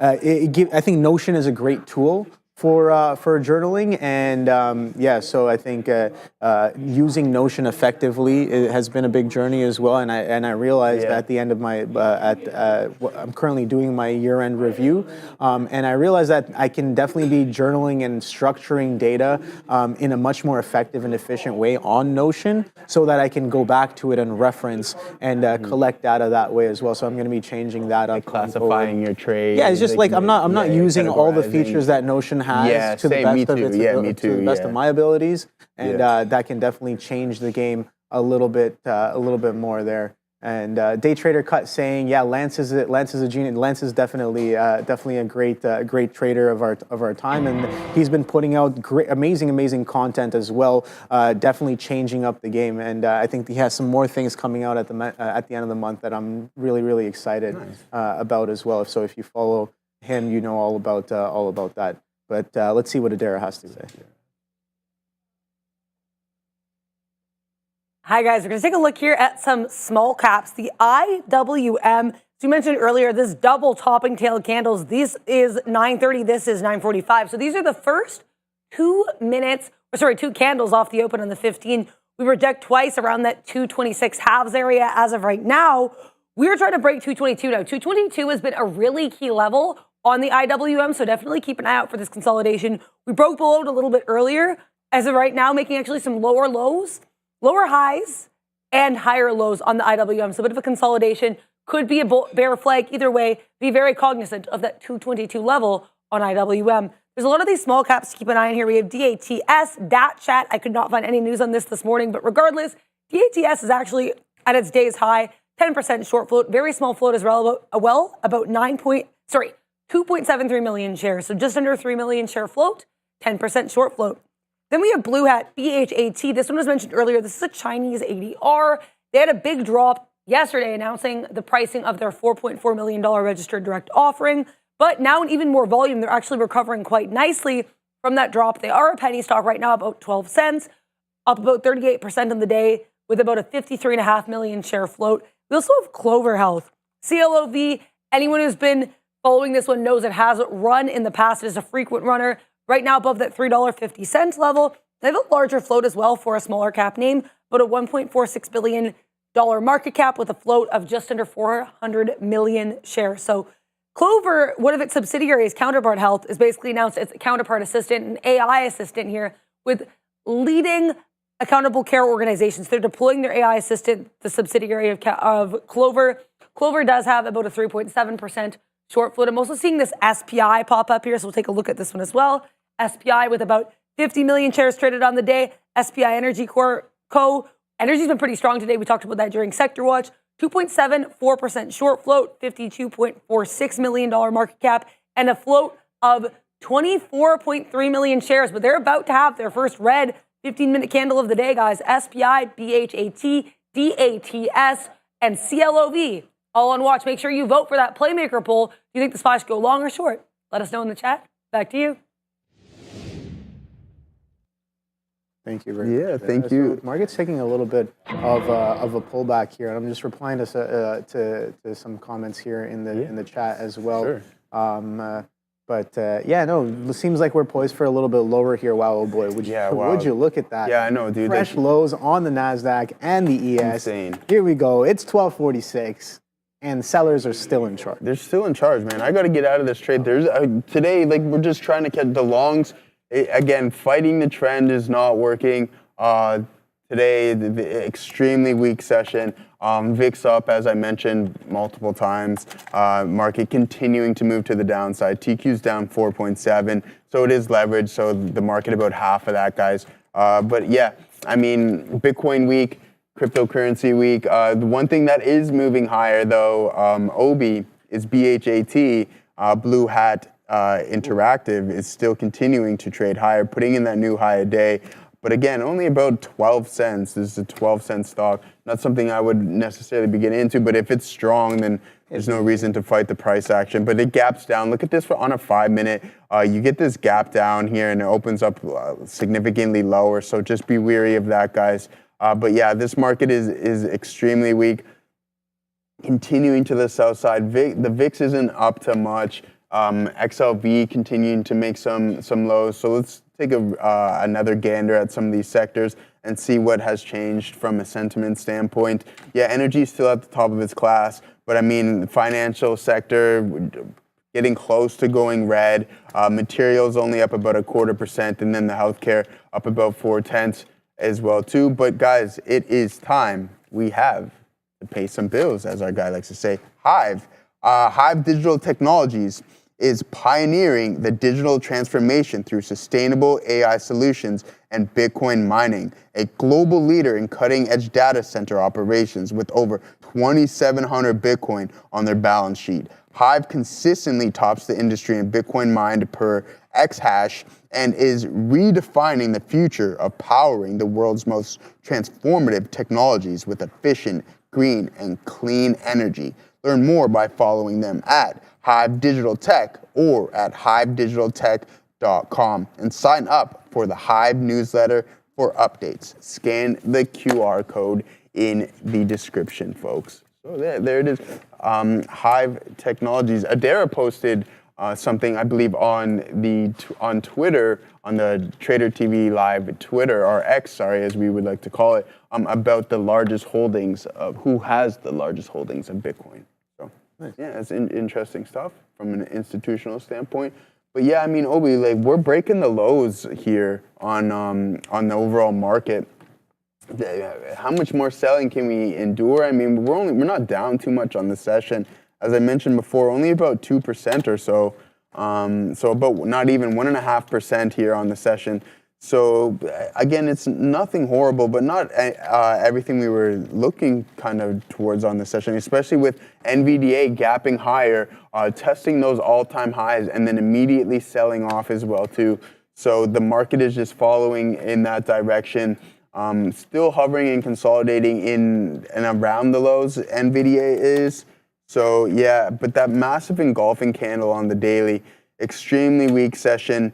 Again, I'm looking for a bounce on this, but I don't know if it's going to happen today. What do you think about that, Obi? Yeah, I don't know, man. This market's so like, I mean, I think what we can observe right now is that sellers are clearly in charge. When will they stop being in charge? I have no idea, but I'm sure that it'll come in with some sort of price and volume analysis or event that may or may not happen. But yeah, we can quickly take a look at what some of these tickers are doing here, and if they're poised for a bit of a turn here. But yeah, I was just looking at Micron here because I think Adara in the chat was saying that she's short underneath 104s, and yeah, 102.75. So Micron looking like it wants to break down to its day low. Day low's in at 101.83. So nice trade on that one. They're a bit of a reversion as well. So I like that. So nice trade on that Micron, Adara. And yeah, no, I think a lot of people in the chat are putting up some good points about risk management. Kyle Burdett basically saying that yeah, he wishes we were in the States so that he could have a risk manager over his shoulder. And yeah, you got to remember at the end of the day, yeah, sure, it's like it definitely helps a lot to have someone over your shoulder and peers around you that you can discuss and kind of butt heads with in terms of trades and trade ideas and trade management and stuff like that. But at the end of the day, you have to be your best risk manager. You have to be the risk manager, right? And that's the biggest thing I'm learning as well. Like, I mean, Brankles is no longer kind of yelling at me to get out of positions or manage my risk better, and I'm like, all right, well, it's like I have to do that myself. I have to become my own best risk manager and my own best trader in my own ways. And yeah, having structure and building that over time definitely helps. Covered that last time I was in Toronto for a wedding, and nice. Yeah, okay, I don't know if I want to read that out loud, but yeah, no, you should definitely come back and visit us in Toronto. You're more than welcome, Kyle Burdett. And I'm curious to know, are you short spiders at all today? Are you still holding that Tesla short, which is obviously working out nicely? And I think earlier on somebody asked us to take a look at Meta as well, so we can kind of do that. Meta's been pretty much trading sideways since Trump kind of mentioned it there. So looking at the 3-minute here, let's pull that up as of right now. You can see that we did kind of clip a high of that 622.14, but pretty much sideways consolidation for over an hour here, just above the 616 half mark there on Meta. But yeah, sideways looking, I guess you would call this relatively strong because it is holding within the range, almost about 30 to 40%. Within its range off of the lows there, on top of that 615 as both the NASDAQ and the ES kind of crack to the downside. So let's take a quick look at these large caps. Oh boy. And the reversion on Apple yesterday was absolutely beautiful, the way it came in so clean and directionally, and it gives you that continuation coming in today. So not only, this is what I'm realizing, Joe, sometimes if it's really clean and great on the intraday, sometimes that might be an entry for the multi-day. And seeing as we get a strong continuation to the downside here on Apple, that was, I guess, a great reason to sell on off of some of those levels there on Apple. And then with Nvidia taking a little bit of a hit as well off of its all-time highs today, that's bringing in the confluence for a bit of that short idea here on the day. So let's go through some of these large caps here. Wow, Google to the downside. So it definitely lost a good chunk of that bid that we had yesterday, and coming into some of those lows we were talking about earlier on today. 195. What was that low right there? That pullback low from yesterday's drive was 195.17. We're currently trading at 195.41. So, oh boy, we're coming back into some of those levels as well. Let's take a look at our friend Amazon. Wow, Amazon off of the open, straight to the downside, just shellac to the downside. 222.15s are the lows right now. 228.72s the highs. Kind of a grab of yesterday's highs, but couldn't quite make it. Fails that consolidation high right off of the open. Continuation to the downside, very, very aggressively here. And I think we took a look at most of them there, but let's take a quick look at Softy as well. Wow, Softy is directional to the downside. Oh my God.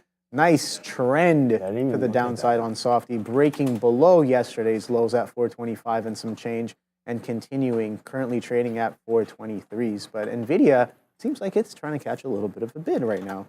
So yeah, sideways consolidation nonetheless, but futures reclaiming that 21.4. But you got to remember, we still have just over 3 hours of trading left on the day. Anything can happen. You never know. Yeah, for sure. I totally agree. And Kyle Burdett had a solid point here too, Obi. He said, Joe and Obi learning to accept the losses and appreciate the gains, not get too much risk on, has been the hardest part of day trading options. And yeah, I mean, I agree. We don't trade options here, but just from trading them in the past, is that you got to understand that you're now working with a leverage derivative.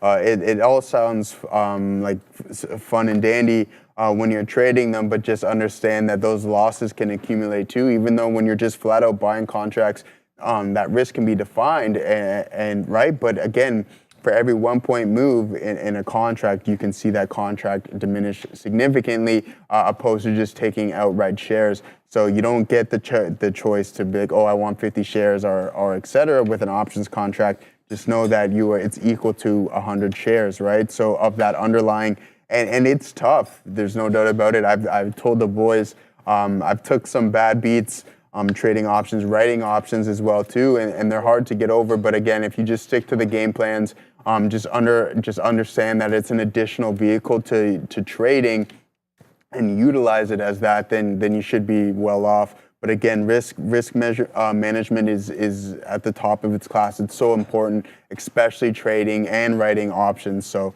just keep that in mind, guys. If you are planning on writing options, and when I refer to writing as selling options, just be really, really careful, because those losses can become outsized if you don't have stop losses in place. All right, so just keep that in mind. Kyle, I know you've been crushing it. So thanks for your commitment to the community. Always much appreciated, especially seeing you here all the time. Joe, I may come here and try trade options off this. Yeah, exactly. But yeah, guys, continue to let us know what you're looking at in the chat. We have a $5 super chat here, though, Obi, from our good friend Nick W. Always in the chat, always contributing as well. So, hey, guys, I was wondering if you could take a look at JanX on the daily, and is there any news for potential takeover target? Sure, let's take a look at JanX, JNX, therapeutics. Okay.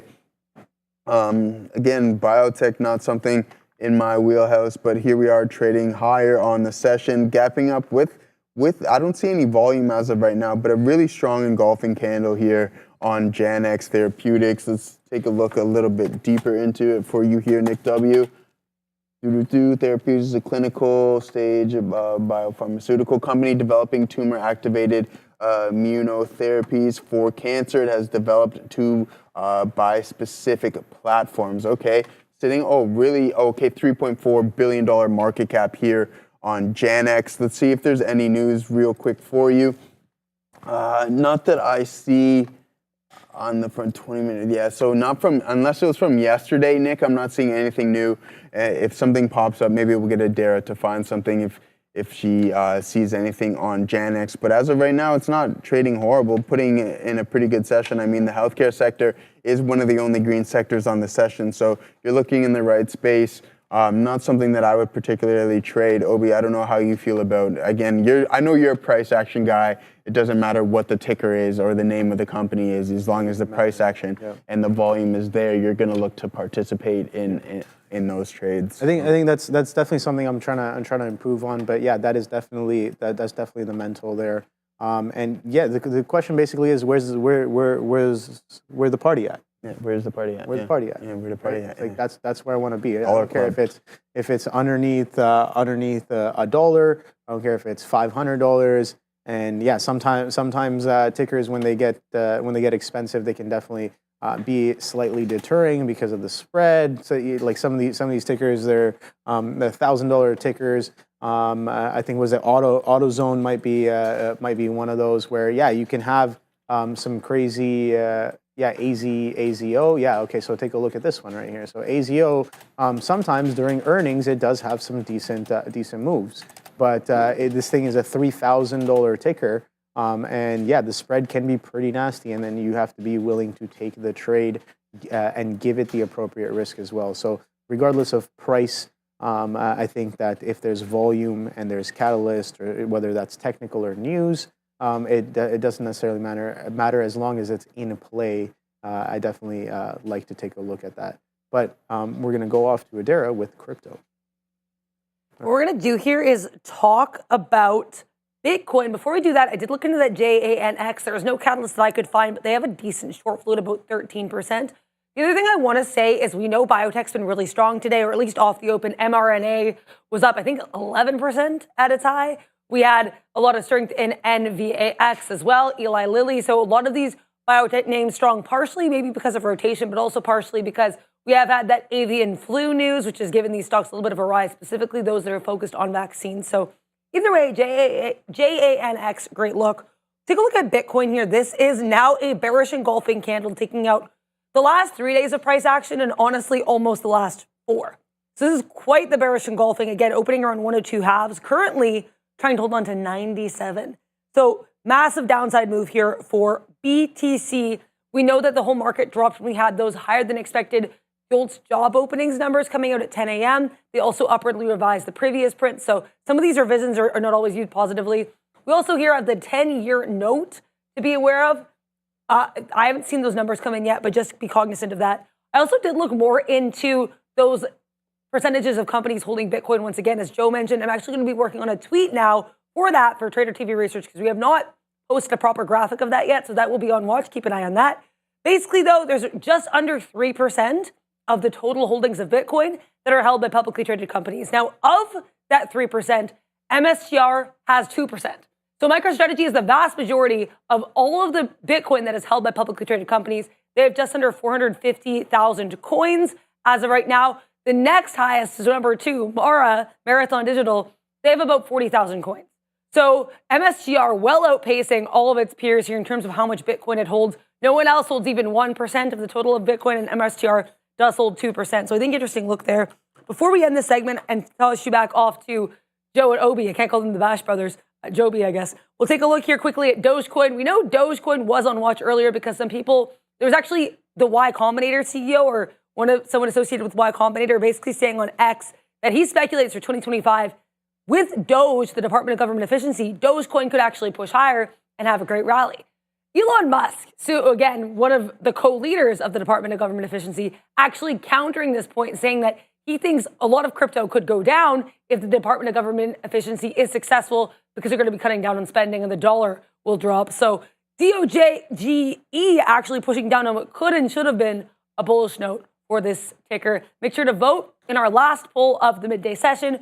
It'll give you another list of 4 tickers. You pick your one ticker, and the top 5 between this poll and our other poll will be covered on the rundown with Sean and Neil at 2 p.m. Back to you. Yeah. Thank you very much, Dara. I mean, No, Elon. Why would you say that? No, I'm joking. No, I'm sure he's correct on that. I think that if there's proper, I feel like if there's more regulation on spending, then yeah, definitely we could see a little bit of a pullback there on crypto. So something that's happening right now is Meta is pushing that prior high at 622. So let's see if that can kind of give us a little bit of a break. The market is attempting to catch a little bit of a bounce here off of that 21.4 on the NASDAQ, and I think the low somewhere just above that 59, what is this, 5960s-ish, 5962, I think, in and around that area on the ES as well. So catching a little bit of a bounce. Let's pull up that Meta chart here and take a quick look at that one, because I know we said we were going to take a look at that a little bit earlier there. So you can see that we did pull back into these 17.5 area here on Meta. Sideways consolidation, as it was a little bit relatively stronger than what the rest of the market was doing. And we're getting a push back up towards some of these prior highs there. And that high also confluences with that pre-market low. So that pre-market low coming in at 621.85. We're currently trading at 621.70s, and this prior high here from before in and around was 1130-ish, coming in at 622.14. So we're attempting to push some of those highs. Will the market bounce enough? Will we have a strong enough reversion is the real question there. And it seems like NVIDIA is attempting to push for its highs again. So the bid finally coming in a little bit on NVIDIA. Let's see if we can get to VWAP. 145.30s is VWAP right now. Currently trading at 142.60s. So I guess the short's not really working out right now if you're chasing a short middle of the day. There we're pretty much chopping sideways in this range on a lot of these tickers as the market attempts to decide which direction we're going in here. Still within the downtrend there on both the ES and the NASDAQ hasn't really broken out. So you can see, again, just drawing in a simple kind of a trend here, you can see that we're still pretty much in a bit of a downtrend there, both on the NASDAQ and the ES, even though we're catching a little bit of a bid. Unless and until we reclaim 21.5s or break this consolidation high, we haven't necessarily reversed with any sort of meaning just yet, but sideways consolidations on a lot of these names here. So let's see if Meta gives us that follow through. If we get that double top pullback into some of these lows, then maybe that could be a little bit of a signal as well if Meta is going to double top intraday underneath that 620 level. But I don't know what's going to happen. Let's kind of wait and see what we have in store. But selling still seems like it is very much in charge across the board when it comes to the Mag 7 there. Yeah, I totally agree with you there, Obi. Just a little bit of a cover rally, it seems to be. But guys, as of right now, we're documenting our 20th trade of the Playmaker poll here. So as you can see, we have the 20th trade here. On today, we took another L yesterday, so it's been a little bit of a tough stretch here. We're about 1 for 5 in our past 5 sessions, so a little bit of a tough look. I have a lot of confidence in today's trade, though, because we are catching it at the bottoms. Let's see what happens on that front. Here's our entry price, $591.30. We have a target price of, sorry, I got to correct that. It's $593.30 is our target price with a stop loss of $590.30, time in at 104. Let's see what happens on that front. Guys, here's the equity curve slowly pulling back in. Obi says this is just a liquidity grab until we proceed to newer heights when we were talking about it yesterday. So let's see a nice head and shoulders here. I think a liquidity grab, but we have to document another L, unfortunately. So that's going to bring the P&L drastically lower to these opening ranges. Let's see what's happening. I mentioned switching it up to just an options contract. Maybe we'll do that later in the week. But as of right now, nice head and shoulders here. Extremely bearish pattern here, Obi, on the equity curve, unfortunately. So heading a little bit more south. Let's see if we can rebound today. As I mentioned before, highly confident, guys. So, yeah. I mean, having fun with this one. I know you guys are too. Thanks, Bear vs. Bulls, for reminding me as well. Someone in the chat says, my 300 Bitcoin holding cozy from my $3 average. Marco Moses. All right, I see you. So, hey, man, feel free to transfer me over a couple of those. Be more than willing for any donations of Bitcoin over here. But yeah, good stuff there. Congratulations to you on that Bitcoin. Love seeing that stuff. Yeah, Tony, thanks for the kind words as always. Guys, we're in some NVDA here. Caught the bottom after this consolidation phase here, Obi. Slowly curling back up, trading around about 142.62 right now. still negative on the session, down over 4.5% on the day, $6, over $6, almost $7 down on the session. Obi and I were talking about this earlier, and as I was looking at it on the train in, I'm like, oh, okay, I thought NVDA was going to be primed for that kind of blue skies territory, going towards those all-time highs, but sure enough, sold off not too long after the open, or at the open, sorry, and then just continued that southeast trajectory of selling and then putting in this massive engulfing candle on the daily after that gap up. So of yesterday's gap up, that is. So really tough look on NVDA and the overall market, but here we are starting to slowly recover and pull back in towards the volume weighted average price, Obi. Yes, sir. So Nick W in the chat was asking, what are some of the books that I would recommend here. So again, I can go through. I have a bit of a reading list here. So I can go through some of these. Okay, so I haven't really checked some of these off in a while, but these are some of the books. I guess I'm okay with putting this on the screen here. Okay, so this is kind of a reading list right here. Technical analysis of the financial markets. We talk about this one a lot on the show. This was one of the first kind of solid books that I read about trading. It's pretty much a textbook on a lot of technical analysis and equations and rule sets for how to use certain types of indicators. Right? I don't necessarily use all of them, but I'm aware that other players do.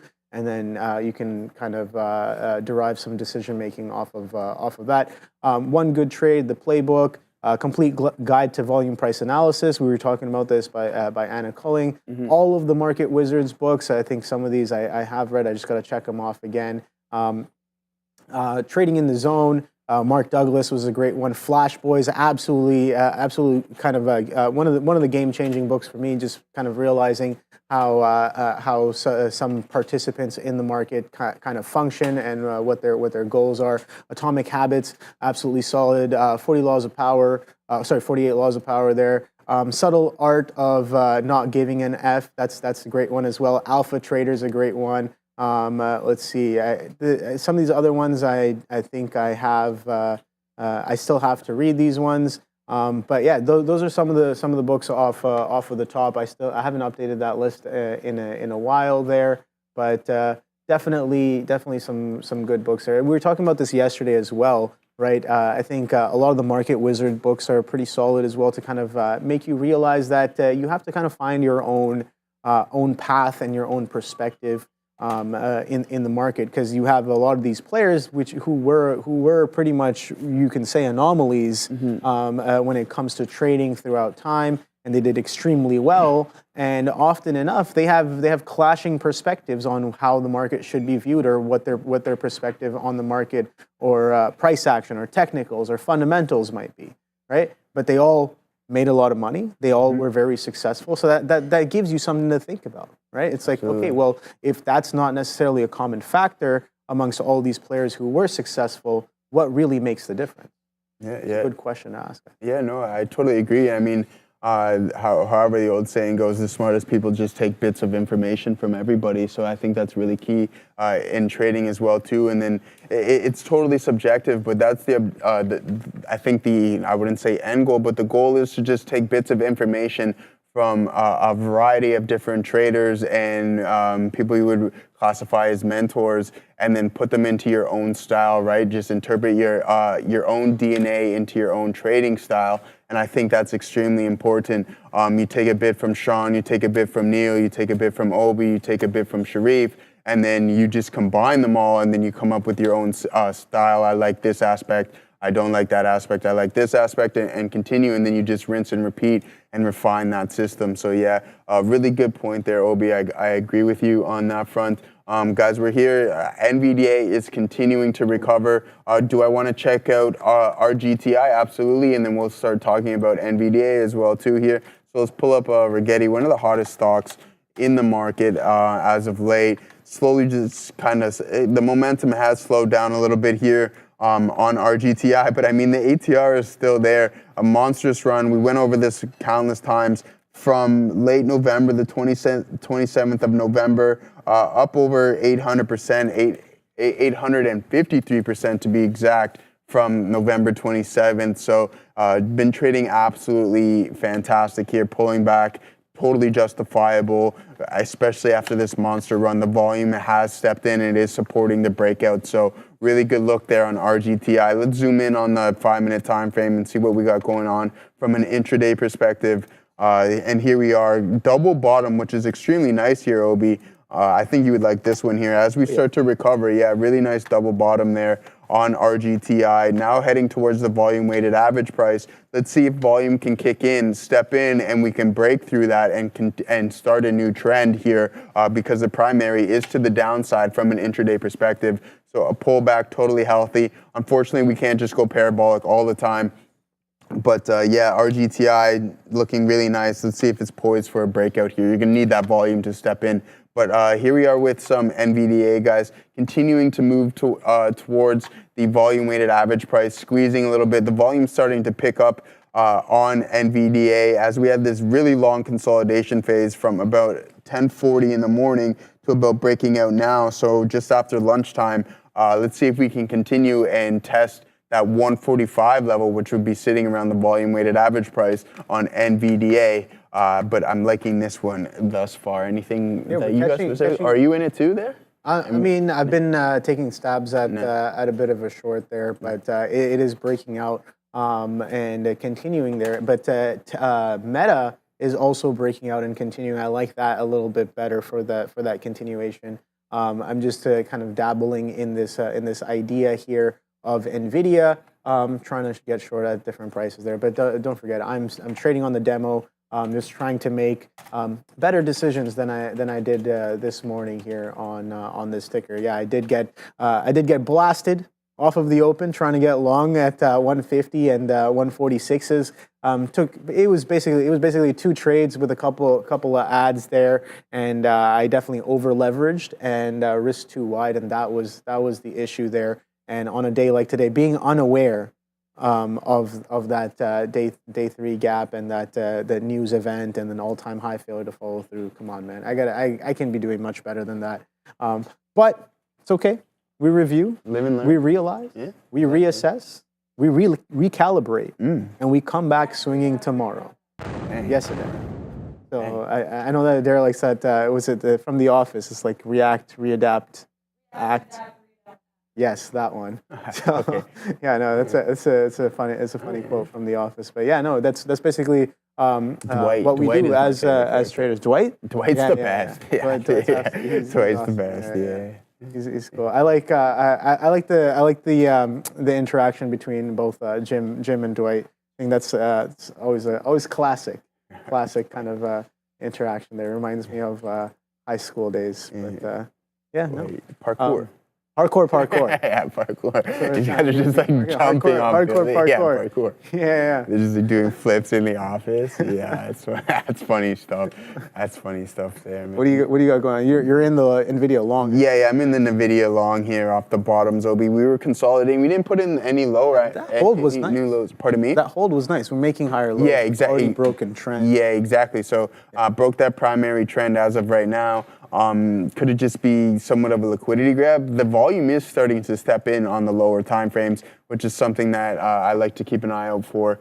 But again, I think volume, VWAP, is going to be a key pivot here point in the market. Let's see if the SPY and the Qs can break through the volume-weighted average price. It has been trading below it for the majority of the session here today. So again, I think that's going to be a key resistance zone if we can punch through that. Maybe the market starts to recover on the day. But I mentioned earlier that the VIX was up significantly. So that volatility is starting to step in here, guys, on the session.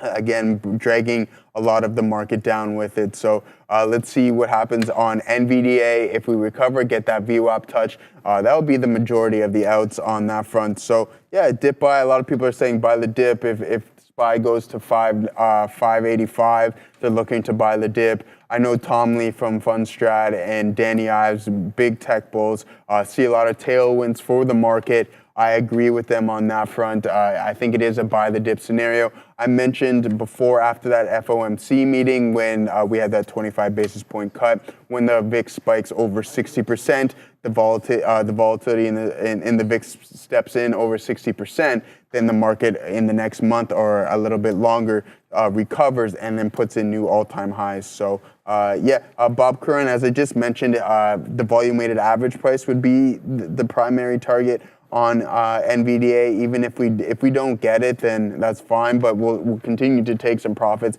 as we head towards the volume-weighted average price. But as of right now, that is the main target. But we're going to see what Adara is up to over at the big desk.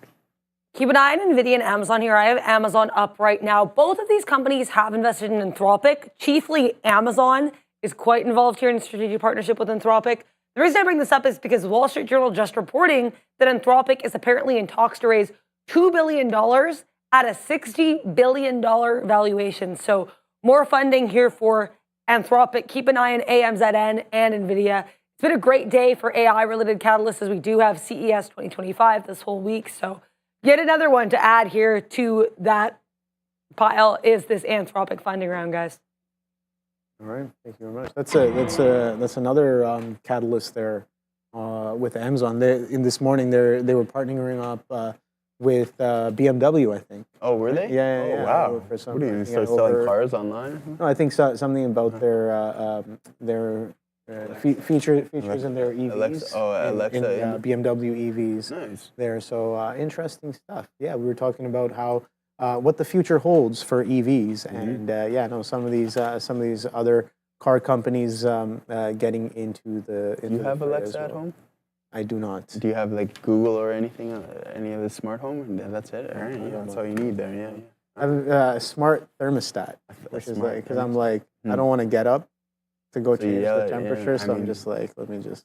We all know the thermostat is a territorial device in the homes, right? So I mean, as long as you keep. I mean, I think the good thing is like a lot of people in my household, we generally agree on the temperature. All right, that's good. There. That's good. So it's not too bad there, but not too many smart devices. I think we got a what's that not the ring light, but the doorbell.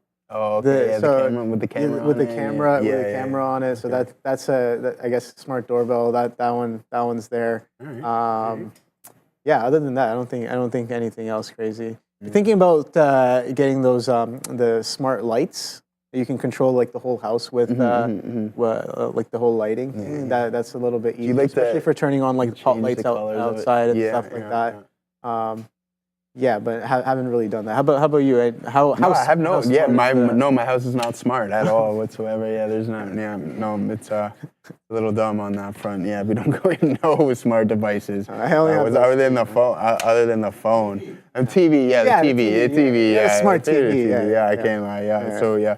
We got the smart TV. Play the Netflix. But hey, listen, even my main TV in my bedroom isn't a smart TV.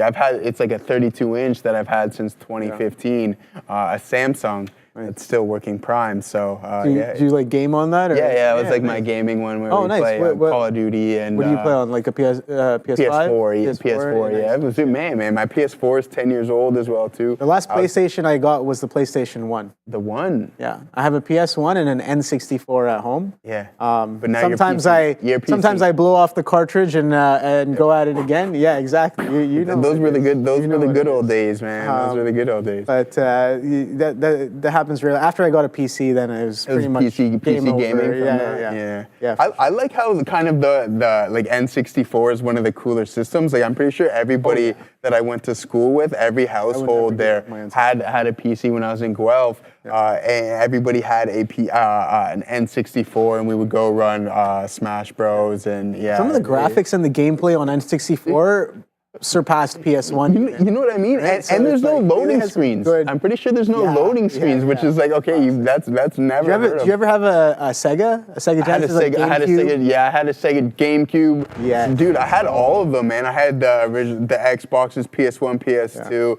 I didn't have PS3 for very long, but GameCube was actually one of my favorite systems and I had Sega J. I just Nick W, I agree with you. Nick W in the chat saying N64 is arguably one of the best. It is the gaming best. systems. I think it is the best definitely system. agree with Absolutely that one. agree. They don't make them like that anymore. I had the see-through one too. You know how you get like the see-through- smoky purple gray. one? I had Yeah, the yeah, smoky yeah. gray one. I didn't Okay, have the sick. purple, but yeah. I got the purple controller. Yeah, I got it with purple controllers. what was it? What was the special? I think there was Pokemon Snap. Dude, did you used to hook your Pokemon Pokemon Snap. game up to your N64 and then play it on? There was a game that you could do that, Oh, like no, with I your don't Game think I Boy had and that stuff one. like that. Yeah, I had that one. So yeah, It had the Game Boy Advance. yeah, the That's Game what Boy. I had. Yeah, that was some good times. Those are the only three consoles I really ever had. It'd be the N64, the PlayStation 1, and then I had a Game Boy Advance SP, Oh, okay. which You didn't have the basically- color. Did you have Game Boy Color, one of the first ones? No. Okay. I remember there was kids in elementary that we would always kind of take turns seven. playing. I think it was Pokemon Yellow. Yeah, Pokemon. One with the Pikachu that you on can it? walk Yeah, around with. Yeah, Yes, exactly. Yes, that one. Yeah, I had every variety of those. Those were good times. Great times. No doubt about Long that. Nintendo. I wonder what that Yeah, long Nintendo. Is it? No It way. trades. It mostly Yeah. trades. What is it? It Let's trades see, on what is it? OTCs. Okay. NTDO. Yeah. NTDOY. Let's see what Nintendo's been doing Extremely on the weekly liquid. here. Yeah, let's zoom out take and a quick see. look. Has Take a look. I don't know Nintendo been how a many- good investment? Oh yeah, well, it doesn't Well, seem- stocks only go up. You can see Stocks only go up, man. 1995. 1995. Is That this is adjusted? crazy. That is adjusted. So these are pretty much all-time highs Yeah. nearing on Nintendo. There you go, bro. Nintendo all-time highs 15.59. And guess when we hit that, Joe? Wow. We hit that in the first week of December. There we go. Last year, 2024. Okay. So Nintendo, I guess That's you weren't too interesting. happy if you got long anywhere between, let's say, from 07 to 2022. Yeah. Sorry, 2020. But since then we've been kind of. You've been nice. If you got long after 2015, I think it's been only up since then after finding a bit of a base here. But yeah, trades on the OTCs. Okay, that's interesting. I didn't know Yeah, that. you know what? I'm curious. Now I'm curious. Now Let's check out Sony. I know Yeah, Sony definitely Sony. trades as well. So let's see how Sony's doing. But I wouldn't call it a sole provider. No, of course not. does Sony's like in the- so many yeah, different exactly. things. Sony's in so many different yeah. things, and gaming is just a small aspect of what Sony does. Sony's got their hands and feet in so many different sectors and everything. They got phone. Remember the Sony Ericsson? That one was huge. Sony Ericsson, wow. I know they make great sound systems as well. And TVs, the Bravia. Bravia. The Bravia. is The Bravia is absolutely supposed to be crisp, top of its absolutely class, amazing. yes. Yeah. Top of So its class. Sony does a lot of stuff as well. Mm-hmm. So yeah.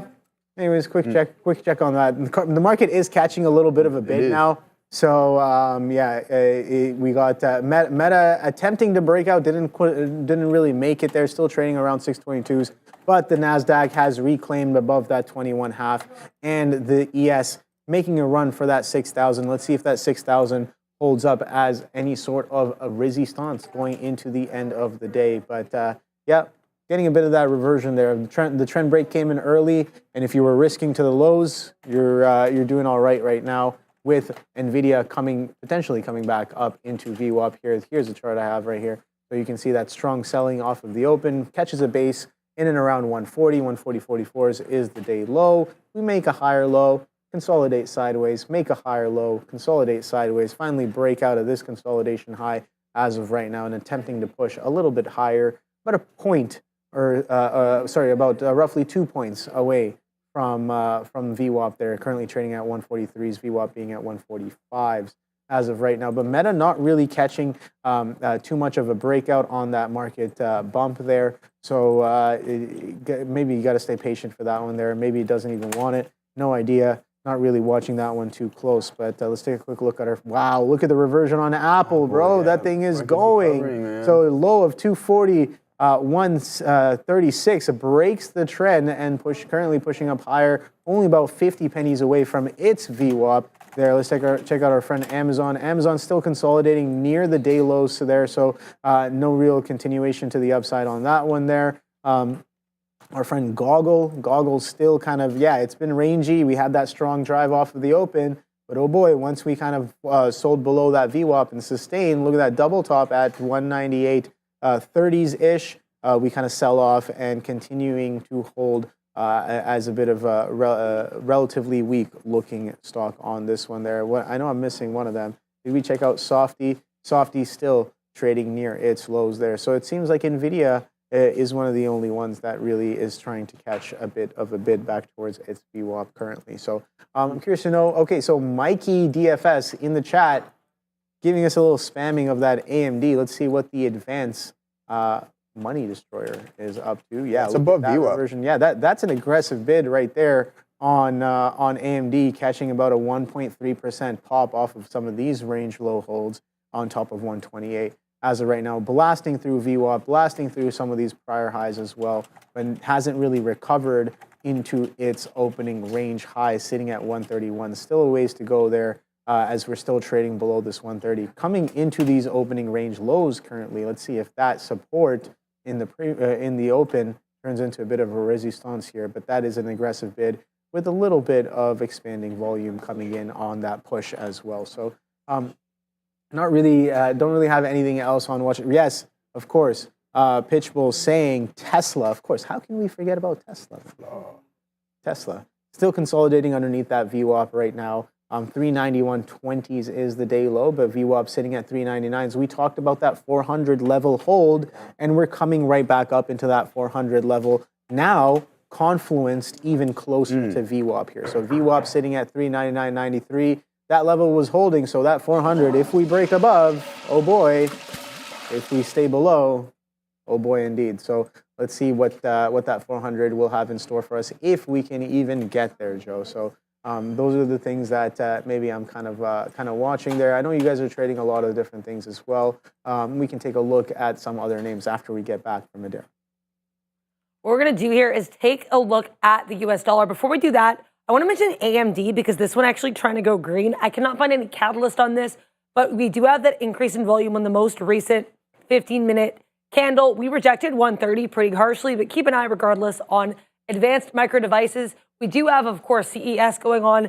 AMD expected to attend there. They've already announced some of what their innovations are going to be. So if I see any catalyst on AMD, I will let you know post haste. Just wanted to let you guys know about that volume increase. We do have as well the US dollar to talk about. After a pretty harsh move to the downside yesterday, we actually made a slightly higher low compared to yesterday's low, currently at around 108.5 right now for the DXY. The biggest economic catalyst by far of the day, actually I would say one of the biggest catalysts for the market as a whole today, was the JOLTS job openings print. So this came in higher than expected for November, 8.098 million versus 7.73 million expected, and the prior print of 7.839 million. However, that prior print for October was actually revised upwards. It previously was 7.74. So pretty intense upward revision there for the JOLTS job openings number and a much higher than expected print for November. Sent the market sharply to the downside. DXY has recovered, though, as we've seen the market is trying to recover right now. Now, in terms of other catalysts on watch today, for the US dollar, we did have higher than expected ISM services prices paid and higher than expected ISM services PMI. So all this data, at the most part at 10 a.m., came in higher than expected. Also now higher than it was previously is the CME FedWatch tool. And by that, I mean we have more people than ever expecting we will get no rate cut at the next FOMC meeting. You can use this tool to look at what it was yesterday. Yesterday, 91.4% of participants were expecting that we would not get a cut at the January 29th meeting. Now, 95.2% of participants are not expecting a cut. This comes alongside comments from Fed Sparkin as well, basically saying we can get inflation to 2%, but could take a little bit longer. So we've continued to have this slightly hawkish Fed talk, including from Fed Chair Jerome Powell at the last FOMC meeting, suggesting there will be less cuts. Furthermore, after that JOLTS print I actually saw here, now traders are not pricing in any cuts until July. So the look here for the Fed and for the rates continues to be a pretty hawkish one, guys. Back to you. Hawkish Fed, a hawkish cut. Hawkish cut, dovish cut. I don't know. The cut's a cut. I don't know. How do you feel about that type of stuff, Obi? I think what was that term that was frequently used by Powell? Data dependent. No. Oh. What was it? The market is what was that? The market is sound. Oh, is resilient. Something with resilient. He said that over and over again. I think that's I think somebody in the chat might remember that as well. Sound and resilient. I think that's what it was. The market is sound and resilient. That's one of the best quotes of 2023. Resilient. Yeah, there. Not a political entity. I just like to do my best to react to what the market does off of some of these economic catalysts there. I agree. I'm not definitely not smart enough to kind of predict and anticipate some of these things and kind of forward look. But maybe that's a skill I can build in the future. I have no idea. But yeah, don't really look at them too far in advance. But when things do come out, then yeah, is it above or below expected, and how does the market kind of treat that new information? Yeah. That's how I like looking at it. And I think like again. Yes, Kyle Burdett. What do you say? That was probably the top quote of the year there when Jerome Powell was told that person to shut the door. Mm. That was the best one. Yeah, well, we caught a piece of that one. I like the point that you kind of make there, Obi, is just that you just wait for the reactions, is that you have a general understanding, you know what you're looking for, like just when it comes from like macro data reports and FOMC and such, is that you may not like break it down into like something finite, but you have a general understanding, and then you know what you're looking for in the price action from those reports. So yeah, again, like I like to say is, yeah, I know how to drive a car, but I don't necessarily know how to build one. So as long as you know how to utilize the tool in the correct aspect, then it can work out for you. So yeah, another $5 super chat from Nick W. You guys should do an entry of 5 stocks per person for the best stocks of 2025. $50 per person, and winner gets the most. Top 3 get paid like fantasy. Ooh, I know the boys to my right are definitely some fantasy players, but that's interesting. I like that structure that you got, Nick W. Maybe we get involved in that. So yeah, who knows? Yeah, that could be a good idea. And the top performers at the end of the year, kind of like a fantasy player would do, is the winner. So yeah, that'd be cool. Top performers win. Yeah, that's interesting. Maybe we can get into something along those lines and kind of have a poll to see who's leading. Yeah, lots of good ideas. Hope you're having a good day as well, too, Nick W. Much appreciated till you become insolvent and how it's said correctly. So, yeah, guys, let's see what's going on with the market. Starting to pull back. Obi, we are rejecting the volume-weighted average price on the overall markets. Haven't pushed through that. AMD did, and it's continuing to move to the northeast. Some strong volume stepping in on AMD. I was playing that hammer up here. Let's pull it up here, folks, and see kind of what, not the best, kind of push and pull with myself. But again, let's see what happens. Only time will tell. I'm playing a definitive signal here. So let's see if it comes into play and it becomes genuine. So again, I like this indecision print, this shooting star, inverted hammer, whatever you would like to call it, right above the volume weighted average price. One thing that I will point out here, though, folks, is these engulfing candles can project that there's some really strong buying pressure here as those candles close fully. Let's see if this candle print is genuine. If it breaks the high a day or goes anywhere relatively closer to it, then if it breaks this high as well too, then I'm going to get out of dodge on this one here, Obi, because I think there can be some more topside if the overall market decides that it wants to start to recover as well too. I think that's kind of what I'm looking for there, kind of sellers to step back in. That was the idea of kind of shorting in and around this range. Now, of course, not every entry was necessarily the best there, but when it does come in on the break back through into the range there, it's looking much nicer with the market pulling back through that 21.5. So short kind of finally starting to work out a little bit here, and this is what I'm talking about, right? I know I'm not in the best mindset this morning. I know I'm not really necessarily following my rules, and I'm not making the best decision. So a good part of hopping onto the demo, which I am right now, and taking on reps and making good decisions, bad decisions, like getting that out of your system, right? Getting that out of your system. At the end of the day, it's like, all right, we know what good decisions are like. We know what good trades look like as well. So can I kind of put on that rep and kind of bring it all together so that when I hop back on into the game tomorrow, Right in early. I'm ready. I've put in the reps. I've put in the practice. I've gotten all the bad juju out of my system. There you go. And we're ready to go once again tomorrow. Yeah, big gym session tonight. Maybe get it out of there. Frustration. Yeah, maybe. And then Maybe we'll see. I might do some working out tonight. We'll see. I don't know. Okay, we'll see. Only time will tell. But guys, are we ready for that? Here we go. Time to pay some bills. Trade smarter, e-signal, folks. Not harder. Upgrade to an elite trading experience. Analyze, strategize, capitalize. Foresee profitable opportunities with the platform you need. Infinite data, instant trading. Know where the market is moving before others with lightning fast data. Charts that change the game. Customize and analyze markets faster your way. Better backtesting and scanning. Predict the future by understanding the past. Reliable real-time data, up to the second market info from hundreds of global markets. Everything you need all in one place. Don't miss a beat. Execute your best trades now. Ready to elevate your trading? Scan the QR code or check the link in the description there. Yeah, eSignal, folks. Good platform. Sharif, Sean, Neil use it. Yeah, good stuff there. But yeah, what do you got going on there, trade? Nothing too crazy. Got out of that meta long there. I was looking for the push through that 622. Doesn't really come in, so I'm like, all right, well, I want a piece off of that one there. Slow, low volume grind up on NVIDIA. I'm like, all right, well, let's see how long this bid can actually last. Seeing as sellers were in charge off of the open there. So yeah, sure, we're getting a little bit of a pullback. We attempt to break out, and you can see the breakout doesn't necessarily happen on expanding volume. So it's like, all right, well, we talk about trusting different moves, and you were talking about volume price analysis. So if the breakout happens with low volume, sure, it can keep on going, but do I really trust it? I don't know, but here's the thing: the execution has to be much more crisper. Instead of cutting it up. Shout out to CRISPR.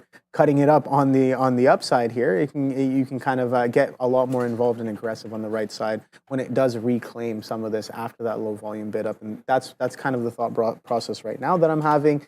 I don't know if it's sustainable or correct, but it's kind of what's happened here right now, and given how I guess distinct the buying was. You can see back-to-back kind of candles holding. So a distinct buying coming in off of these lows, grinding it up, and then where does it stop? Do sellers step back in? Are they stepping in higher or lower? Well, they're stepping in a little bit lower than they were earlier. You can see that aggressive selling, a little bit of a bid catching on that 150, a little bit of a bid catching around 146s, a little bit of a bid catching around 144s. All of those times we caught a little bit of a bid. We sold off aggressively all the way into day lows as well. So let's see where the selling kind of catches again. If it does, you can see the market not really happy with that 21.5 as well, and couldn't even make it back up to that 6,000 mark on the ES. So we're technically making a lower high there on the ES as well. 59.90s on the ES and catching a little bit of a sell. These tapes are hella red right now with aggressive selling coming right back in. You can see the constant buying just as constant is the selling as of right now. Do we make it all the way back to range lows? I have no idea. Technically, we are making higher lows after a break in the trend of NVIDIA. So keeping that into consideration, keeping that on watch there. But yeah, no, I'm kind of thinking to myself, I'm like, even though I'm trading on the demo, I can definitely be making some better decisions here with the same amount of, I guess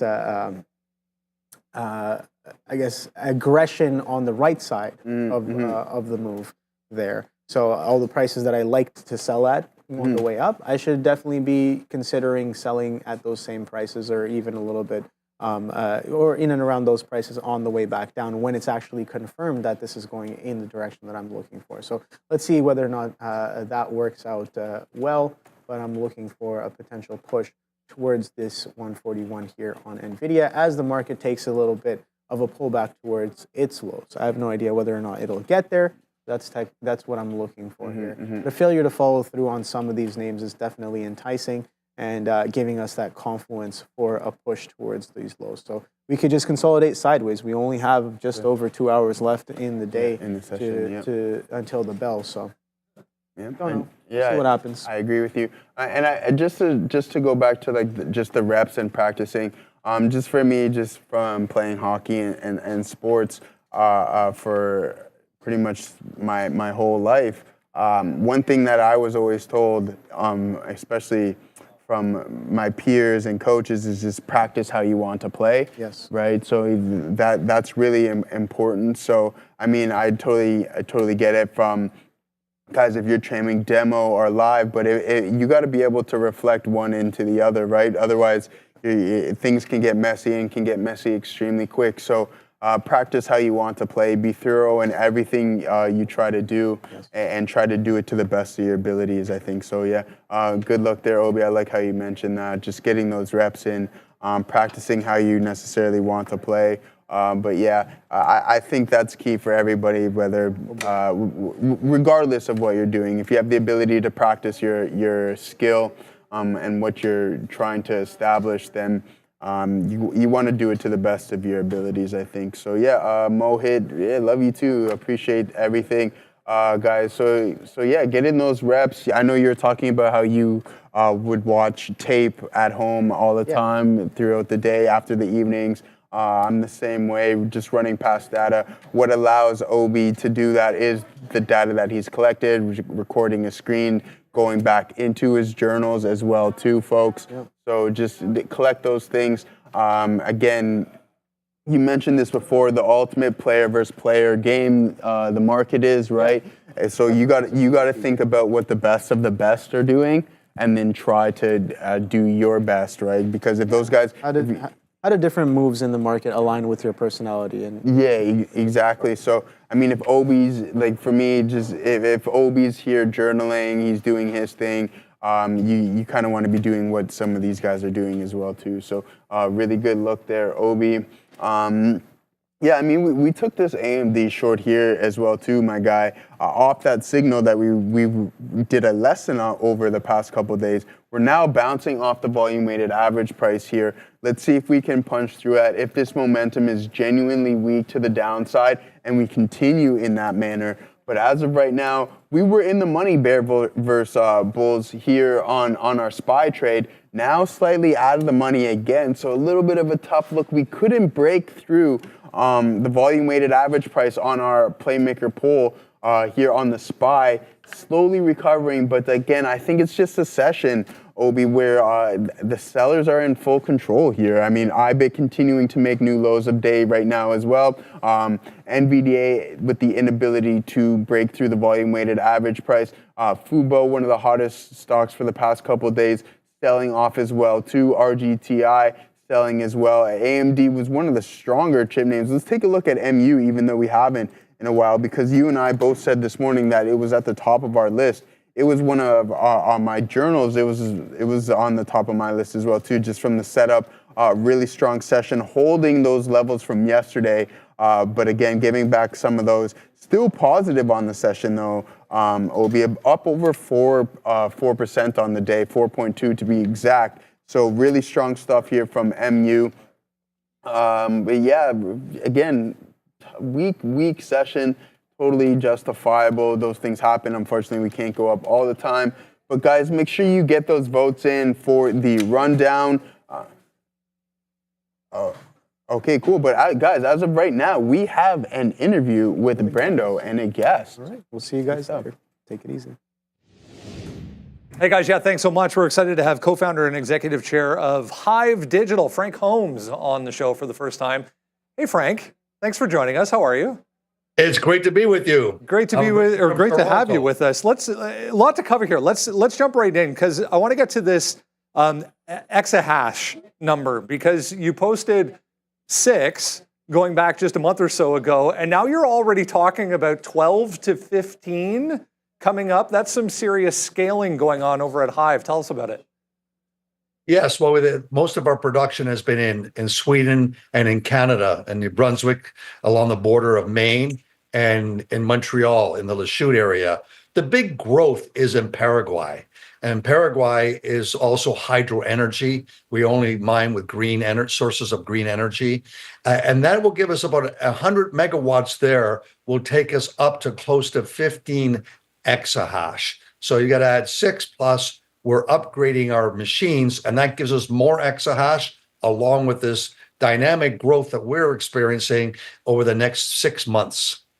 So a couple of facts here. Let's back up a little bit here for anyone who's maybe not familiar with the company. It's been around for a long time. First public miner, first mining company to go public was here on the TSX. We're in Toronto, by the way. I don't know if you knew that or not, but just down the street. The company currently holds 2,700 Bitcoin on its balance sheet. That's up 67% year over year. Pretty impressive. I mean, give us your general thoughts here, I guess, on this market, because it's just been absolutely amazing to watch this price movement in Bitcoin in the past, 6 months, let alone, a year and a half. Well, a big part was the vision for Hive originally was the first crypto mining company, and we took it public in Canada. And a big interest was because there was a lot of gold investors wanted to have exposure. And I'm known for the world of gold. I have gold mutual funds.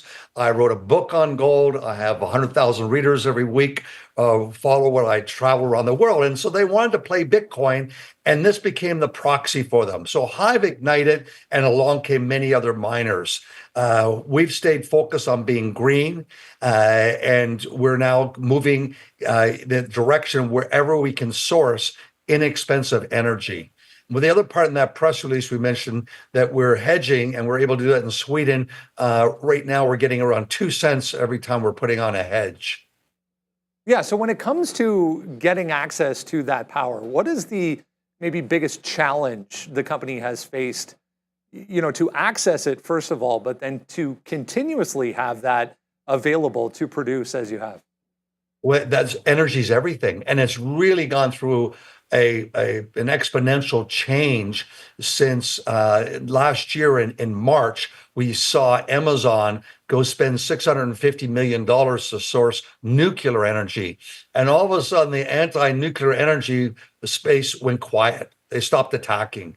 The scramble for energy is huge, and the valuations that used to be $20,000 per megawatt is now pushing $2 million if you have stable electricity. If it's unstable, then it's worth less money. But still, for Bitcoin miners, what's really interesting, what we've done at Hive, we're the first to balance the grid. So when everyone turns on their toasters in the winter, all of a sudden we can go from 30 megawatts to 3. That energy goes back to the community, and the energy at nighttime when they're sleeping is not being wasted. The community is getting that revenue coming back to them. So that's been a win. And now in Lachute, we heat a building from 40,000 square feet to 200,000 after buying Bitcoin, making revenue from the Bitcoin. The machines are so hot, they create a liquid that goes across like a radiator into a building that has 170 manufacturing workers making whirlpools. A byproduct, I guess, an excellent byproduct to have in that. Let's talk about Bitcoin here specifically. We've had all kinds of different catalysts, all kinds of different reasons as to why, people should be involved. If someone is still on the sidelines a little bit, humming and hawing, what can you tell them about, what's to come in the crypto market in general, but Bitcoin specifically, that has Hive so excited? Well, it's evolved. They coming back on the ecosystem of digital gaming. Really, gaming was the first to come out with a token where you could get another game. So we have a huge young population that grew up in the gaming world, and they were the first to really embrace crypto. And we knew when we were mining Ethereum, before it went from proof of work to proof of stake, that at one time there were 30 million kids turning on their machines from the gaming, go to bed, and use their parents' electricity to go and mine an Ethereum coin. And they could get 2 coins a year. They could open an account. You can't open a bank account. You're 12 years old. You can't get a bank account. But going back 10 years ago, it was easy for a 12-year-old to get a crypto account and all of a sudden convert his Ethereum into cash to upgrade his computer. So this grew outside of the normal brokerage and banking world. And so I think that we're going through this next new level of the adoption process. But I wanted to share something I forgot earlier is that Hive has always owned and put it on our balance sheet Bitcoin because we are a proxy for a lot of investors that want to have exposure to Bitcoin, but they've been reluctant to go to one of these crypto exchanges, which there's been so many duds in them blowing up, etc. So that's the proxy. What we do find is that we move 90% of the time by every 2 minutes with Bitcoin prices. But we're more volatile. So Bitcoin goes down 2%, we're going to go down 4%, 6%. It goes up 2%, we're up 6, 10, 12%. So we're more volatile, and the best way for traders is buy it on the down days. Because mathematically, in a long-term secular bull market, it's going to trade up. Don't buy it when Bitcoin is up. You buy it when it's down, like today. It's just a classic. And I think a question I'm asked so often, what would make Bitcoin worth $1 million? One Bitcoin is worth 100 million Satoshis. At 1 cent, a Satoshi makes Bitcoin worth $1 million. So right now, a Satoshi trades at 0.0008 cents. And what would take it to all of a sudden is going to be worth that $1 million? Well, we have found that if you have certain numbered Satoshis, they're more valuable. We've been offered $10 for certain numbers. And what we're finding is that there are people out there that want on an epic day, the day of the halving, or the original coins, or anything special happens in the world, that they want that digital picture attached to that Satoshi, and they can send it around 20,000 nodes around the world, the Bitcoin ecosystem. And it's theirs. So I can have a picture with my 9-year-old daughter on her birthday, and all of a sudden I can crystallize that. So at $10, well, what does that make? A Bitcoin's worth $10 million. So going to $1 million and seeing that we're getting more than a penny, it makes it very foreseeable over time because of scarcity, adoption and scarcity. And what's not changed in macroeconomics are governments, the G20, are using MMT, modern monetary theory, printing excessive money for every program they have.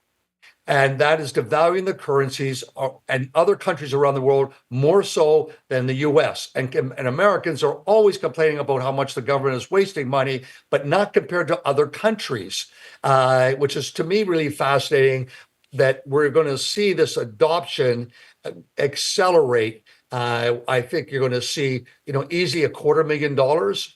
Yeah, and well underway at this point, it seems anyways, on the adoption side of things. I want to touch on what's to come going forward. Calendar just rolled over. A lot of people looking at, what's the biggest opportunity going into 2025. A lot of people talking about, and rightfully so, the AI side of things. The company was one of the first on the Bitcoin side of things to adopt an AI strategy. Tell us about that. Well, I mentioned earlier, we were the first to really mining, and we're mining Ethereum. And Ethereum always had much more robust profit margins than Bitcoin mining. It's interesting during that whole first launch of the creation of Hive, and we put it on our balance sheet. Well, that gave us an expertise in managing GPU chips. So to mine Ethereum and many of these alternative coins, you need GPU chips. When you're mining a Bitcoin, you need a truck. It's a Bronco Jeep. It is, but when you're mining with GPU chips, it's a Porsche. So we have the skill set and the technical people of managing GPU chips. And the GPU chips we bought several years ago, to the last big batch we bought, about $70 million from NVIDIA, we were allowed to buy two purpose. That is, we could do AI and we could mine Ethereum. So we started in that journey to be able to mine Ethereum and get our money back as fast as possible and build out our AI business. So the AI business now, we see that it could do 20 million, but it's very high margin business. And the rule of thumb is that for every 10 megawatts of GPU chips for AI, high performance computing data centers, that's equivalent of 100 megawatts of Bitcoin mining. It's so much more expensive. It's a different animal, but the revenue margins, they're more stable and they're higher. We touched on a lot of things, Frank. Just quickly going forward into the remainder of this year, what do you leave with? What do you leave investors with here for incentive going into 2025? Well, a big part was we moved our head office to Texas.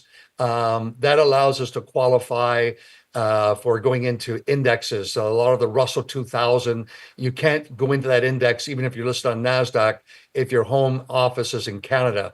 So we'll keep all the accountants and the CEO and the technical people are all in Canada, but the Sarbanes-Oxley type of audit internal process will come here to San Antonio, and we'll be able to run it from here. Then that will allow us to qualify for many of these other ETFs.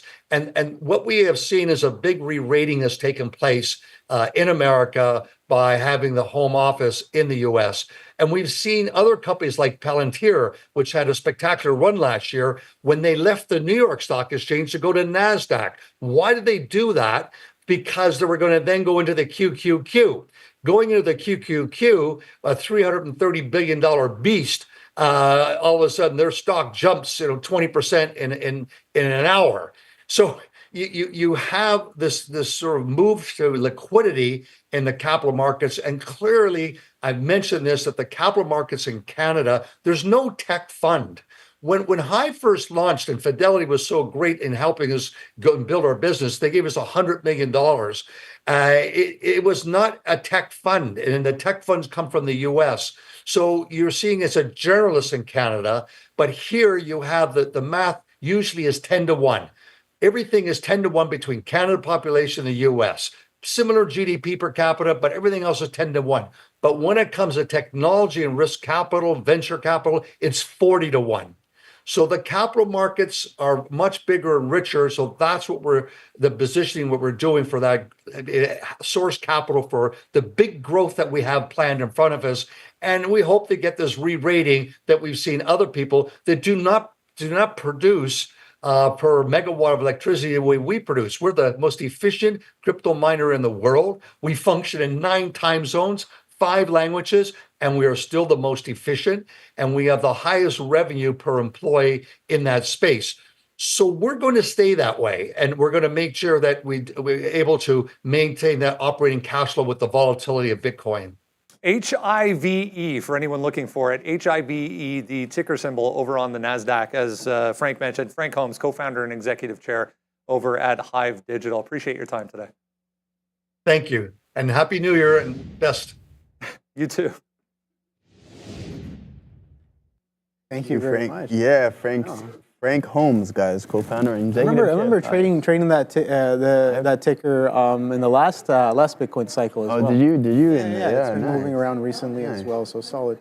That's good. We got him up, kind of talking about what the business does and everything. That's pretty solid. I didn't know that they're one of the most efficient miners. I gotta look more that's into key. that. Why we know that with Bitcoin mining, it's really cost ineffective, really. So it costs a lot of money to mine some Bitcoin. But yeah, guys, pull up my chart here one last time before we send it off to the big boys. AMD, we got that short signal here, folks. As I mentioned, just above VWAP. I'm told you we're looking for these signals at extreme highs, lows, and around the volume weighted average price. So there you go. That was one of them. Picture perfect with the example that we had in the lesson on AMD as well too. But it is 2 o'clock. Yes, sir. Send it off to the big boys and see what they got going on for us for the afternoon. See you guys. Take care.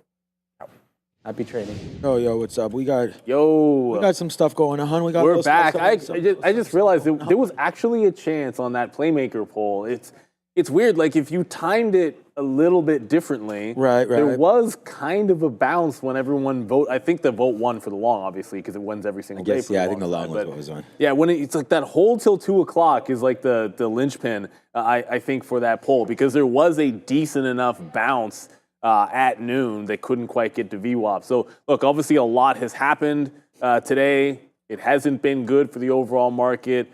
NASDAQ 1.3 of the downside. ES maybe half of that or a little bit more than half of that to the downside. So faring a little bit better. But tech has been, in a general sense, wrecked. That DATS stock is, I got eyeballs on DATS. DATS is on the move here. It has been precipitously pretty much the entire day. It has been your low flow type runner. Bitcoin at 97,000 and working its way to the downside as well. So it's been a rough day for BTC. It's been a rough day for big cap tech, probably led a lot by NVIDIA, which while it's gotten off the lows, down 4 2/3% here, and not much of a bid. It's tried to get to VWAP. It hasn't done much of a job.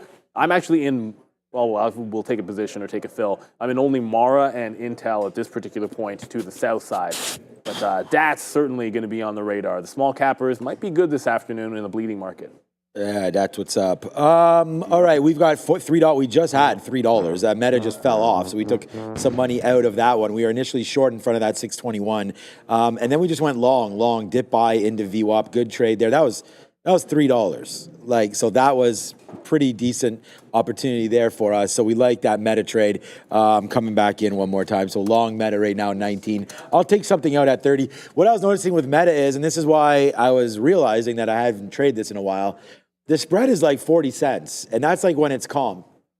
So yeah, you can't, like, I cannot trade this. Like when I was short right here, you have to get out when you're wrong, especially if you're going to go short at a key level, because you never know when that level is going to snack, crackle, and pop, and then you pay that spread. So I'm using different stop orders on this right now, and trying to, there you go. Yes, that was a good one, man. Just got some out there on it. See, like, look, there's a Memex there. Is that a stuck quote or what? I don't know. But look at the awesome spread right now, 50 cents. Right now, and that's a legit spread. So as we switch over to AMD, you'll see the spread here, 2 cents. We are now short on the AMD short, come on. You know, that's been a great stock to short up there at 130. So we're in right now $4 or about 250 now, in the 350, sorry, in the money on these two positions. So far so good here. I don't know if we're doing the rundown today. Are we doing the rundown? Joe seems like he's getting ready. We'll just Okay, yeah, okay, so we are doing it. All right, good. So, yeah, right now, 250 the money on Meta off that little bottom there. I like the stock. Let's see if it can continue to work a little bit higher. We said there's some squeeze opportunities. Let's give it that shot as well. And then right there now, again, a little bit of money bag yo on this one as the Dollar Club hits for AMD. So far, so good right now there today, but, you know, it is what it is. That was weird. I swear I just heard a phone alarm that was identical to my wife's going off, which is sometimes wakes me up. Oh, it was the Fabian's that was going off. Fabian and your wife has the same. Oh, it's like I think it's a default on the Android. Yeah, but, you know, it's one of those, if you ever get woken up by something, and it's a very rare circumstance because I wake up the first, so it's almost never that my wife's alarm would wake me up. It's when usually a U.S. holiday and I get to sleep in. And then I hear that one. It always, not weirds me out, but it always catches my attention. So look, DATS, here, I'll quickly show what we're in because Bitcoin's down. Mara got to VWAP. I didn't catch a VWAP short, but it broke through what was a bit of a wall here at 19.5 into 1930. And now it's got a working trend line in here that is trying to break back above this 19.5. So we're shorting it back into 19.5. As far as I can tell, you know, when you look at what's going on in IBIT, obviously we can talk about Bitcoin. You're in a consolidation off the lows. So if we break lower, I want to stay short. If we break above this consolidation, I want to be able to jump out. Intel's just from earlier. I had this one off of a mean reversion top. Now I want to look to see if we can get something in and around VWAP on Intel. Oddly enough, up on the day, which is deceiving because when everything was up, Intel dropped a ton yesterday, so that's probably the reason why it didn't drop any further. But we're short this one from earlier on in the session. I do believe Joe is ready. Let's get this rundown started. See what names you guys were interested in. I got a pretty good bet NVIDIA is going to be on the top of that list.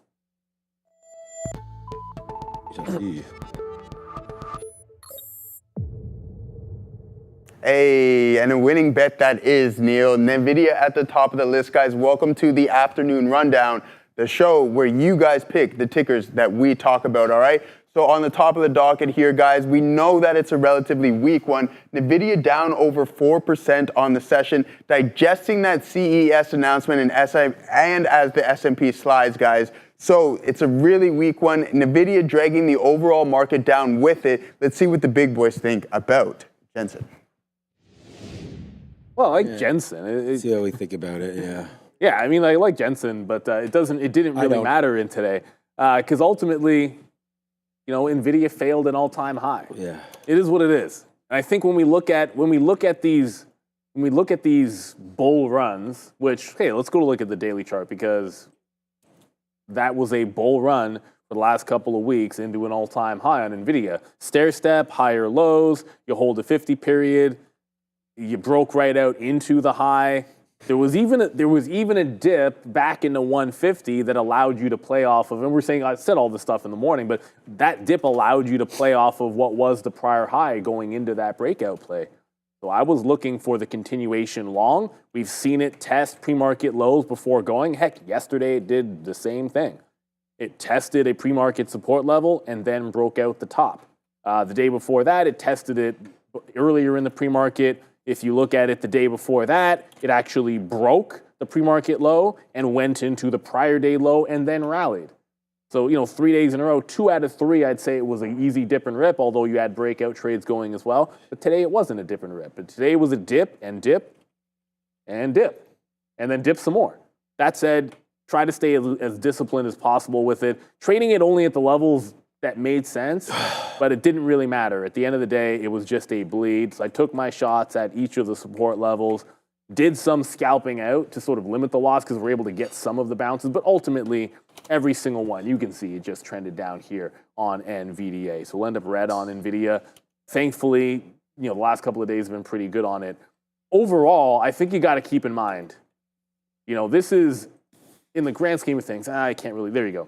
In the grand scheme of things, we just broke away from resistance at the 50-period moving average.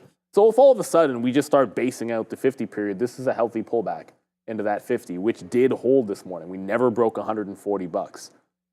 Even though it's more like 139.75, but we've held that 50-period on the daily. So as long as it can do that, let it settle down.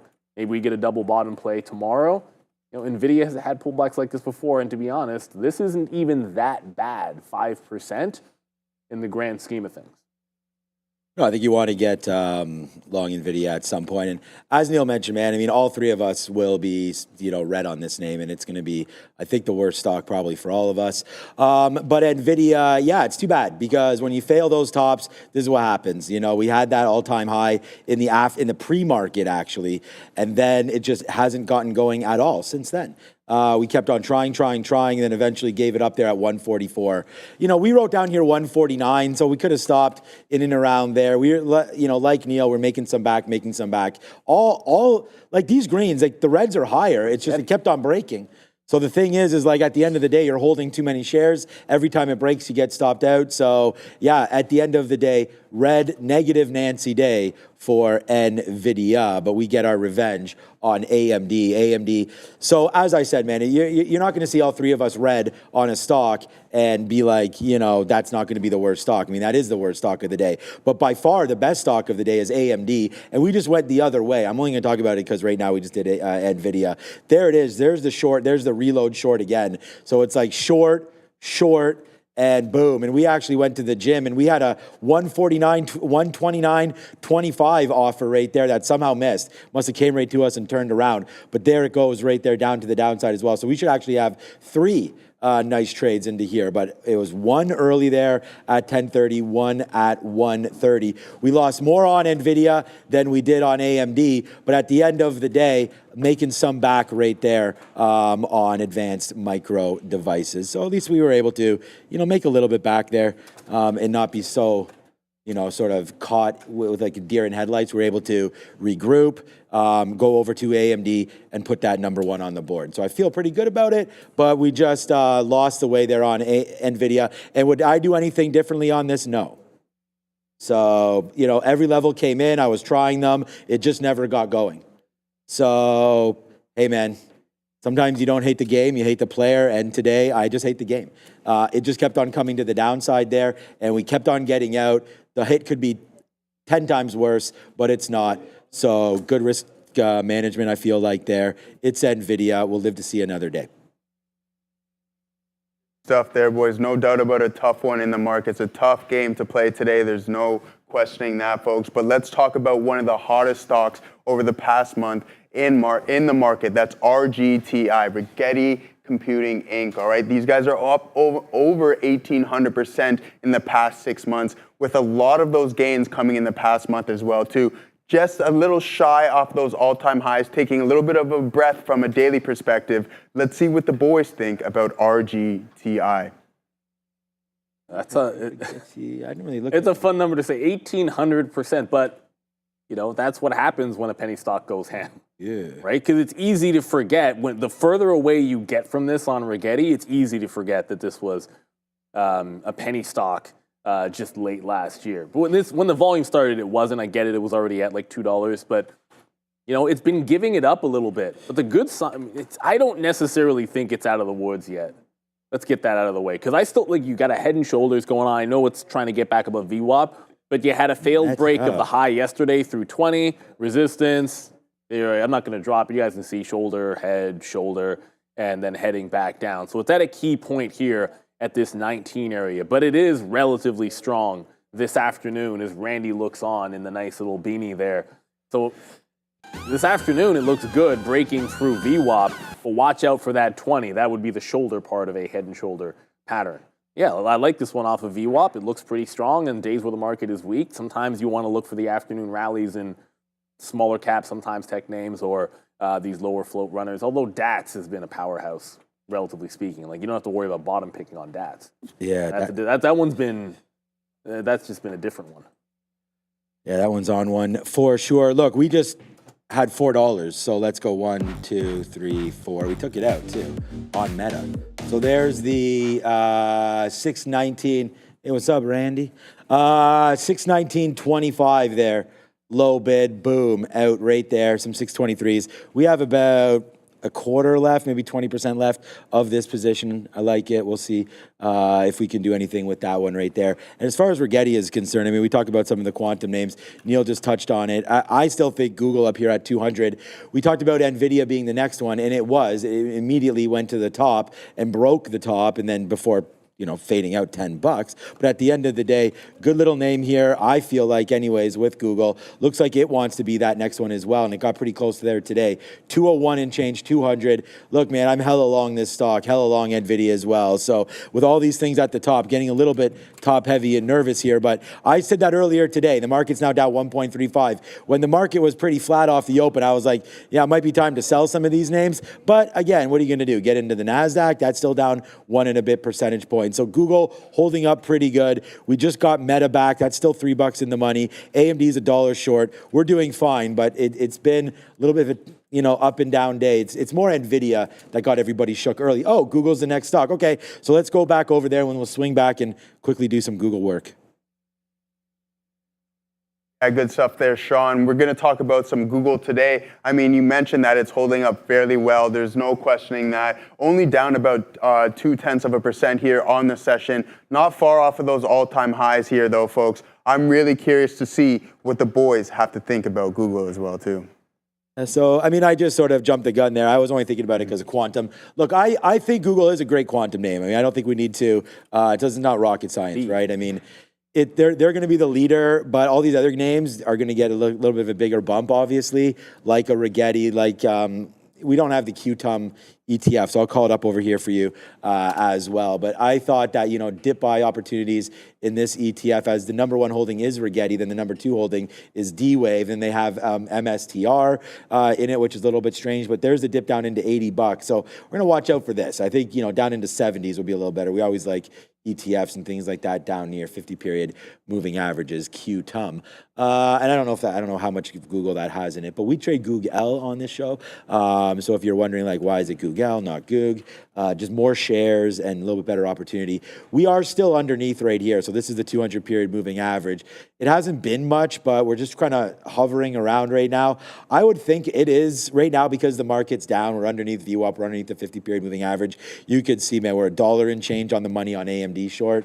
I'm thinking, 197 is not where I want to short Google, but that's the short that I could see in and around 197. You got VWAP up top, so 197.60 if it does get bumped up into that area. So I would sort of say play off of that, 197, 196, something in and around that area. So those are my plays there for Google, just shorting 196, 197, but relatively strong. Yeah. So I just don't know if I like the longs right now in the day. That's all. It's tough to like the longs at this particular moment. The only thing I want to add is you got a crazy double top on that at the 200 level on the daily for Google. But check it out, everybody, because Hive Digital Technologies, which on the NASDAQ is HIVE, pretty simple to remember, is pioneering the digital transformation through sustainable AI solutions and Bitcoin mining, a global leader in cutting-edge data center operations with over 2,700 Bitcoin on their balance sheet. Kaboom. Hive consistently tops the industry in Bitcoin mined for exahash and is redefining the future by powering the world's most transformative technologies with efficient, green, and clean energy. Learn more by following them at Hive Digital Tech or at hivedigitaltech.com and sign up for the Hive newsletter for updates. Shout out to them. And appreciate our guest here. We had a little bit earlier on with Brendan. Fantastic interview. So, yeah, I mean, all I was, like Sean said, I think we're in a market where you want to have some shopping ideas, which means, you know, when things dip, which inevitably I think we're going to have a high volatility year, you want to be ready and locked and loaded. So I don't necessarily love like that double top. It's got a trend line on it. If it breaks the trend, you got 180. I'm more impartial to the 200 period moving average in this particular case because that's what's been respected the most on Alphabet. So, you know, I'm halfway. You don't want stocks to go down. I understand you never really want that of a holding of yours, but ultimately this is one that I'd want. Like I look at Meta that just failed an all-time high, and it's like that's one of the recent buys I had. I didn't sell anything up at that triple top, but this is one that I haven't added in a bit. And I would like to get the 200 period moving average. Let's go on over to, Sharif always calls it the dead one. I guess today that fits for Apple. Living up to its name today, Neil, no questioning that, guys. Apple shares are trading lower after MoffettNathanson downgrades the stock from neutral to sell and lowered its price target from 202 to 188. I mean, a lot of us here are waiting for that full release of Apple Intelligence. Dan Ives from Wedbush says this is an Apple supercycle with the iPhone 16. We're looking for that to take place within the price itself. We do know that we have record inflows coming into ETFs in the overall market as well too, folks. So that is going to affect the price of Apple. Trading higher now, pulling back off of those all-time highs. Let's see what the big desk thinks about AAPL. I mean, Ooh, we're the big desk. This desk is actually smaller than that. No, I think they're the same. The desk of the No, I mean, no, the big desk. Oh, that one. Yeah. That's a big. That's the big desk. Look, I'm just going to disagree. Apple's not the dead one at all today. I mean, it's actually better than the market. If anything, I thought, and honestly, like I thought Apple was going to get killed today, with the downgrade and with some of this negative talk. So we were shorting Apple. We got out of the way, as I said, just positive on it, barely. It does hit that 245, which is a surprise. And that's what I'm saying. Like, I wrote down 244 short. The fact that it got going early was amazing. And then there's the 244 breakdown. It hasn't seen anything since that. So we should have re-engaged it at that level. But I would say, yeah, not dead. I feel like it woke up, man. It got going there real early. And we talk about where it's at right now. I would say for the last couple days, it's definitely pulled back. I mean, much more aggressive. We just showed you Google that's at highs. We just showed you Meta that's at highs. Amazon in and around those levels as well. Nvidia, sans 5 hours ago, was at highs, but Apple definitely the move down. So yeah, not performing well over the last little while. I'd say far from dead though. I mean, I love stocks down there at the 50-period moving average. So today, performing a little better than the market. Honestly, with the catalyst there, I thought it was going to be a lot worse than this. So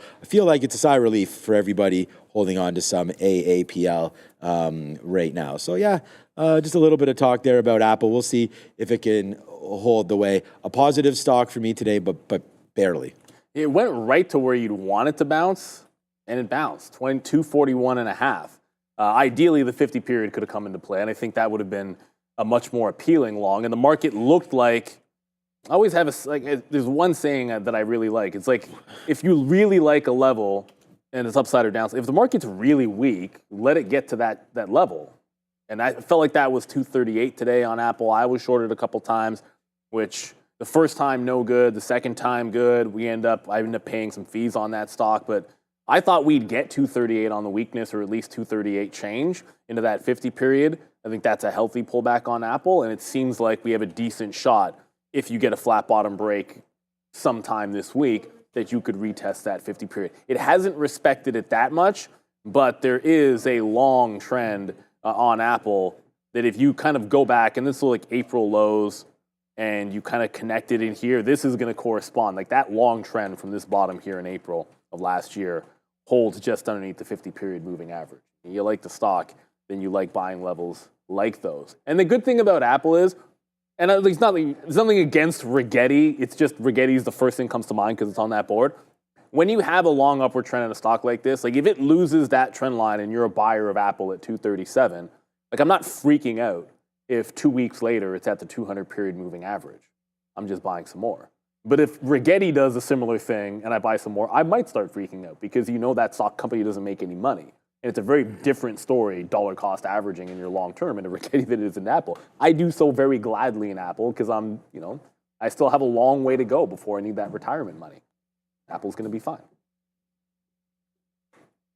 There you go, that retirement money. Maybe that can be found here, Neil, in Rich Tech Robotics. This thing has been popular in the chat as of late, trading significantly higher. We are a little red on the session here, folks, just down a little bit over 1% on the day. But found something interesting on Rich Tech Robotics is short flow percentage has risen to 28.6% since its last report. The company recently reported that 2.98 million shares are sold short. So this is really interesting here on Rich Tech Robotics. Maybe this can justify why we have been in this squeezy price action over the past month or so. Let's see what Neil and Sean think about RR.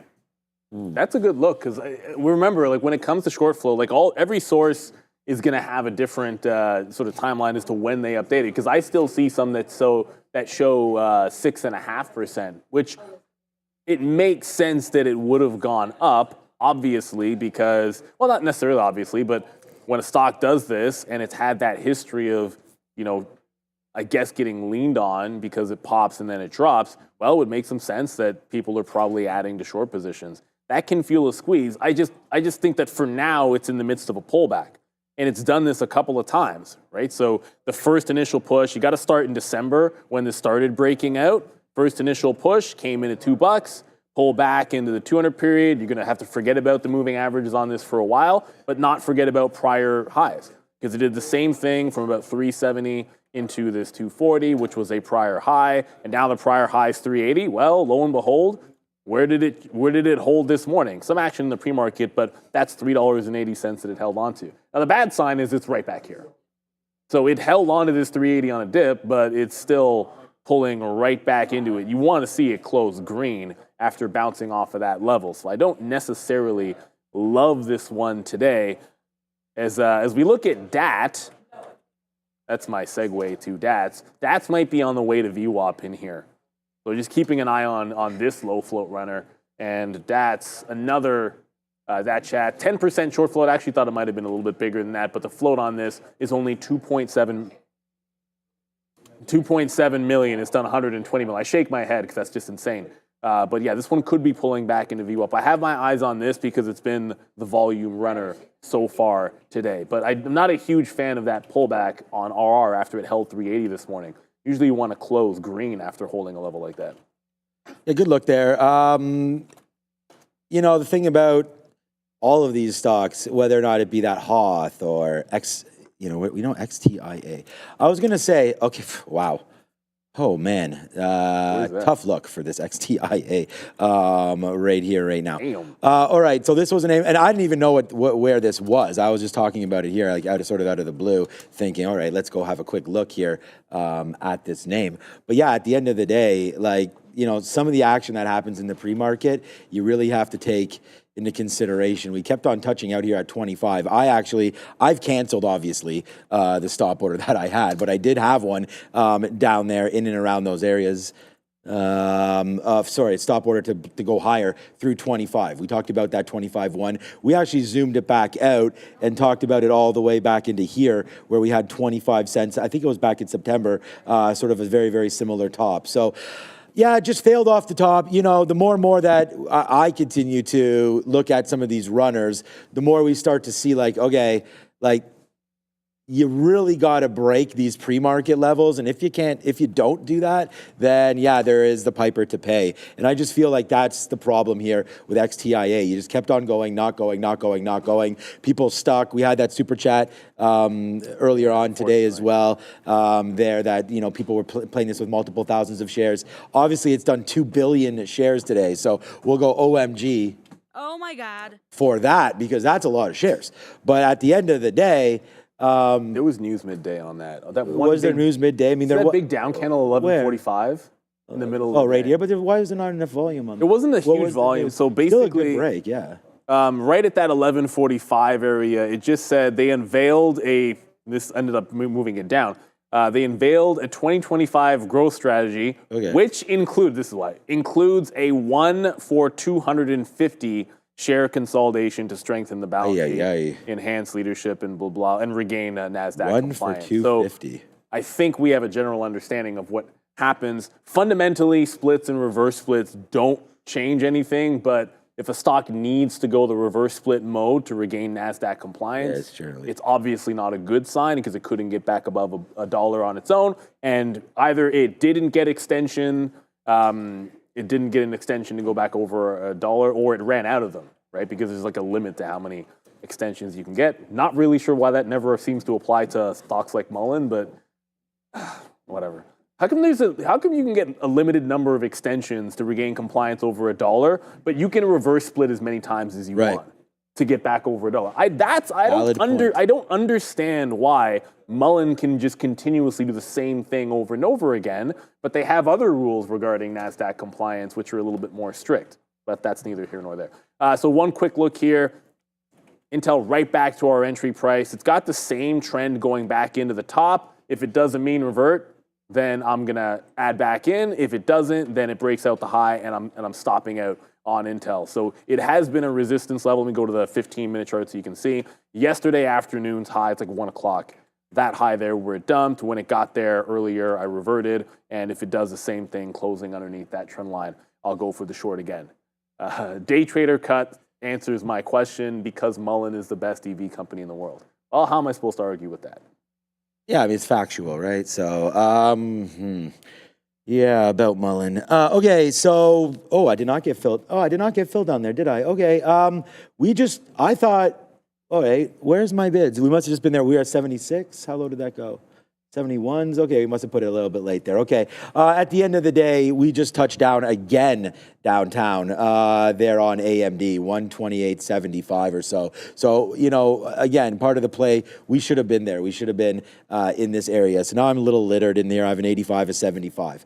So if we do come back in, we want to get some more out here on AMD. We just failed at the 50, but to say we failed over there, like I'm not going to get like excited about any trading right now on AMD. The market is pretty slow. When it starts ramping like this is when I get excited, right? I mean, it's like 5, 10, 15 straight buy candles there to the upside right into 130, which is a level that we like for the short. So yeah, I mean, that's obviously where we're going to get excited, and we did. And it turned out to be a decent opportunity there. So good trade, needless to say there on AMD. We'll see if it can come back in. Our stop is rate. I was going to stop out at VWAP, but rate given this level, I think this is a little bit better. 129.50 basically. Let me see where the stop order is on that. 130. All right, so let's change that. So 129.52. We'll stop out above that area right here. So that's VWAP, so we're going to have to take that. Then we'll just give it a little bit higher. That's 45. If you're going to be super, super conservative, that would be a good spot to sort of start with. So I would say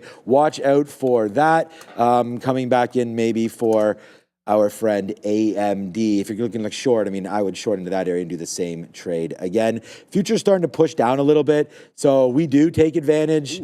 naturally of that meta bump right there. We are just offering again 621.50. So a couple good outs. That's another $2. So we'll take it and be pretty happy with it. Hopefully continues to work out for us. Right now it's meta holding on to the long, but just so everybody's aware, like we are maybe not 10%, a little bit more, like 15% maybe left. A lot of outs, so about like 7-8 outs on the way up. So we, with the market being down, we didn't want to hold meta too much. Meta with the market right now. So yeah, so far so good. Like the stock, like AMD. We'll see if we get a little bit more of a downside push. Let's bid something at 129 anyways.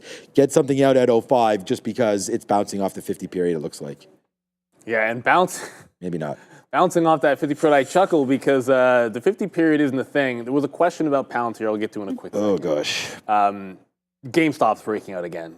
So I don't think anything too much different from yesterday at these levels. Like it's underwhelming volume, and I have not heard a story. We didn't hear a story yesterday either, but it decided to go. So I'm probably just going to go ahead and pay for locates in something adjacent or even GameStop itself to look for a reversion play. But there's a question about, like, is Palantir a buy at these levels? So a couple of, what's your time? You always have to think what the time frame is, because I think on the day trade, on the 15, this has been the zone that it's been bouncing from. I'll throw up a 30 minutes so you can actually see the longer, like how long it's been. It goes all the way back to the beginning of December. Like 70 to 71 has been a good turnaround zone. If there's one thing you want to note about every single one of these bounces in these levels, they all happen in the morning. So they're actually the only time, and still missing, we had a data issue on that Fed day, so some of the last 30 minutes, like trust me when I tell you, there was more price action underneath here, and it closed at those lows. Every time you've had a big bounce off of this area, it's been in the morning and not in the afternoon. On Palantir, it gets down here, and that's a different story. It had one close down here, and that was the only time it was down in the afternoon. When you look at it on a higher time frame, like it is so far removed from the 50 period moving average that if it loses support here, it wouldn't be unreasonable to retest 60. That was a bit of a dip level on the weekly. The last red candle underneath here held the 60 level, double bottom for a couple of weeks, and then underneath that obvious like 40 to 45 zone. So you have to ask yourself, like, what is your time frame? You holding something forever? When you're holding something forever, it's a much different story when you're DCing into it. Because all you need to believe in is believe in Palantir, and then that's absolutely fine. But if you're trading it, it doesn't look that great if 70 goes.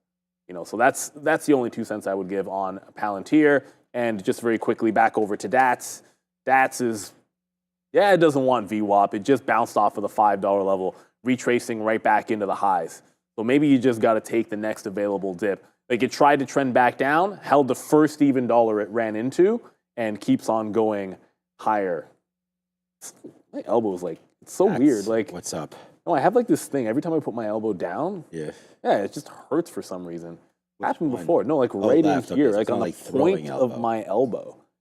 Well, I'm not really throwing anything. Point of your elbow. Well, I was doing this is I think like Charlie horse or whatever. Well, my daughter and I were doing like play sword fighting last night, and so I was messing around like left. You better stop playing with your daughter, man. I mean, tore your Achilles. Now you're gonna have to have elbow surgery. It was fun though, but like exactly. That's why I asked him if it was his throwing elbow. No, I was doing all like this stuff. Like look at me, left hand, right hand.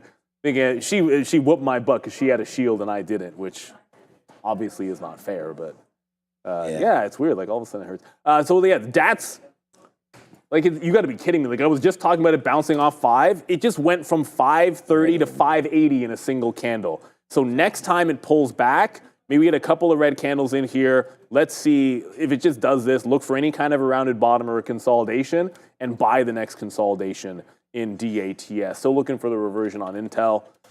So there it is. It's trying to close underneath that. Actually, it did close underneath the trend line, but still holding sideways. Want to see it drop down underneath this level and then try to pick up the reversion trade. But that's one running. If there's something else that's moving, let us know, because DATS Prescott, starving like in the chat. DATS Prescott. No, it can't be DATS Prescott. Here we go. Because it's up 190%. So it needs to be, you got to find a good quarterback for this one. Yeah, that's a little bit different. Join me and Brian Shannon tonight on the Market Recap Show. So if there's any questions you need me to ask him as well. He's talking about some of those anchors from pre-election or post-election day coming into play. So we'll double check that. It's been just a minute since we've dealt with Brian Shannon. So we'll say chicken dinner winner. A year. Yeah, you're right. It's been about a year. Yeah. No, we haven't seen him this year, of course. But now we'll just continue to go. Obviously, as we continue to watch out for this market, I'm just going to cancel some orders because I want to make sure that we have the right feels. Now, there goes AMD. Let's go, man. That is what's up, Ozan? We just talked about how we like the short. There's 3 more outs all the way back down. Like I said, man, it's kind of like some Kendrick Lamar here. It's not like us. There's no one like us right now. We'll just continue to scalp it out. We'll wait to see if there's going to be more trades. But this is a very unique style. Like, we just come in the 200 period and starting to scalp it out. Like, I wish I had a little bit of a better feel on this. Like, I think we could break the lows. So I don't have any more bids. I have a bid at 128.55. Like, if we can come into there, then we'll do that. But since then, I think if this market could bleed, here into the close. So we still are. We'll deal with our, you know what? I mean, I could just punch something out. The problem with Meta, honestly, is the spreada. Like, we talked about that. That's 25%, 25 cents, on a spread. So it's fine if you're trading like. They should split. Yeah, like if you're trading like 5 shares or something, like fine. But if you're starting to up your share size a little bit here, like right into there, that is I talked about that yesterday or this morning. I was like, next one up to split will be Meta, because I still think that there's a lot of, upside, as we talked about in this market, still left. But for right now, the market's pulling. So nice downside move there for Meta. We do have a small piece left. I don't think we need to let this one get too far away from where we're at. Our initial stop was where this 200 period is, but now we're right here, right now. So what about just a straight break of 619? That will be very, very comfortable for us. So we'll cancel our Meta right now, and we'll just get out if it breaks 619. Downside opportunity abound here for META. So let's just wait to see. I'm offering 620.25s. If we do get a little bit of a bump up, we'll take some pressure off there, take $1, and then we'll hold like about that 10%. But for right now, if it does continue to bleed, we're going to get out. We're going to get out at a 619 break. So we'll put that order in, and we'll just see the best we can do with it. But that's what I'm going to try to do right now with Meta, get a piece out. But we're still watching this bleed, right? So AMD right now, I still have a 128.50 target. So that's my next stop, and we'll get aggressive here with our out on Meta. Cross down at least 30 cents. Yeah, well, that's a good point, because when you look at what the spread is on not just Meta, but any stock, when you put a stop order, you got to be cognizant of the spread. Like, if you're putting a stop at an even dollar and the spread is 30 cents, you should be crossing at least 30 cents. And I think that goes without saying. And by the way, if you're using stop orders to get out, and you're not using a market order, then you want that limit order to be like sufficiently aggressive. There's always a big difference between when we don't get a breakout trade entry we like with a stop order. I can live with that. But if it breaks your stop, you want to make sure that you get out. It's not fun when you miss a position that you want to get into on a break, but it's not the end of the world. But if a big level goes, you don't want to get stung and still be holding past your level just because you missed your stop. Tesla's right back at the low of the day. Quadruple bottom on Tesla at 392. DATS, by the way, DATS is now trying to make, it just went to $6 and it's trying to make its first pullback. So this, since we looked at it, will be the second opportunity to dip. I thought the chance at VWAP, but the pullback, maybe prior bar low here at 560 here on DATS. Certainly there's not much that's looking that good. I just took a little bit out of Mara, but if we're making next trades here, I feel like it's going to be DATS and trying to join this trend in to the upside. I see a few people saying Hoth is starting to go again. That was good this morning, right. But yeah, it's kind of barcoding off of VWAP here. Volume's kind of dried up. See how bad the volume is? It just hasn't picked up. It's only sideways off of VWAP. There's no higher lows to work off of, no higher lows, higher highs. It's just kind of hugging VWAP here. So, I think I'd rather sort of look at DATS here and see if you can't find another long trade. It's, blue sky setup on DATS. It's not like there's any resistance out here on the daily time frame, right? So let's find something here on a stock that's moving a little bit more. And Hoth is wild, don't get me wrong, and it was a great one really, really early. But like Sean said about that XTIA or XTAI, Yeah. you know, you had to be in that one really early. Like after the open, it was more bloodshed than anything else. Is that Dara?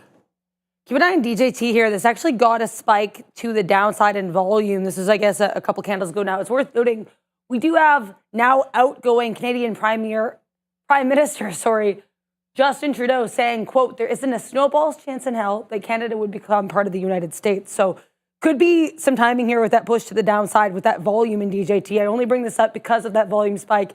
Be aware of Trump media, heading your day's lows down about 3%, guys. I mean, why are you even responding to that as if outgoing it's literal? prime minister? Okay, like let's It's not literally. yeah, let's just wait on all of that kind of talk. This guy's crazy. Okay, so and obviously you're talking about some of those ridiculous things that Trump was mentioning there, renaming. What was it? Not the Gulf. It was of Mexico. no, it was the Gulf of Mexico to the Gulf of America. Yeah. So I mean, look, I like the ideas. I don't, go for it. I mean, he's very, very pro-America, and that's fine. But at the end of the day, like, we're not trying to change maps here or anything like that. But apparently, Donald Trump is, and that should just create a lot of excitement. Settle it with math, Donald. Like so which with math? Well, who has more coastal area? The United States or Mexico in the Gulf of right now? The Gulf of Mexico, Right. And you know what? If it ends up actually, I don't know the answer to this question. But if it ends up being the U.S., then it should be. Then it should be the Gulf of America. And at the same time, they do figure it out. They do call it North America. So you actually got it's kind of not that bad. But the whole 51st state, it's utter nonsense. Everybody knows what is meant by it. And just to give you a history lesson, everybody, when there was when the original North American Free Trade Agreement happened, there were a lot of people that felt there should have been prioritized one between Canada and the U.S. and then handle Mexico separately. That's not the way that it went down. So you wanted to make changes. You had to do the whole thing. And obviously, this is a negotiation tactic to get some kind of a different trade agreement. It is what it is. We've seen it before. It's just extreme talk. Ultimately, the Canadian dollar's actually been rebounding, I think. Yeah. It's been really, really bad lately. But, I think you have to take these things with a grain of salt. I just find it hilarious that he responded as if this was some kind of a literal thing. 51st state, literally. Making NAFTA great again. Yeah. Nice trading on Meta. Meta does come back up. We get that 620 fill. I changed it. It was 620.25. We went to 620 flat. So we get that. That's 70 cents. So we'll just continue to put a little bit more money in the bag here on Meta. And then, by the way, there it is again. Let's go. Again, sometimes you get the shares, sometimes you don't, but we did right there. Look at that trade on AMD. We said we were waiting at 55. We're giving you the targets or the prices that we're at, and there it was right there on AMD, 128.55. We said we were trying to wait for that. It did come in. We are getting lighter and lighter on this position, probably about that 10%, maybe a little bit more left right now, about 10% left on AMD as we're starting to push a little bit, so that's good. So we'll just hold these two trades and then see what's going on. What about Fubo? Near the high of the Is it? No, it was at 640. Oh, I've already gotten out at this level. What am I got talking? excited for a second. I thought it was I thought 5 was good level, but I remember that we had sort of talked about maybe 5 as. Oh well. So sorry about that. Not at the highs, but getting close to that 640 again. We'll see. I mean, now you're underneath VWAP. I would say. Look, man, like the stock, like everything about it, the last couple of days, it's been great. Last 2 days, I guess, been pretty great. Today, up another 10%. Kind of ho-hummed it early, like we were in it, and then we got out on the 200 period break. So we wind up flat or slightly flat on Fubo. I was going to say slightly up, but flat on that name. Could have held it. We did get out of the 200 period.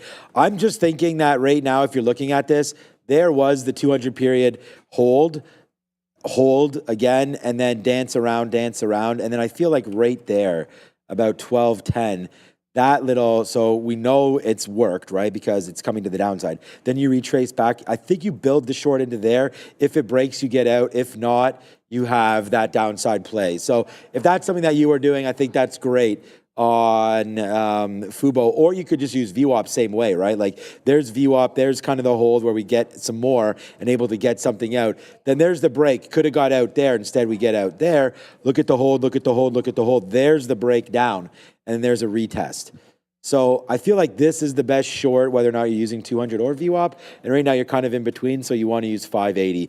So I would say, look, man, I'd go short rather than long on Fubo today. Just doesn't seem like it wants to have the juice. That was disappointing. Could go at the end of the day. We did see a nice little bump up there yesterday into the close, right there, 550. But yeah, still up that 10%. But like same as that XTIA, it's like, you know, you're up pretty decently there. And I don't know what else you really want. I am really shocked by that stock.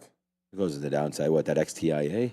Yeah, Here it comes ended AMD up, if you missed that level. ended up bleeding way more than I would have anticipated, because it looked Way like, more? for one point in the morning, it actually looked like it did this, like bounce off of like a prior support level. Because I was watching it a little bit in the pre-market, and then it did like a mean revert. I'm like, okay, that looks pretty good. And then it didn't follow through.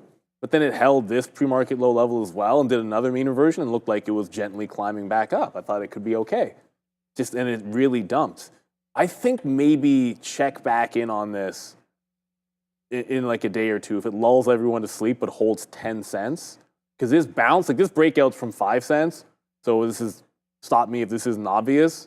But if it literally holds 10 cents after breaking out resistance at 5 cents, it might be in a day or two, if it just kind of dies down, it might be worth one of those like cheeky longs at 11 that you give to 10 cents before. No way. I've seen that happen before when looking at penny stocks. Yeah, of course. GameStop's actually really going here. I said I was going to pay for locates. I didn't. Just a couple of quick notes, though. All right, Intel, if it gets to VWAP, we're going to have bids into VWAP because the stock is above VWAP and the market's at low, so you have to respect it. Mars trying to work its way back down to 1935, but GME is actually on one right now. Respect to GameStop. It's got a prior high here at 34 and a third. Every single time this is, if you look at this, every time on a day it's run into one of these prior highs, it almost never breaks it.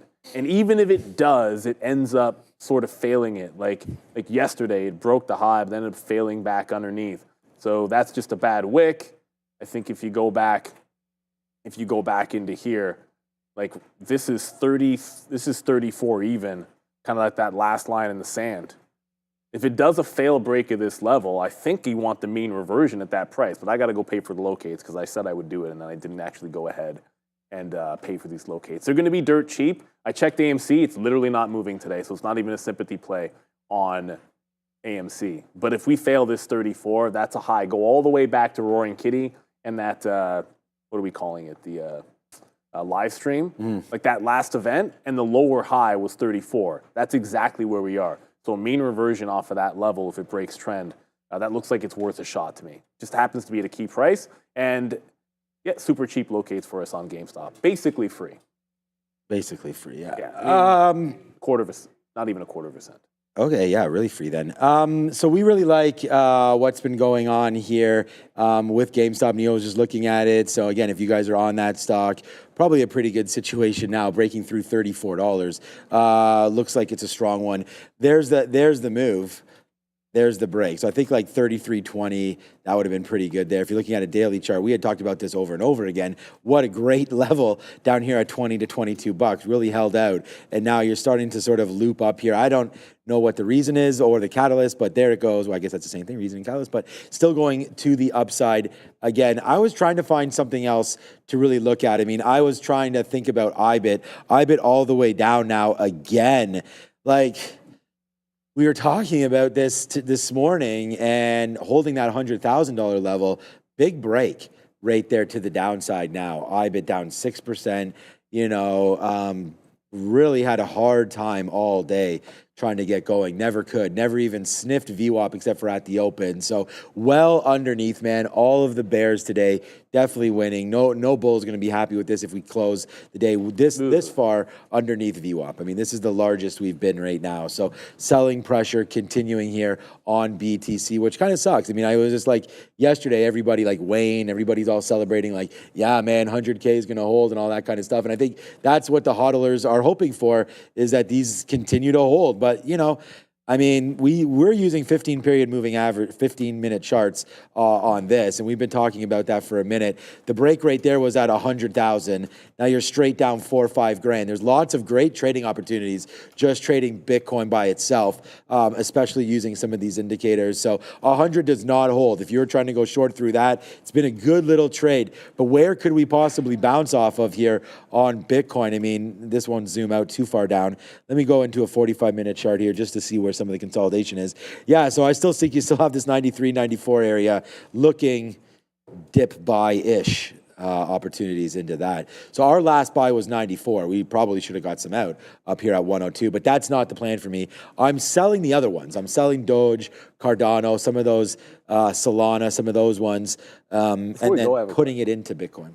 Before we go, I know we're going to go to Adair in a quick second. When you sell Bitcoin, because I don't do it very often, are you one of those that puts it into another crypto, puts it into a stable, or? So I don't sell Bitcoin, but what I would put it into that stablecoin. Yeah. Yeah. Okay. Yeah. So right now it's all sitting on USDC, and then that's what allowed me to buy Doge. Right. So I bought Doge at 33, took some out at 39. So I'm trying to. I suspected, but just for too the viewers, addicted. I'm trying to like scalp in and out as much sense. as that. Yeah, anytime if I do it in my Coinbase, when I do it with the ETF, it's different. But when I do it in my Coinbase account, usually you want to put it into that stable. I know we're about to go over to. I think we're supposed to go to Adara because I did hear a call. DATS just ran the high of the day again because that's what's up, and that pun is going to be overplayed.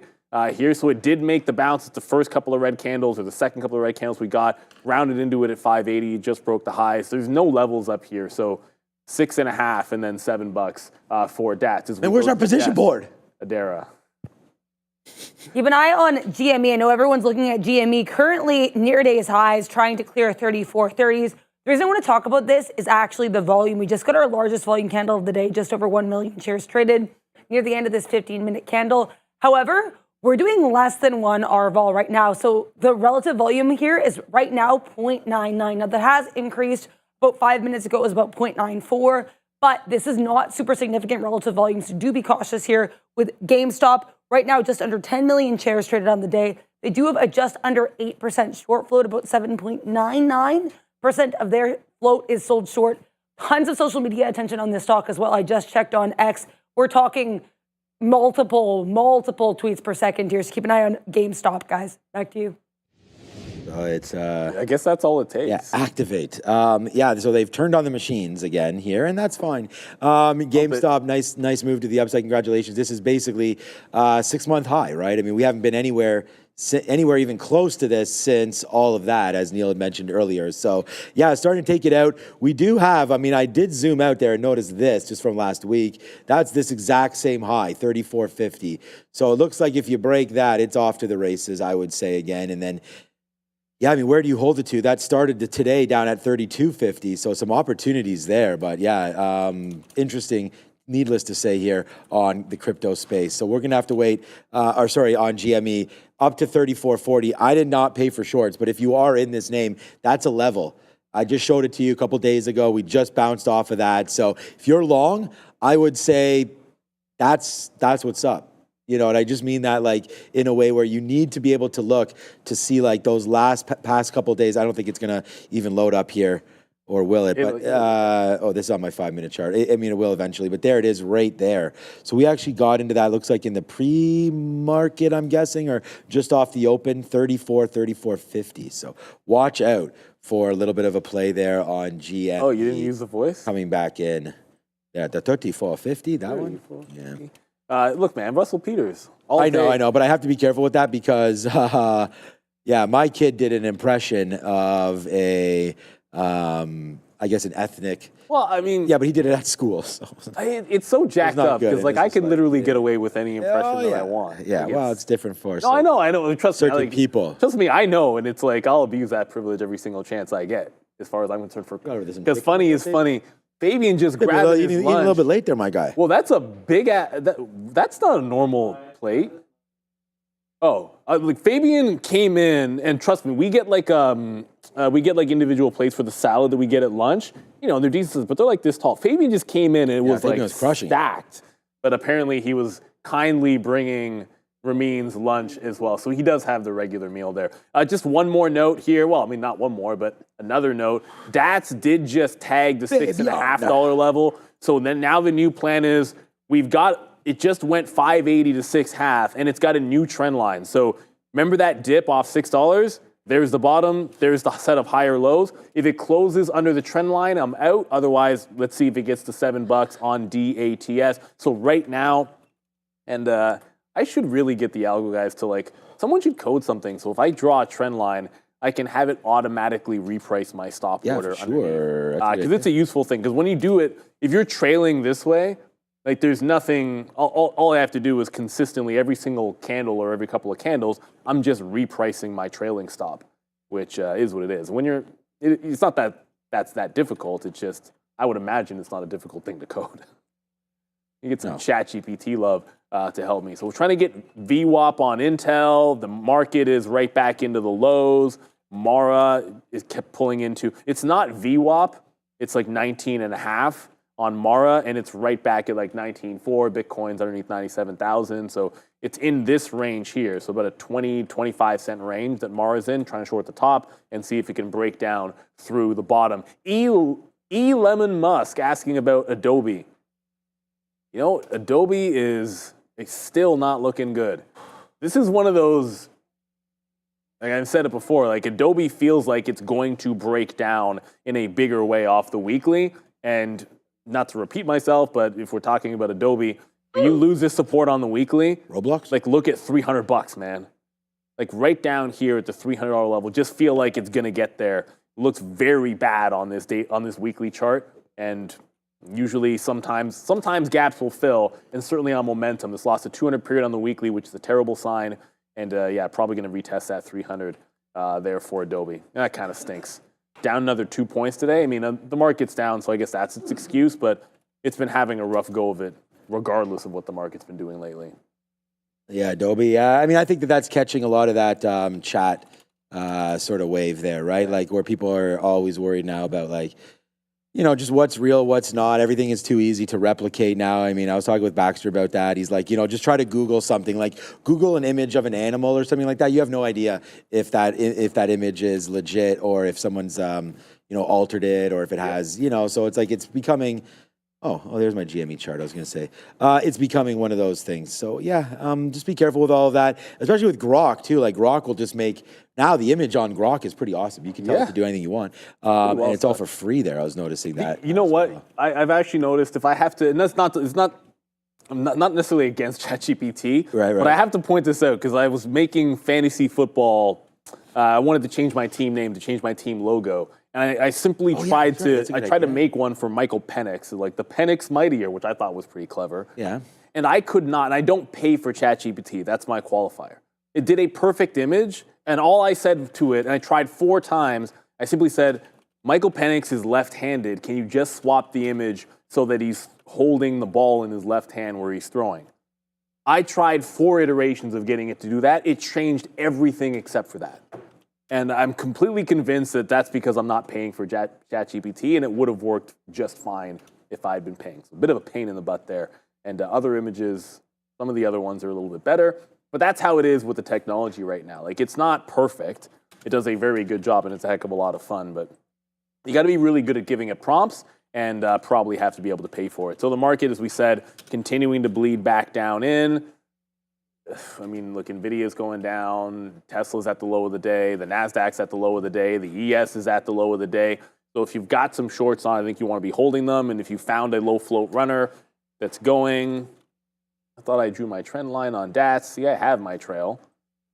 It has not broken yet, but yeah, this might break down underneath that trend line. We'll hit save just in case it bounces off. But if we lose the trend, I'm out. If we hold the trend, then we hold on to DATS. GameStop looks like it pulled back in rather rapidly there. So we were in DATS at that time.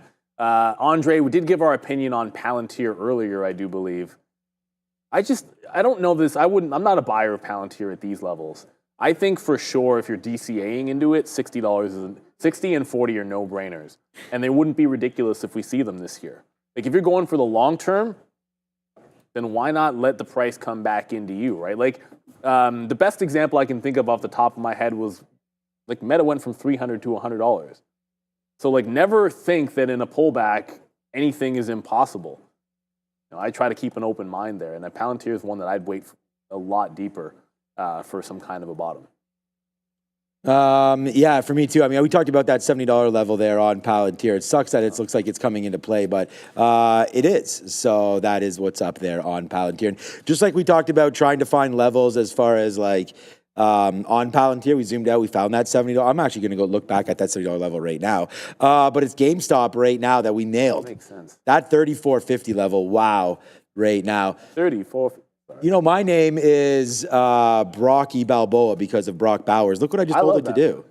Yeah, but I'm saying like That's pretty Grok's good. Make good. an image of Brock Bowers and Rocky Balboa. Yeah, I wasn't trying to harp on ChatGPT, but Grok is. I like this one. Yeah, it's really good for. What the hell? You should be using that in the pool. I'll figure it out. I was going to. I'll be using. No, but then you're not supposed to use the same player 2 years in a row. You got to always switch it up every year. Oh, okay. Oh yeah. Well, we'll see. I'll figure out something else there. Yeah. Well, Marvin Harris. I mean, you guys have been disappointing. I can't use him. Okay. So we will just continue.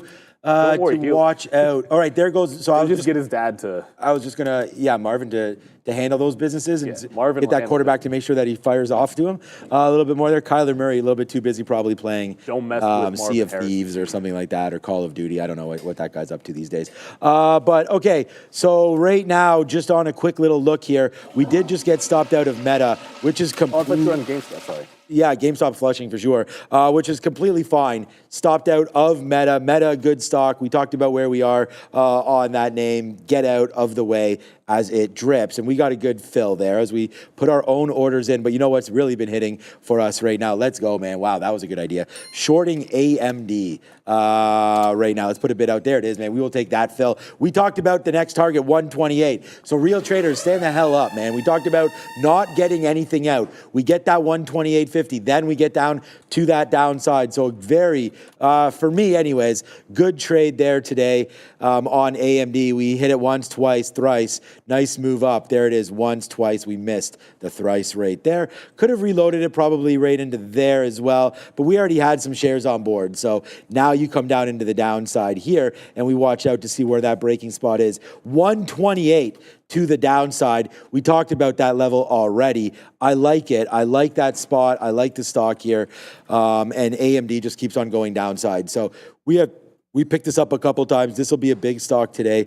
We are down on NVIDIA today, and that's it. NVIDIA, everything else is flat, which sucks. And then we're making some of that back with AMD, but bigger loss on NVIDIA than AMD today. So, Have you seen AMD on the weekly? Oh boy.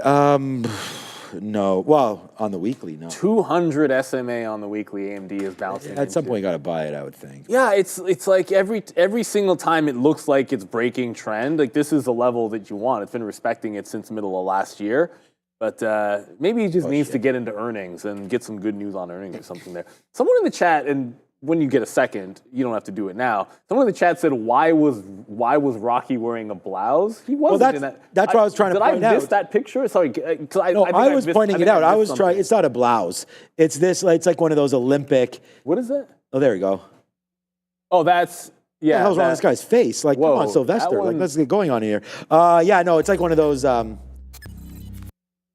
don't know. It's like just one of those. Yeah, that. What do they call it? Like a penny. Yeah. Like but obviously he wouldn't win. An Olympic penny. Yeah. I don't know. I mean, I'm not. Message Elon. At the end of the day, like I didn't Sly works too hard in the gym with the roids to have. That's the what I'm penny saying. On, you know what I'm saying? You know, like you got to give it a little bit of a break. 80s action heroes, they weren't playing, man. 80s action heroes? Yeah, like they.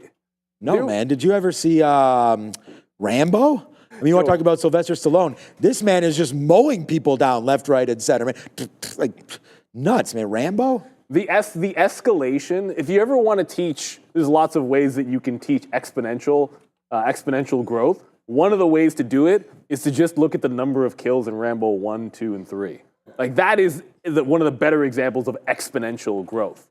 Like Rambo 1, he's just mowing down people as he goes. Because Rambo 1, I think like one person died. Oh, what? Oh, yeah, okay. you rewatch that. Yeah, it's not actually a very violent movie at all.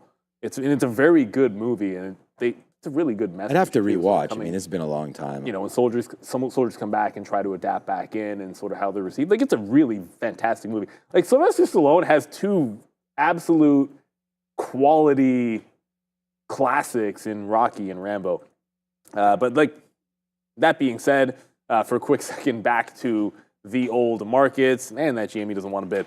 But Mara just caught a bid along with Bitcoin at 96.5 at 1925, which I guess makes logical sense because it's 1950 where it's been, I guess, cresting, and then it goes to that next quarter and then just held. So when it did this, whatever candle, there's a name for this, it's slipping my mind in a second, but I'll call it a reversal. We'll go 1965. I don't know if it counts as a doji. It's more like a little bit of a hammer, but either way, we take some out there at the 1926 level. DATS is holding on to the trend, and it's so there's that trend line. And this is not like it is what it is. Like, it pulled back from 6, one bottom, held that bottom, so I drew a trend line. It happens to bounce off it. This is where now my stop is underneath $6 because I'm doing it sort of manually, and let's just see how far it wants to go. Another fresh high here in DATS. I want to double check Hoth because that was the other one trying to go. It'd be nice if it could, but it's above VWAP and the volume still stinks on Hoth. So if there's something else going, let us know what else is going there. Ike release Rambo 3 or Commando. Ooh, I was going to say there's also Predator and stuff like that. There's a couple. Predator was nuts, but then of course you can't have that many kills in Predator because there's only so many of them that were there. Right. I feel like there was more in Rambo 3 than Commando. The Commando's with Arnold like this is Schwarzenegger what I need and to Alyssa figure out. Milano, believe it or not, when she was. Alyssa Milano was in one of those? Yeah, like she plays her his daughter. I'm down with some Alyssa Milano. It wasn't very believable, by the way. Doesn't have to be. It Okay. wasn't. All right. wasn't. So, yeah, good job, Alyssa Milano. I will be probably trying to check that out. Who's the boss? You know, shout out to Tony Danza as well. I mean, great. You don't know. I mean, I'm assuming Hold me closer, Tony Danza. Most people would know who's the boss. I think. I mean, there's Family Ties. There's a bunch of like old Michael J. Fox. Our viewers probably don't know much of, like, Michael J. Fox? probably not Family Ties, I would think. I don't know. That wasn't a Canadian show. I know, but like that's a little. It wasn't as big, was it? Family Ties? As what? What As was who's the boss? No, I don't. I would have to look it up. I don't know the Nielsen ratings on that. Yeah, in my head, like Who's the Boss was a more popular show. Yes. Well, there was also Full House. I mean, there's a bunch of like kind of those nice family time talks. You know what? I have to say this. I actually really didn't like Full House. What? I didn't think it was that good of a show, to be honest. Joey and all that kind of stuff? Yeah, I don't know. Joey, cousin Joey, or Uncle Joey, maybe? Bob Saget, for real, his stand-up, legit, though. Yeah, that guy passed away. That was unfortunate. That's kind of out of nowhere, too, I think. Dude, man. And he wasn't like the wholesome. All right, sorry, there is a turn off. No, apparently it's pretty vulgar. Yeah, like he's very much. He's in Dave Chappelle, Half Baked. Right. Yeah. There's some cameos in there that you don't expect of him. Yeah, he's funny. A great stand-up comedian. Yeah. I don't know if it was a brain tumor or what, but I think it was something sad or something like that. I don't know. But anyways, Bob Saget, great guy. I think, anyways. All right, there goes AMD. Let's go, man. I mean, Diamond Hands Club is in the building right now. That's $2.10 right now on this trade. So if you're going to sit here and trade and looking for bigger trades, I mean, I think this is the one here. We talked about AMDs being the trade of the day right here. I feel like we might have done it again. So it just goes back to the point of stay with trades as pretty much as long as you can. I mean, if it's going to continue to work for you, we saw Obi yesterday with his Apple trade. That really came in and started to pay out there at the end of when it came into VWAP and he got filled, and it was a great fill. Turned out to continue to go even lower than where he had gotten out, which could happen right here. And that's why we just look at charts and we try to do the best that we can. So there's 128. That was our target. We talked like when it was up here at 129, we said we'll stop the bidding. We'll bid 128.55. That's what we did. We got those 3 fills all the way in. Then we let this relax into 128.25. We take that fill there, take another one at 128, and then downside at 85s. So now, I mean, we could either wait for the end of the day, which looks not too far away now. We do have those imbalances coming. I've been trying to stay net short obviously, I only have one position. We did get out of Meta, which turns out to be a great call, it looks like. It does bounce back immediately, but I mean, I wasn't getting out anyways right there. I probably would have waited for somewhere in and around 620, so we could have saved ourselves about $1 and gotten a little bit of a better fill there. But there goes Meta, bleed city down to that downside. But it's $2 and change right now, so we'll say basically, what up right now to the downside, because the market is continuing to bleed Kyle Burdett. Those of you that do have some of those short options, puts, or I don't know exactly how you guys are playing this. Puts are one. VIX, anything like that, really starting to blow up. We talked about buying the VIX at 13. I don't even know what it's at right now. I assume it's much higher. But we have only UV. I'd have to check on TradingView because we have a UVXY on our system. VIX isn't actually in our system to be able to trade. I just found something out that I can't believe I didn't think about on Circle for real trading. Yeah. Well, no, so okay, first things first, let me just, DATS made a break. It topped out at 7 and then broke trend. So we're in at 580 and then did a bit of a turn at $7, actually 7 even. I got out at 680, so holds on to trend line. We get the buck out of it, and let's see if it can pull back, hold the trend one more time. No, what I realized is our support that we get at real trading is like if there's a quote issue or anything, like use real-time support. Right. But there's offices all around the world. And like, there was a bunch of questions. I'm like, oh, dude, there was an office out of China. And I just realized, oh, I know what they're talking about. I can just use Google Translate. And I don't know why it didn't occur to me. So when I see someone posting and I'm like, oh, are we having any issues? And I just double check what their last message was with Google Translate. So shout out to Google Translate for making our lives so much easier. Because, hey, no, I wanted to know if we were having quote problems, but apparently someone was just asking if the market was open on the 9th. Which it's not. The U.S. markets are not. Other markets. The only market's closed. Yeah, it's only the U.S. markets. Actually, when we're doing our show, like Toronto is going to be open, Europe is going to be open as well. We're doing a show? But volumes on those days, like when the U.S. market's closed, I'm joking. You generally don't want to be that active trading. Even like the Canadian market, volumes tend to be very, very much dead. So there can be some opportunities in there. Jay Lee, careful on DATS. Market cap is only 5 million. Yeah, just take it station to station.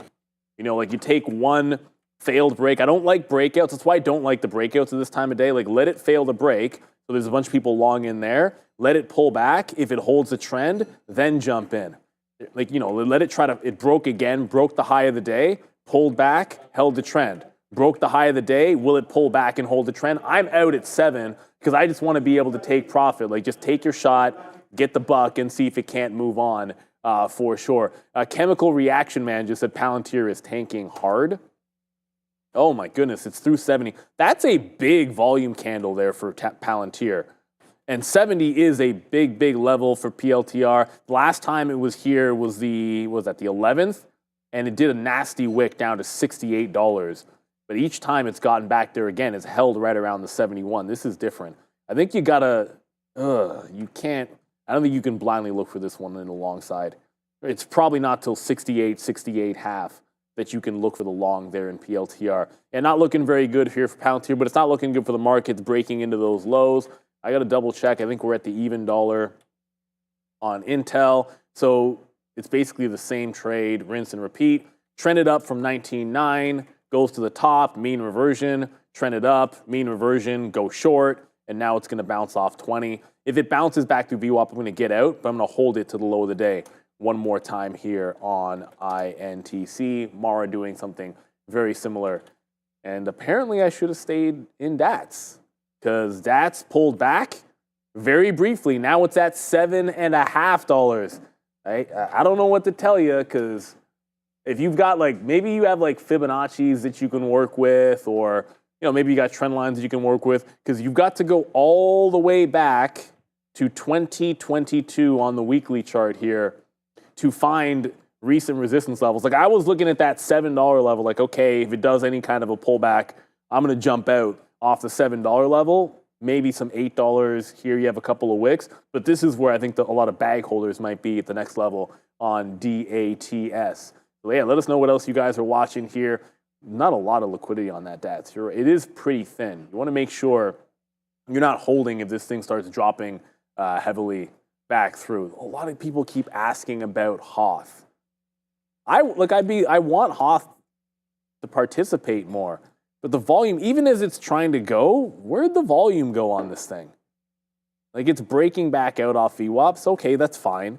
But show me some continuation on volume. We can get a little more excited about Hoth. I still maintain DATS looks a little bit better if you're trying to find one of these to go. Maybe looking for the next opportunity in DATS makes some more sense. GameStop again, I guess. I'm just gonna VWAP. I'm just gonna hold AMD. Did you just talk about GameStop? No. All right, let's have a quick Talking look. about DATS again. I mean, again, it's about $1 of a pullback, but the fact that it is almost at VWAP makes me think that there could be another bid here. Adara said that there was like multiple tweets per second and this and that. I mean, obviously it was insane, and that got it going. So we sort of know some of the ongoings here of X and all that, and when stocks go and when they don't. So you're just kind of looking for big volume spikes. So I think that there's a lot of people caught. I mean, obviously there would have been some buying in here, but anybody that sort of got wind of this move a little bit late is probably stuck in and around these areas, right? And so just be careful.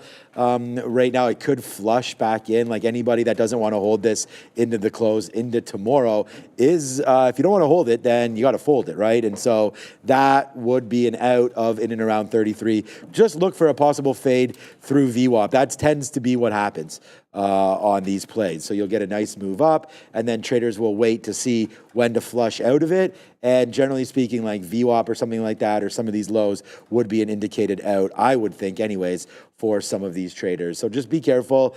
There's definitely traders caught in this area. You just tell by the volume. The volume picked up. This is when Adara was talking about it. We were all looking at it. Breaks through 34, goes right to that high again, then fades out.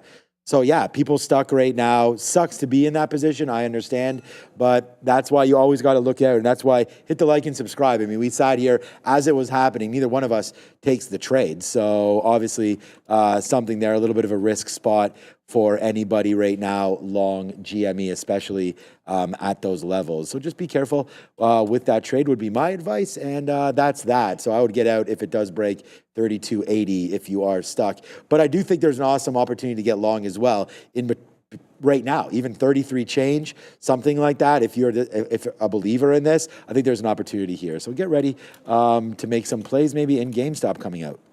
Yeah, I mean, you got to go to what's moving in there, and you're always going to have to pick and choose, right? So you pick Hoth.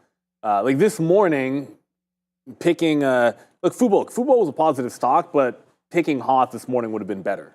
There's no other way around it. Hoth was the one this morning, and Fubo was only okay, and Hoth was an absolute blowout. But then this afternoon, DATS is just better than Hoth. So Hoth did just go, $2.60 to $3. That's great. That's 15% move off VWAP, but DATS is a heck of a lot stronger. It's still heading back into the upside. I do want to have a look at some bigger cap names as well. So just hanging on to the shorts and looking over to see if DATS is going to set up again because it's 320. But look at not Intel, Tesla right back at the low of the day and just continuing to go. It seems like we want that bottom in the next couple of days. And when I say that bottom, I mean just a couple of days ago, we're in the mid 370s.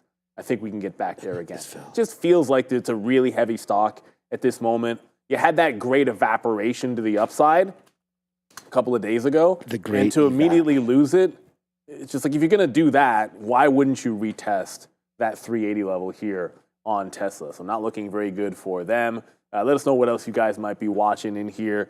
We'll get the early look on the imbalances. I'm not expecting a heck of a lot will be there, but we have sometimes seen, we believe these, and we're almost a 2% day. We have these bigger days down on the NASDAQ. Sometimes you see some buy imbalances for some shorts profit taking. So that may be worth looking into, but no, right now you're just holding on to your shorts and maybe find another small capper that's running. Nothing has hit my halt scanner today, except for, well, it's weird. Like usually it's been such a good low float runner type of situation that almost every single day, like my halt scanner is going to have a bunch of things that are running. It's just this one stock, SPI, for the entirety of the afternoon. And I wouldn't trade that with a 10-foot pole. It's halted like 11 times. Yeah, just again, to Neil's point, be careful with all of these names, especially into the late spot of the day. I mean, as we get later on, there's going to be, some juggling of positions. So just be careful. I mean, I think you guys all are aware of what we're talking about. I mean, here's Fubo as well. Underneath, we talked about what we thought about this name. Obviously, VWAP would be great, but you're still underneath. So everybody that's been buying today, still underneath. So watch out for a possible fade there in that name. What a good out that was for Meta.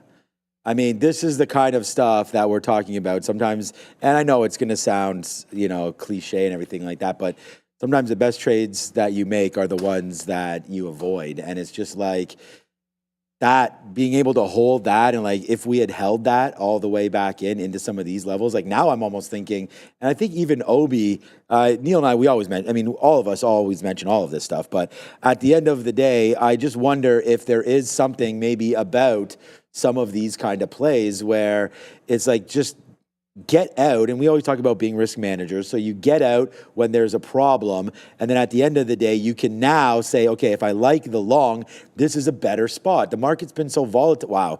Now we're in 250 in the money now. The market's been so volatile that you can get these fills. It's just like on AMD when we waited for this 130 to come through, boom, right? Huge move to the downside. Just on crypto, if you waited for that 100,000 to break, you're rewarded right there as well. So there are opportunities in this market. So don't feel like, if you miss it, and we actually talked about that earlier, we got absolutely roasted. First of all, it's 322. So let's think about possibly exiting more and more of these positions, honestly, as we go. But end of the day, we got hit on NVIDIA early, and we switched over to AMD, and then that became this trade. So it just became a banger of a trade immediately, and it changed my attitude. It changed like everything about the trade for me today. And then we were confident in it, and we hit it again. So it's like sometimes, sitting in those losers and letting them stew, not a great idea. So just got to get like right back in that saddle and make that play one more time, which we did. So so far so good. Nice little pullback in there for AMD as it continues to go lower, man. $2.50 in the money. We're almost at this low one more time. So for me, let's just put a bid, and we'll see if we get a bid there. I think it was 36s or so. So we'll just put a bid there. And you're going to see me often do this, where we just sit around and put bids and offers, and that's so that when we get hit, we don't pay fees. Most days I'll pay like $30 or $40 in fees, but that's for a couple hundred trades. So it's trying to manage that, and we do. I think we do a pretty good job of that. So we'll wait to see if we do get those bids and offers. Right now, down to 127.35. We have like 5 to 10% left of this position, so not very many shares at all, but. My best stock there today, with actually the only stock I've been winning on today, AMD. Stick to the winners, man. Like it's an easy thing to say, and I know, you just said it's cliche, but you know what? A lot of good sayings are cliche, so who cares? Sometimes we just have to repeat them. Yes. In the end of the day, I'm going to make a bold statement. Intel's going to close green today. That's not a bold statement at all. I'm just going to pretend that it's a bold statement. It bled, good bold statement. Oh, it bled like a you-know-what yesterday, but someone is buying it at $19.90. It closed at $19.87. 1987 was a fantastic year. George Bell won the MVP for the Toronto Blue Jays, although we probably should have won the World Series that year, if not for Bill Madlock taking out our shortstop in the final week of the season, and then we lost 7 in a row. Whatever, dirty slide. But 1987 was the low. You guys close. 1989 bottom once, twice, and now 3 times. I'm out because it holds on to this low. I don't know if it's there just yet, but Intel, look at the higher low it's putting in. Double bottom on this daily chart, triple bottom on this daily chart, check that. 1, 2, 3, and look at it hold this higher low just underneath the $20 level. The market is absolutely bleeding today, and Intel just holds on to this low. So you know where I'm probably going with this? I think tomorrow, 2035, that's kind of a double top, triple top if you count the afternoon yesterday. Whatever. I think tomorrow looks like it could be. If we get any kind of a rebound, Intel through 2035, right in here. It's clearly found some kind of a temporary bottom down $20. When a stock stops going down when the market's bleeding, it means it's finding some kind of an equilibrium, whether that's sellers abating or that's buyers stepping in. Ultimately, that doesn't really matter. It's certainly going the other direction every time it gets off that low. I'm still in MAR. We'll hold on to that one because Bitcoin hasn't really caught too much of a bid yet. But yeah, respect the bottom here on Intel as it does look like it's starting to get better. Seriously, this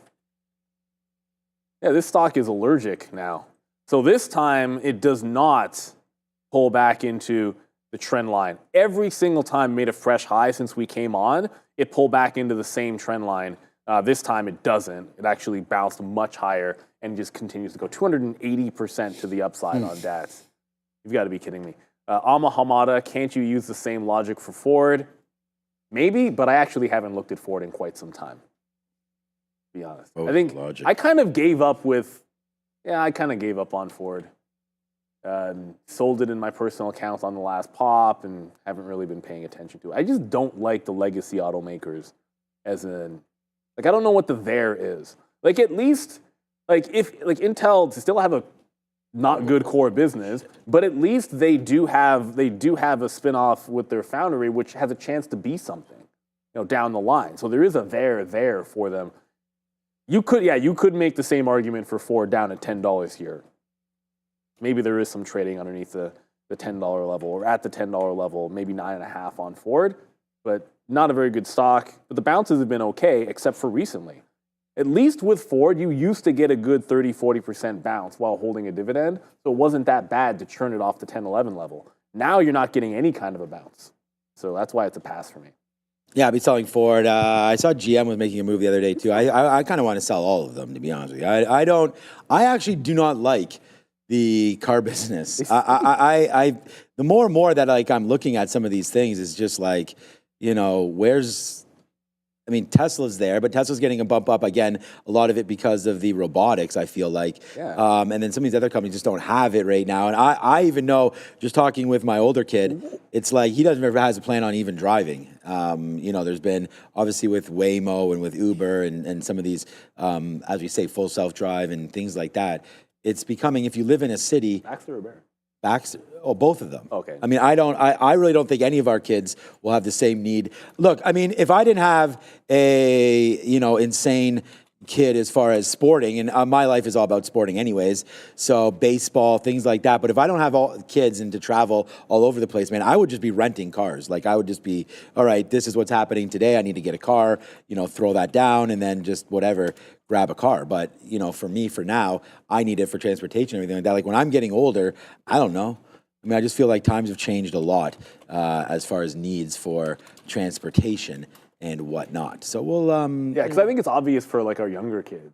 But Yeah. I'm a little surprised that Baxter would think never. I think that's still an age where maybe he wants would. to. Yeah, again, I think it's he wants to live, in a city and all that kind of stuff. Okay. And Well, so he's trying to just basically say for him, it's more about convenience of the Ubers and this generation is. Oh, they're all about that, right? Well, they got it made for that. Yeah. For a bunch of other stuff here in Canada, maybe different. I'm actually a little bit surprised because I was about to make a comment look at things like Uber, look at things like Tesla Automation, Right. look at Google, Waymo, and then I was about to throw in there Mobileye. I'm like, why not look at something like a Mobileye? Yeah. And I pulled it up and realized, why the heck is Mobileye down 11.5%? Ooh, why? So I don't know. Oh, so maybe Adara knows. Adara? I couldn't find anything on Mobileye. However, if I had to give a reason, we know NVIDIA talked a lot here about some of that autonomous driving, that they really think that autonomous driving is part of the robotics revolution. We know INTZ was up this morning with that catalyst. We know Uber was another company they're collaborating with in that regard. So there's one of two ways you could view this. A, this Mobileye could be viewed as basically a move to the downside because it wasn't Uber, it didn't get that collaboration, or it wasn't INTZ. The other way you could view this was a lot of names that should have benefited maybe from the CES are actually trading a lot lower on the day. So a lot of these semiconductors very weak.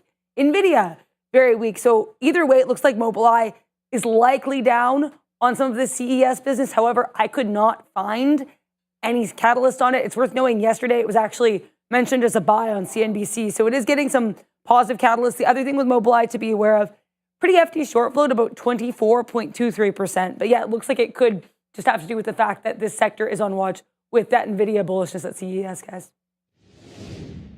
Let me go. Great call. Yeah, that's a great look. Thank you, Adara.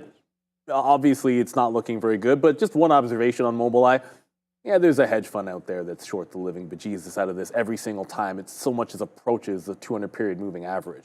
So part of this, too, is a technical fail of the 200 period. So all it needs to do, well, I shouldn't say all it needs to do, because, hey, stocks can have good reports, and that's great as well. But technically, hold the 200-period moving average and break out a top above it. That will cause some shorts to start covering on this. the gentle trend to the upside when a stock has been doing this, that's not scaring anybody because since January of last year, when it dumped, since that moment, you don't even need an anchor. I mean, an anchor is probably just going to be the same thing. The 200 period has been the line. It tried to cross it just yesterday or tried to hold above it just yesterday and today, and there's your failure. So the trend line comes in. If it holds trend and breaks out this top, I think there's a potential trade here in Mobileye, but it needs to break out above the 200 period moving average. I think that would cause some short covering. 24% short float. I had no idea that Mobileye had that kind of a short float on it. It didn't seem like that kind of a stock. So yeah, that's a squeezable name if it can make that move over the 200 SMA. And speaking of moving averages, I just looked at the 50 or the 200 period on Mara, which is down 7%. It's there right now. Ooh. So it's actually at the 200 period on the daily, which has been prior support. So this is one of those obvious levels that if it reverts from here, get out. If it breaks down from here, look out below. I think that kind of goes without saying. So if it reverts trend, get out of the trade. If it doesn't, all it has to do is break away from these teens, and there should be some room to the downside on Mars. I'm just going to move my trailing stop. It is now 330 or past 330. Check that. Early look on the imbalances is not much of anything. We got TD, but then that never really matters because it's in Canadian Bank to the sell side. Uber, that's from this morning because you can always check by the time. So there's really nothing in here. Like you could say TSM for 400,000, but that's pretty small. So nothing on the early look that's going to stand out. We'll have to come back at 350 and see if any imbalances are going to move this market. And at this point, with the market down like this, I tend to think if the imbalances do nothing, then you just kind of continue where you're going. Just watch out for the reversion if there's some buy imbalances is the only concern. Reverse. Assuming you're short, that's all. Yeah, we're going to just take advantage of this. It's $3. Like this AMD is really coming out right now. We talked about like this name. What a disappointment. It's now down like I say that not even for like, it's really sad. Like this stock, I'm not in it. It's just for those of us that chased, like there's 220 here. That high is even if you play this 212, 215, something like that, take away this high wick, you're still down like almost $100 from that high. I'm almost exactly $100 actually. That high is 227. You're down to 127 now. So, NVIDIA is like right here, for example, when AMD is right here, Intel, Micron, other names continue to get hit. I think there's the Broadcom. You just talked about Mobileye. Obviously, Mobileye is a little bit different. ARM as well. Marvell is holding up really well, actually. Some of the names are pretty good, but I think ARM's high is still 190, isn't it, or something like that? And I mean, you're coming in to ARM right here down to 1. Well, it just bounced. Marm's had, man, I have to stop telling my wife I have a bad memory because that 190. All right. He's like, when I forget something, he's like, I'm getting old. I don't have a good memory, and then it's like picking these stocks out of the blue. But right there, 190 as the high, almost dead on. I'm just surprised myself. That went down to 120. That got clapped. So just after the last couple of days, nice move up. But ARM's another one of those names that, is holding on really for dear life. I mean, if you break that back down below this 125 again, then I do think there's going to be lower and some more pain in some of these names. So just watch out for that. I tweeted something out, and thanks Adara for this as well, bringing it to my attention. This year, we are expecting to have some decent IPOs right now. SpaceX, $350 billion. I mean, come on. That would be pretty nice to get that, right? Stripe, we talked about PayPal and Square. Shein there on the clothing side of things. CoreWeave, StubHub. Use StubHub all the time. I think that's a good business. I like it. The one that I'm most excited for. Over SpaceX? Yeah, SpaceX will be too highly priced. Yeah, I mean, I think. It will. Yeah, like SpaceX probably tanks 50%. Honestly, but that's still going to be an opportunity. Yeah, it'll be. Yeah, no. So I think let's just say SpaceX comes out at $100. I'm buying it at 50. All right. All right. So then there we go. I like Discord because of Reddit. I mean, Reddit has been huge. And I just think that that's another social media play there with Discord, Klarna, Chime, and Liquid Death. What is that? Okay, so what is Liquid Death? Shout out to one thing that I don't know out of all of those names. Fancy water, apparently, is what Ramin says. But if you want fancy charts, so anyways, go over there. Let me know. I just said to everybody, what do you guys think? Which name are you most excited about? We've got to handle some business here with some e-signals. So yes, very, very much aware of that. Thank you, Miss Ramin. Lightning fast market data with e-signal. We talk about this all the time. We talked about it with Jeff Mendel here today as well. What you're looking for when you're trying to trade is the best information. And honestly, 10 cents, some of these ADRs that continue to go through, you want to be able to trade various markets. eSignal gives you that opportunity. It's an entitlement-based platform. So you want to trade Europe names, you just tell them you want Europe quotes and they'll get them for you. Same thing there. OTC markets, futures trading. And then you can also simplify it by paying less too, right? If you're just a futures trader, take advantage of these screeners, take advantage of everything that eSignal has to offer. Upgrade, extend your condition with charting. Get eSignal right now because honestly, it does change the game. It's just so nice to know that when your charting goes down, it's probably your problem, not theirs. And I think that that's held.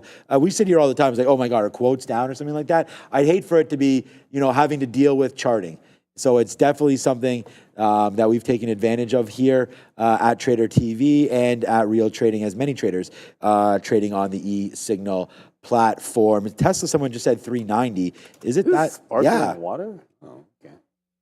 Wow. This is a trade too, with only now 10 minutes left. I mean, psych, I'm still short up here. No, I wish. Yeah, that short earlier on the day, 410, 412. Burned up there if you held that short. You are on fire right now as we come right back into 390, looking to hold that level. So we'll see. Good bounce spot for sure. The NASDAQ continues to bleed down. I mean, we don't have $3 winners by accident right here. I see you've covered Intel. It's great. The market just continues to flush down. So we have very, very small position left, but we've been staying short, and it's been paying off. Short the market. Yeah, just hang on. I did get out of Intel, but I think that's different. Intel has held the low while being green on the day, so let's see what happens with it. MAR is very close to possibly reverting the mean. So since we got in, there's a very clean, obvious trend to the downside and a double bottom at 19.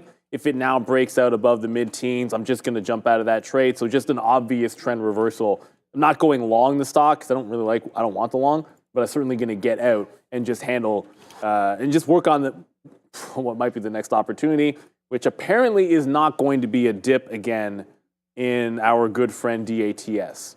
So stop is in for that is not what's up. No, DATS is now up 300%, and it's 340. Absolutely not chasing it this far away. It's now $3 from VWAP, a full $1 away from the trend that we worked with earlier. So it's just kind of really far gone. Not the most liquid name up here. Volume's still fantastic. So if you held on to it, congratulations. But I'm just not going to chase this one. Yeah, I just looked up liquid death, like sparkling water, mountain water, I guess they call it. Fancy iced tea and fancy sparkling. So you like? Water.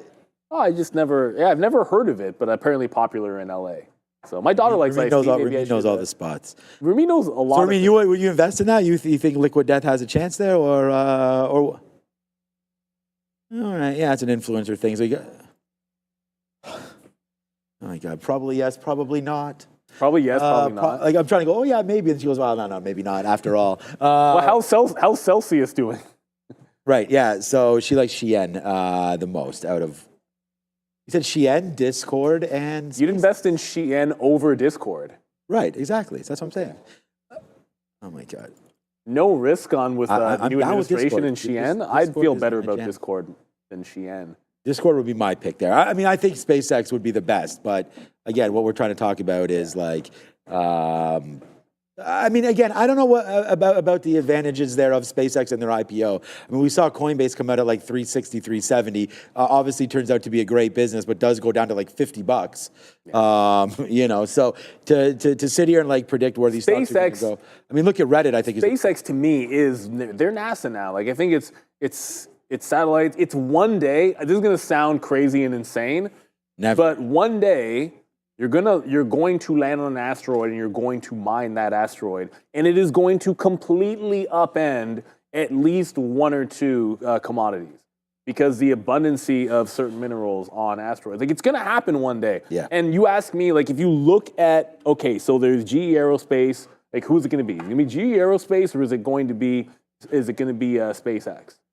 And when I look at those, like that needle landing thing, it's like, oh my goodness, the things they're accomplishing. So if you're just looking for like a dream play before I die at what the next frontier is going to be, like, I want to have something invested in that, but it's probably not going to benefit. It might not benefit me. It probably, when those shares get passed to my daughter, that'll be the kind of thing. So I'm kind of excited about them. I was asked and I didn't get to it. And yes, Sebastian, I watched a lot of Star Wars. But I do believe, look, one day we've already landed on an asteroid. That happened years ago. This isn't, it's like, trust me, like, people think, we're excited about quantum computing, like, we're excited about automated driving, but when I was a kid, those are things that were pipe dreams.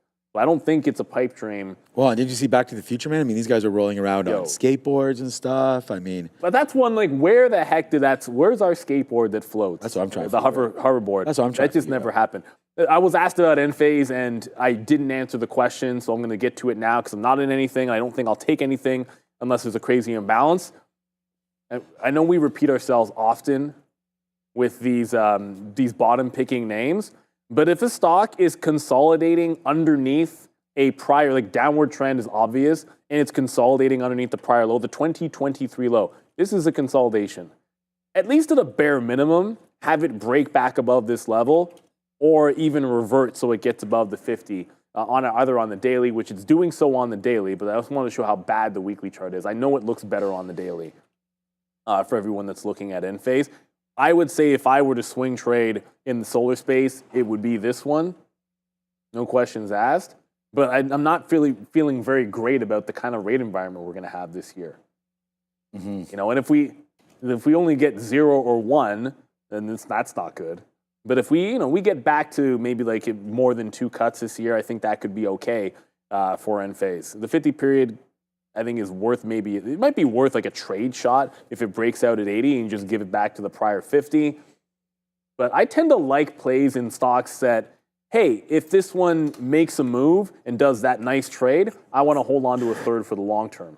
That's why I did it in Snowflake, because then I can just roll the last third into a stock that I don't mind holding, whereas I wouldn't want to do that with Enphase. I probably wouldn't take that trade myself, but it doesn't look terrible. Like, momentum's momentum when they try to go. All right, what else we got going on here? So DATS is, double-click that a few times. DATS starting to pull back in. Maybe it gives trend line one more time, but it's 345, so I doubt it is going to benefit me. I mentioned we would trail out of Mara if it broke trend, so it broke trend off of the low of the day. And for Mara, I never zoomed out for this, but the other thing about Mara, look where it turned. Sort of obvious top here, resistance at 2050, underneath the 50-period moving average. The only regret was when this failed the pre-market high, maybe not having a look at this for a short earlier. Because I favor shorts in Mara. I think if you're looking for the long plays, long Bitcoin itself, and I like shorting Mara when it's weak, because when Bitcoin goes down, like, Mara tends to be a really good short. And when Bitcoin goes up, like, Bitcoin is just easier to trade, and Mara doesn't seem to have the same relationship when Bitcoin's going up. So that's my 2 cents. All right, I mean, I was looking at Coinbase there, but I mean, right now, 96,000, pretty big level coming into play, like 93, 94 there for Bitcoin. So we'll see if there's any reaction to that. With less than 5 minutes now until the imbalances, I'm going to cover again. We just had a nice run on AMD. It's still 250 in the money, but we'll cover some there as it bounces straight off the 50-period moving average. Great opportunity, obviously. I wanted to look at DraftKings because this was another name that we talked about buying something if and when it does come in. I say when, like I really do think the market is going for another leg down here. I don't. Right now, it's easy to say when you're down 2%, but I mean, I'm kind of looking here at the NASDAQ. Actually, why don't I just call up the NQs? NQ $F. The forward future looking contract right here on eSignals. So, all right, so just looking at this name, we only have 4 minutes to go.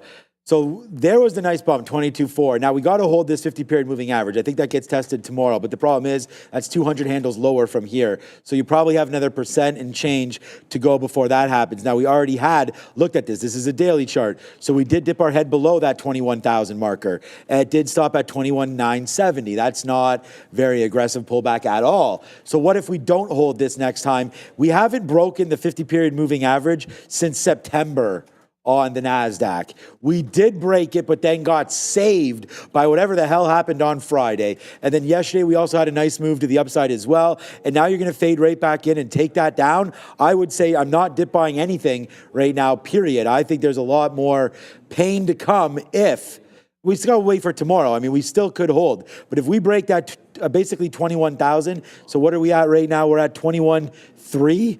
So as I said, 200 or so more handles to that downside. And you know what I like to do? And we're in problems. What's that? I feel like everything that we want to say on this Thursday show, I'm kind of throwing in there. Yeah. But when you break the 50 period on the NASDAQ, every month that we're underneath it, I dollar cost average into it. Yeah, that's going to be the play, yeah. I think it's just like it's one of those like, and sometimes I always have a favorite thing that I'm buying, but it's one of the SPY, the NASDAQ, or the, I shouldn't really say the Dow because I only did it a couple times when you guys were talking about it, but it's usually this, do I like the SPY better or do I like the NASDAQ better? If I feel really good about the tech dip. I'm just so overloaded which if we're, NASDAQ.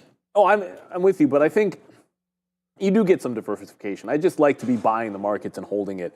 I was asked a question from Jarhead. What's up, Jarhead? So what up, Jarhead, one of our longtime viewers, about this SVMH. So it turns out there was a stock that did over 1 billion shares that we didn't notice today. And it was SVMH. It's an 8-cent stock, so that's the caveat. 1.2 billion shares worth of volume. But you know what? That's a lot of volume. And this was very tradable. I promise you there's day traders that did very well on this stock. I would think so. Yeah, I mean, like the stock with the range is 5, maybe more like 5.5 into 9.5 cents. That's a very good range. I did not notice this stock, so I'm only pulling it up just now. And it looks to me, it's a multi-day run. Like it just broke out above its 50. You can look at some technicals here, but here's what's interesting. This prior wall, 7.5 cents, with this top here at about 9. So the fact that we topped out at 9 makes sense. Look where it's trying to base out at, right around that 7 to 7.5. So I'd look continuation on this around the 7-cent level. If it's gapping underneath it, no fly zone. If it's holding that tomorrow, playing over under, maybe into the 10-cent level. And if it can break out at 10 on a day 2, why not? Like you just treat those, it was doing 1 billion shares. Just pretend it's not 10 cents or 8 cents and it's $8. So when you look at the level 2 on something like this, and I'll just pull it over. Like if you look at a level 2 on something like this, you'll see, like pretend it's like $8.20. And then just psychologically for some people that's a difficult thing, but that's basically what you have to do. Just pretend that it's, you move the zeros a decimal point a couple of places. But you can only do that if the volume is fantastic. If an 8-cent stock has done 5 million shares in volume, that's trash for a day trade. But if an 8-cent stock has done 1 billion shares in volume, that's good. And there's nothing against trading it. So yeah, look at that 7 to 7.5 level, and that looks pretty solid. 10 seconds till we get the imbalances here. Ooh, okay. So the timing is just good. The market's trying to bounce a little bit, so maybe we're going to see a few buy imbalances. Absolutely no idea, but let's find out in a second. We've got PSTX. Oh, that's a bio being deleted. PSTX, okay. That's a bio being deleted. Ignore that. NVIDIA's a 900,000. That's a nothing burger. Yeah. Yeah, no, for sure. Not much happening. We had AMD. I mean, the only one I was interested in was AMD as a sell, but that's, again, 31 million shares when we try to teach about these things. That's only 600,000 shares. So that's not going to be like a needle mover or whatever here for AMD. So yeah, just covered it. We are very, very small on this name right now. So yeah, we'll just take it for what it's worth right now. AMD, and I don't know what it's worth, but we are almost out of the name. Yesterday we did have a reversal play. So NVIDIA comes out a sell, but see, there's not really that reaction to it. Yesterday NVIDIA, I think, was a buy, right? And then we were waiting for it to flip. So right now you'd actually, because it's a sell, you'd actually wait to get long now to see if you did have any sort of leeway into that kind of a trade there with NVIDIA. So we'll have a quick look to see if there's any sort of give and go there with NVIDIA. So right now we're looking for it to flip and get into a buy. So we'll let this one come down. Maybe if it gets to 140, we can look to pick that up on that strategy. But for right now, NVIDIA is making that move a little bit lower. Yeah, it's a great look on. I mean, the chip names have all been bleeding, but there is a little bit of a bounce happening. Oh, this. So, by the way, this just to confirm that massive imbalance on PSTX, the stock's being bought for $9 plus a 70-cent CVR, so $9.70. It very creatively has a high of $9.67 today. It's just being deleted today, so it's already made the move on the imbalance and it's starting to bounce. I think it's a little bit of a nothing burger. Unfortunately, DATS is still holding. Wow, it just bounced off the trend line at 350. This stock refuses to really drop. It has now held a trend at $7. It might be headed back up to the $8 level. I just saw Northwest in the chat, Northwestern Canopy Development. I don't want you to think that's a ticker or anything. Mentioning Oklo. There is something we didn't look at today. I'll cop to that. I did not look at any of the. I didn't look at Oklo. We looked at. I think we looked at a few quantum names. There was some, people asked us about Rigetti. I didn't look at any of the nuclear names today. I didn't look at any of the quantum names today. And Oklo, look, I know it's down 2.7%, but that looks pretty solid. Recent breakout that while the market bleeds, held on to prior highs. So holding on to prior highs is generally speaking going to be good for a okay. LO, still with that good short float. Yeah, I like that. Like holding on to the prior low, maybe a breakout for tomorrow. You want to note these things. Like what's the thing that when the market was making fresh lows, it held its low. So Intel managed to hold its low. Oklo obviously held its low pretty decently. I didn't look at SMR today. I don't know if you did. I know I didn't. What did this? Oh, it's down 9%. Yuck. Okay, so SMR did lose its bid. Although it regained it a little bit here, it did lose its bid here. So maybe not looking as good. Look at this fail at a prior high on SMR. Yikes. Yep. This might be SSR tomorrow. I think it went down 10%. Okay, SMR, I think it might have tagged down 10% here. So this could be an interesting reversion play if it can catch a bid tomorrow. And I just realized I kept this on a 30-minute. I like a 15 a little bit better. I was wondering why that looked odd to me. Yeah, I like SMR. SSR bounce play.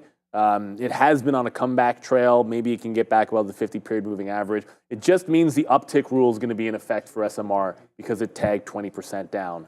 Nasty. It's been that kind of day. Yeah, a lot of names sort of moving back and forth here at the end of the day, including that SMR, obviously. But I was going to wait. Let's just see if it works. I want to be... I don't necessarily want to take this too hard right now. So let's wait to see here for NVIDIA. So we talked about it maybe flipping over. It does get into that 140. So I'm going to see about going, I'm not going to take the long because it wasn't that dramatic, but let's just wait to see as the NASDAQ really starting to pull down. We're still at $2 in the money. I don't even see NVIDIA anymore, but at 355, which is coming up in 30 seconds, we'll get that flip up. So there's Apple with a, whoops, that's wrong name. Amazon, I'm guessing. Okay, so not much reaction. What you're looking for are stocks that, I have to type in NVIDIA because I don't see it anymore, that have made dramatic moves down. So I guess there is NVIDIA. So the sell is actually picking up. It's actually getting bigger on NVDA. So yeah, about that NVIDIA. Sell getting bigger into the close with only 7. So I would say now you'd think about going long, hoping that this does reverse. But I don't know, it wasn't that dramatic. Right there, and there's the long. Holy shit. Money.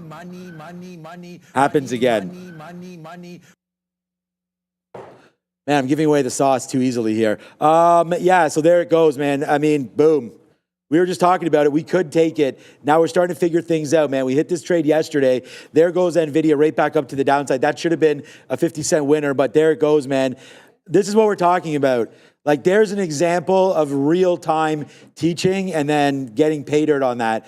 We did it yesterday. It was the other way. We're just seeing now that it does look like it holds on that bid side as well. So, yeah, good trade there for sure. We'll look to see about making some more of that in the next couple of days. Let's get this out of NVIDIA, of AMD. And there it is, man. Big trade. AMD monster today. P&L. It's not even close. Big time number one trade there today for AMD. Actually the only green name. So good job there on AMD. Only green name of any significance there for me would be AMD. Yeah, and great look there. I love that flip play on the imbalances. Never want to punch a short at 355, but you are willing to take a bit of a reversion for sure. I just double-checked that massive imbalance on the delete. Probably was an opportunity, but it's a little bit too late, so I'm not going to take it. You have to get your order by 355, yeah. So I'm not electing to take it off of the lows. But, yeah, worth mentioning, DATS did just break more into the high. So this one's still going. I wouldn't advocate trading, or I wouldn't advocate buying into the tops, obviously. But this is really now, it's like a quadruple from yesterday. It's like a $2 stock to over $8. So a little bit surprising. You do know what can happen overnight. Almost every single gapper that looked like this, that looked even really good in the morning, the late day runners, like that penny stock XTAIA, that absolutely bled back in. The big runner yesterday, Fubo, kind of ran out of steam. We seem to be in an environment where these on day two, there's a lot of people are quicker to take the profits. It does seem like when you have this big of a move. So congratulations to anyone that's still in DATS. Probably should have held on to that. Marty, shout out to the super chat. Appreciate you. All we ever ask, hit that like, hit that subscribe, hit that share. We appreciate all our viewers in super chat. You need to follow more on that imbalance thing. Well done. And you're not going to see the imbalance live anywhere else. I mean, lots of people probably have access to the imbalance locator. It's with the SIP feed. If you have direct market access, you probably have it in your platform. We just have it built in like a, I guess you call it like a widget on our P Pro 8 system. So we just press a button, it opens up a nice curated feed for us, and we can show it to you guys live for the New York. And someone did mention yesterday that there is a source for the early look on the NASDAQ, but it's just a matter of having access to it. It apparently does exist. I've just never actually seen it. New York, we get early, or at least an early. I mean, I never want to say that people are lying, but show it to us then. That's all. I've always told you that? I've always believed. I didn't catch the name in the Okay. chat. I've always believed that there probably is something out there, because why wouldn't there be? Clearly, because I don't think it's they're getting the data. how it exists, though. That's what I'm saying. No, I don't know if it exists. It exists internally, probably for sure, because it has to be. It has to be exist internally because they have the data, right? So the data is there. It's just a matter is there anybody that has access? Was it someone on the chat that mentioned it? Was okay, so if you did mention that on the chat, please stand up. I mean, because we want to know what's going on there. I mean, you guys, if you're rocking for imbalanced data, I mean, I've taken some of the biggest trades here on the show have been in balanced trades. We took Palantir. We got $3 or $4 on that imbalance. We got New Bank, New Holdings as well that was a monster. That was like $14, and that one went up like 50 cents or something on those imbalances. And then yesterday you saw me do it. We've done it numerous times. So thank you, Marty, for those super chats. And yeah, we do appreciate that. And that's what trading is all about, right? Is developing its plan of action and really just going for it at the end of the day. And then just hoping that you can count your chickens. And when you look at them, you say, oh, we're up or we're down. And hopefully doing better today. Better tomorrow than you did today, and just finding the same opportunities sometimes don't exist. So you got to get a little creative. Just quickly here, GameStop, we only have now 30 seconds to go. GameStop does fade off that top, again, 34 and change. We did tweet out our AMD trade. We got to go back over to the desk, but for right now, man, pretty good day. All in all, but red on the day because of NVIDIA. But it is what it is. Only now 20 seconds to go. Yeah, only 20 seconds to go on this Tuesday. And I just saw in the chat pointed out as well, hey, tomorrow we get Fed minutes, I believe. We get Fed minutes. So again, that doesn't always move the markets, but it should shed a little bit of light potentially on what the rate environment's going to be. But Adara, let's ring it in 2 and 1. Brought to you, the bell, brought to you by Hive on the NASDAQ. Shout out to Hive and appreciate them. Hive Digital, not the best day for crypto, but certainly in a fantastic interview, of course, with Brendan at the desk. So shout out to Hive Digital. Appreciate them so much for being a sponsor of today's show. The NASDAQ, look, it wasn't a good day, 1.8 to the downside, but that just meant there were opportunities, especially in the afternoon for some shorts. The ES actually holding up at 1%, just above 1%. DATS did just break $9 right at the close and starting to pull back in. It's still doing decent volume. Liquidity is much lower, but it's still doing a little bit of volume going into the aftermarket here. It was your big runner. The other one that was going, of course, we talked about GameStop. Every single time in the afternoon, this stock has rallied, it has ended up a bit of a fade. I just felt that was going to be a better opportunity, and it ended up being a better opportunity. I thought it was a $1 trade. It ended up being a $2 trade there on DATS. The other thing happening, I know we're going to go, just give Sean a couple of seconds to get ready. Tesla with a bit of a bounce. Tesla ends up holding 390 at the end of the day, down 4%, but catching a bid here that it's maintaining in the after hours. Oh no, I just heard in my ear. This is the risk, man. XTIA with an offering.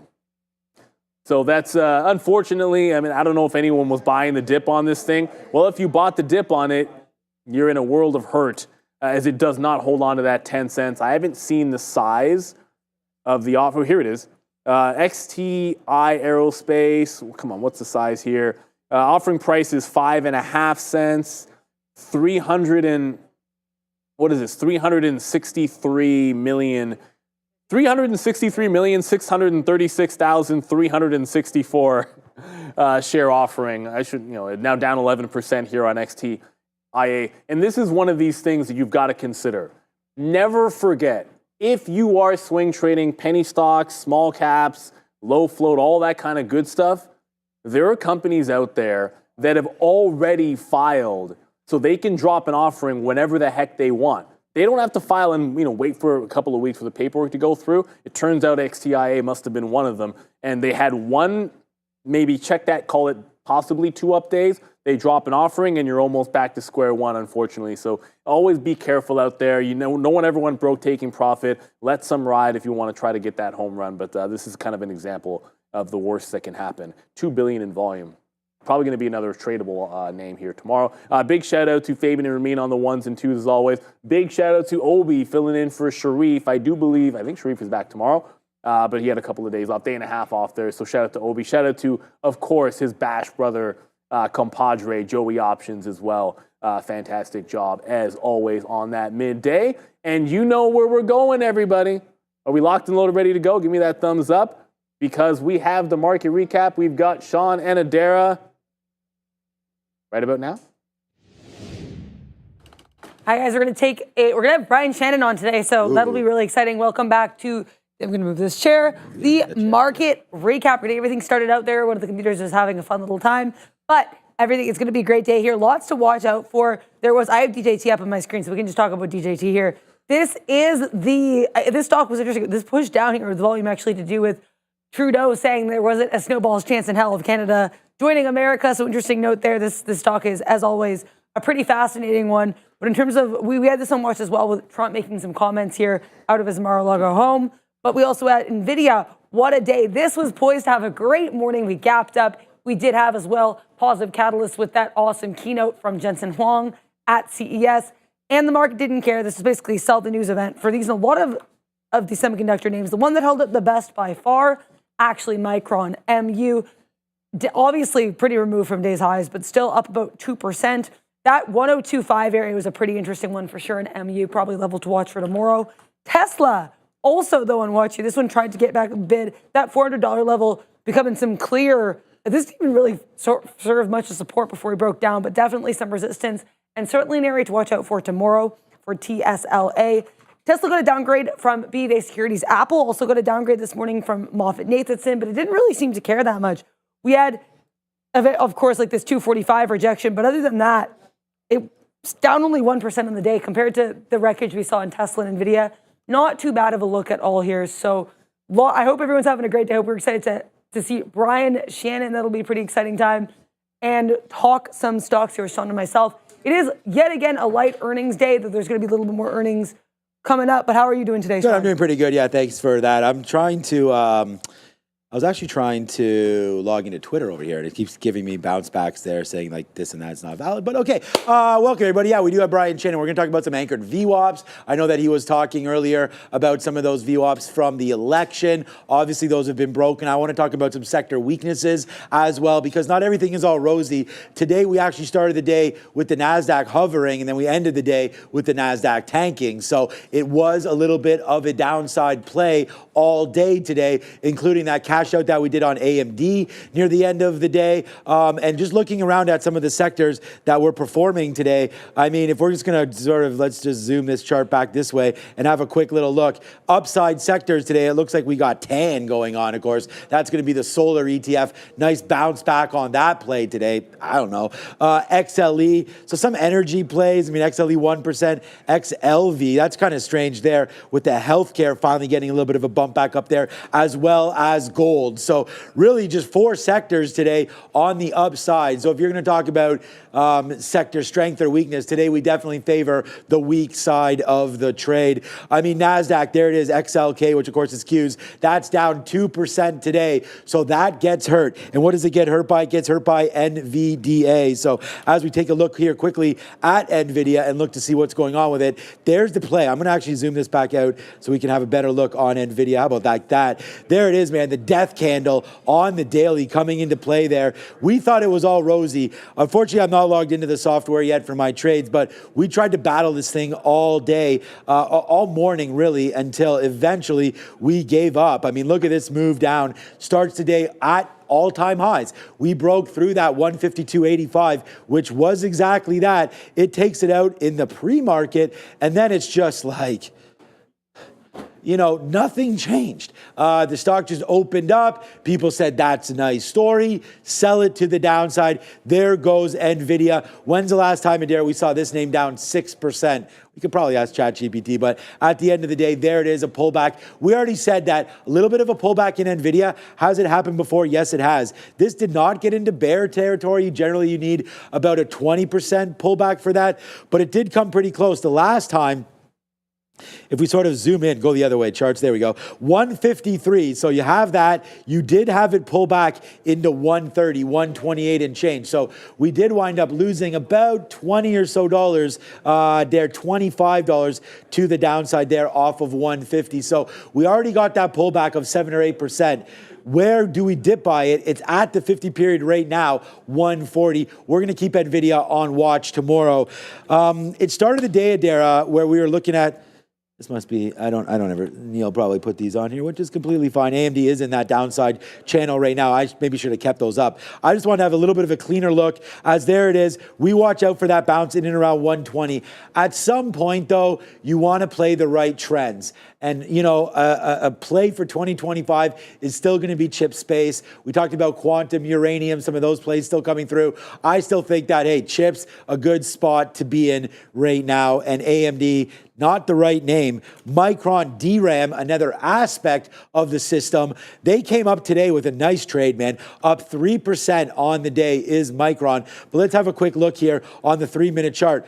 Look what it gave you. It gave you a dip by opportunity. I'm actually looking for strong stocks that close near the bottom. Why are we looking for that? Because for tomorrow, today's trade Adair is over with. Yeah. But we're looking for opportunities for tomorrow. I think Micron, honestly, coming back in, there's going to be an opportunity for this. A strong stock up 3% today with a nice bounce off of that $100 level. We'll see if it can hold there tomorrow. Anything down into 100, I think, is a buy. We could get it. It's only 2% lower, right? It's at 102 right now for Micron. What were you trading today?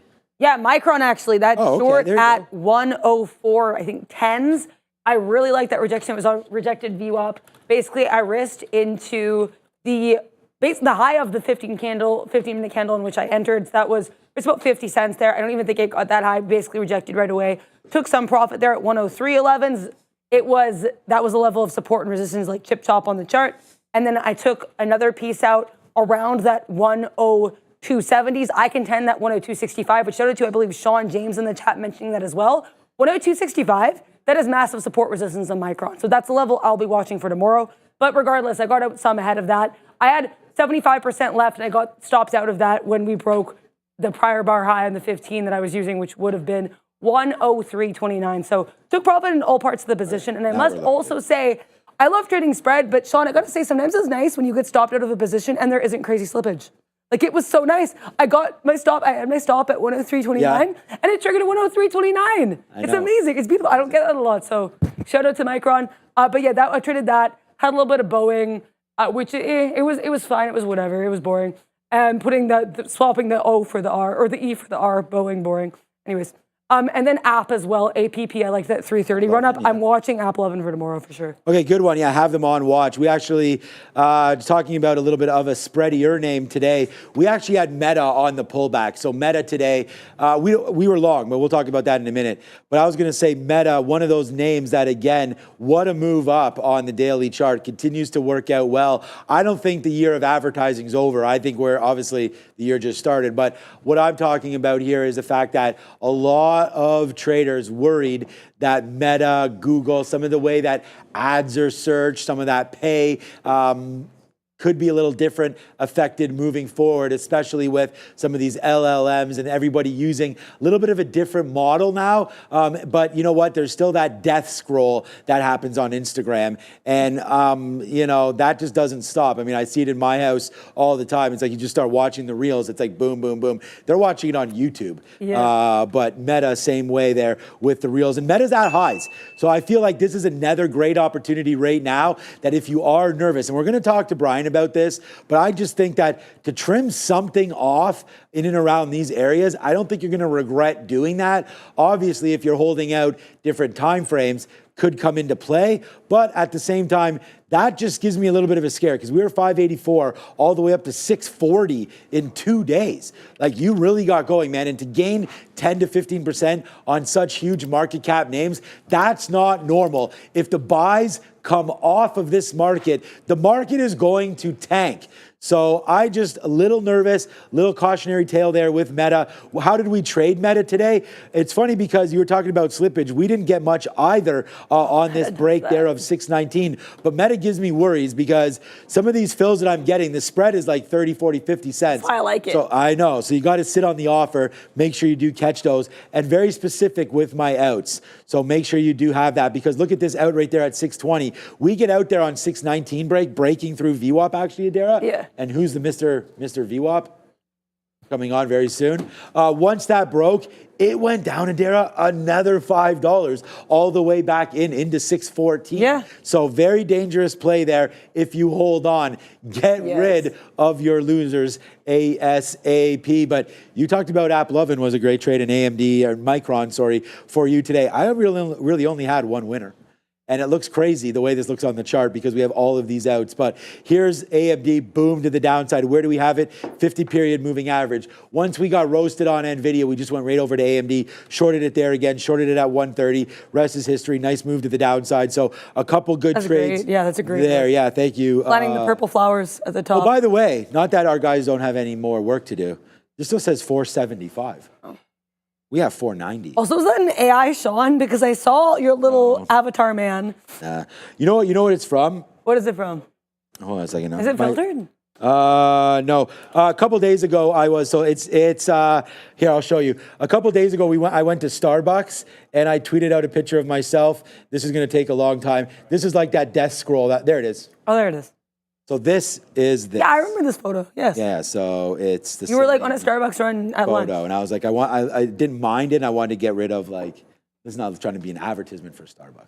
Yeah, that's fair. So I was like, I just wanted to do that, but good look on that one. Yeah, I changed it up. You like that? I like it. A little different. It's different. Yeah, for a second I was like, who's that in my feed? And I was like, oh yeah, Sean. Yeah. Oh my God, we're trying to get 50,000 followers as well. Hit that up right there. Okay, so this was something exciting, and I don't know, maybe I'll ask you the same question. We actually didn't get to it with Neil and I. We started talking about it, and then where's Ramin? Ramin just started basically firing off all of these IPOs and which ones she was interested in. Is it possible to zoom in, or this looks fine? Maybe, Fabian. Maybe it's fine. But here we go. We've got SpaceX, and thank you, Adara. This is from Carbon Finance. SpaceX 350 valuation right now. I think it comes to market way higher than that. That's like in the funding round. So when they roadshow this thing, who knows what they're going to get that out at. Stripe, I think these have all filed. They're talking about speculation. I'm not sure which ones have filed or which ones haven't. China is more sketchier because even I know today, even it was some press conference out of China. They basically said we do not have a date for the Shein IPO. So Shein Who knows? But I think the other ones are a lot more likely to occur. So which one you like on this list? I mean, for me, I like Discord because I said that the move up in Reddit has been so epic, and not that Discord and Reddit are similar, but I just like the technology. I like the name, Any Space and Microsoft. Actually, Microsoft had a $10 billion bid, I'm pretty sure, for Discord. So right now, with them coming out at $15 billion, that's going to be better. But I like Discord. We found out that Liquid Death, maybe you've heard of that before? I have not. Okay, Ramin knew it right away, so we got to give her all the shout out. Yeah, and she said that it was an energy drink, so very similar to a Celsius. I'm down. I don't know if it's similar to a Celsius or not. Liquid Death. You heard of that, Fabian? Nope. Okay.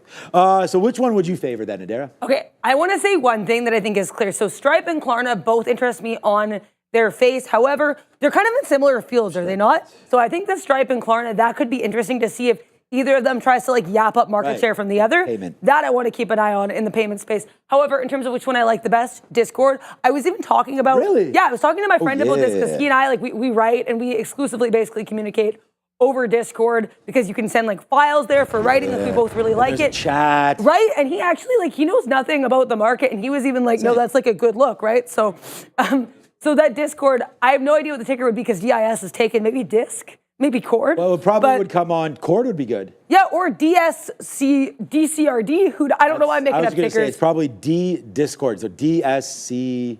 That has to be a D something. I think DIC.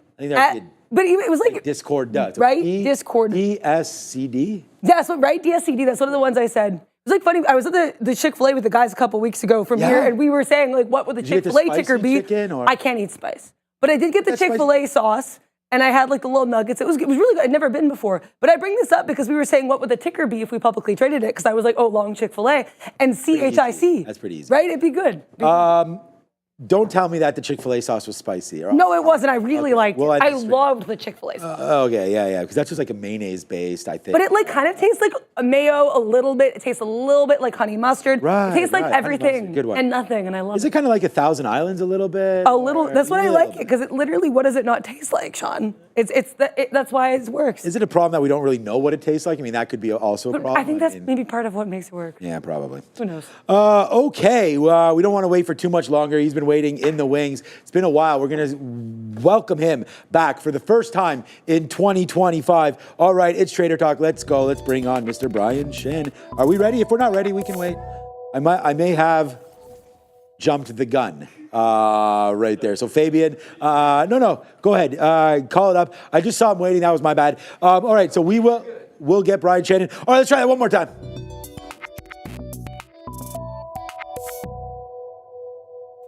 Mr. Brian Shannon, hey man, if it doesn't work the first time, we'll always get it a second time. Happy belated New Year's to you and yours. I hope it was a good one.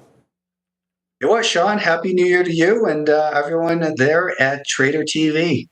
Why, thank you. We wait for the Brian Shannon visit to the Great White North. And hopefully this year, if possible, we'd love to have you come through the studio, check it out, do a couple shows live. Brian Shannon, great. Thank you so much for coming back on. Would that be something that would interest you? A little flight up to Toronto? I enjoy that. I haven't been up to Canada in a while, so it'd be good. Yeah, sounds like a good late spring, maybe summer type of activity. Well, good. We'll get our connection over there at American Airlines and see if we can get a ticket with Mr. Brian Shannon's name on it. How exciting would that be? Okay. Wow, what a wild day. I mean, finally, it looks like we're getting a little bit of a pullback. I actually called up, Brian, the triple Qs, not the quad Qs, as I just typed that up, the triple Qs today, and I'm looking at this NASDAQ, and if we come over to my chart, it's been a minute, man. We haven't broke this 50-period moving average, Brian, since September, mid-September, in and around that 470 mark. We've just been going upside, but now we did get a little bit of a scare, and this is what makes me the most nervous. That little move down, we broke it into 505 when everyone was really nervous. Apple to the downside, many names to the downside, but thank God something saved us on Friday as we had a nice move back up, but then it was like, nope, no celebration for you as you come into the 50 period again. What are you thinking here about these markets? To me, they look top heavy.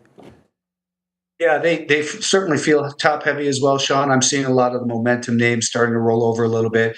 Palantir is under some pressure. Apple, as you mentioned, a longer term look of Microsoft maybe looking like it's topping out. And as you said on the NASDAQ, since mid December, here on the daily chart on the left, we've got this very clear pattern of lower highs and lower lows. We are, however, with a rising 50-day moving average, and we had undercut it last week briefly and touched that anchor from the October low. If we continue lower in this, and I was looking at this today thinking we're due for a pullback into here, and I really wanted to see it hold a year-to-date anchor. That's that green one, along with the 5-day moving average, the orange line. Instead, it's looking like if we get a rally up tomorrow and get trapped under that, I think we're going to potentially see, something like this down towards that round number of 500, which is the anchor off of last September's low. So there's a lot of, reason for caution here. A lot of people jumped into the market quick thinking, hey, it's 2025. It's easy money to make again. And then the rug just got pulled from them. But the pattern is there, lower highs and lows for now. So we just got to remain cautious until we get some of these earnings to kind of lead the way for us, I think. Thanks for talking about that with some of those anchored view ops. I mean, I just feel the reason why I'm feeling pretty nervous is today alone was a $10 move in the Qs, right? Top to bottom, 525 down there to 515. Got a little bit even lower than that. If that 505, 500 level comes into play, could be tomorrow, another 2% down day, and we will see those levels there on the Qs. Is it a chance for a temporary bounce? Would that be something that you'd be looking for at those levels in and around this 500? Or is that something where you just let it settle down, give it a day or two? Or are we just playing off of an even level 500? Is that something you generally do, or you're just looking at lines? Sean, it's not something I typically do, but I've kind of, like everyone else, kind of looked at what they did last year and what they could do better this year. And I think that when it comes down to the first major level in the NAS, in the ETF or in, Tesla, we just saw a beautiful bounce off of the anchor from the election at 375-ish. So it's something that I'm starting to toy with a little bit more. I'm still not comfortable buying a dip into a key level, but maybe, play with some options that go out a week or so. I think that, to maybe if we got down to 500 and started to stabilize just a little bit, I might buy some 505s or 510s for the next week and see if we can get a nice little bounce in that regard. Man, you just nailed that talk right there on Tesla. I mean, what a great little level. I mean, people are always asking us for levels. This is the anchored view op. I want to make sure everybody picks up this book, Maximum Trading Gains with Anchored View Op. If you're understanding anything about technical analysis, this is a great book just to start with and then go backwards, because Anchored View Op, a very, very important tool. And I can see it right here. There's the election bump. I actually put it to the day before the election. Should have done it up here. And there's the bounce right there, 368, 370. Probably a little higher if I'd done it properly, 374. So a good look there on Tesla. Do you remember a while ago we talked about Rivian? Rivian's been a name that's bounced so smoothly there, Brian, off of $10. I wonder if we could do a little bit of talk here on the fly, and then we'll get to any names that maybe you want to talk about. RIVN. Good move. They've had some cash influx there. Last time we talked, I think it was in and around the day that they got that bump from Volkswagen, a couple $2 billion.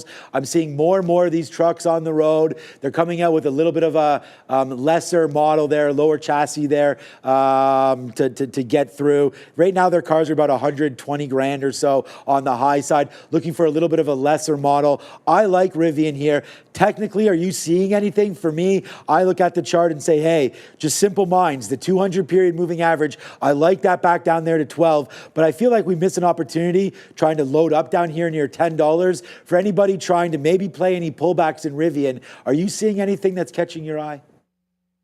There are some things here, Sean, and I think that not only was there the Volkswagen news, but I think that Biden might have given them a big loan of a couple billion dollars or something like that. When I look at this weekly chart, we are above the 10, 20, 30, 40 week moving average. And if you look at it, a true head and shoulders pattern doesn't have to be straight across. This is also considered an inverted head and shoulders pattern with a slanted neckline. So it came right up to that trend line that defines this. Now we're getting the pullback. So if we can build from here, let's switch to the daily time frame. If we can build from here a little bit and kind of just start to settle down and then turn sideways maybe for a couple days, I think that then you could see the buyers would return and maybe we catch this 20-day moving average.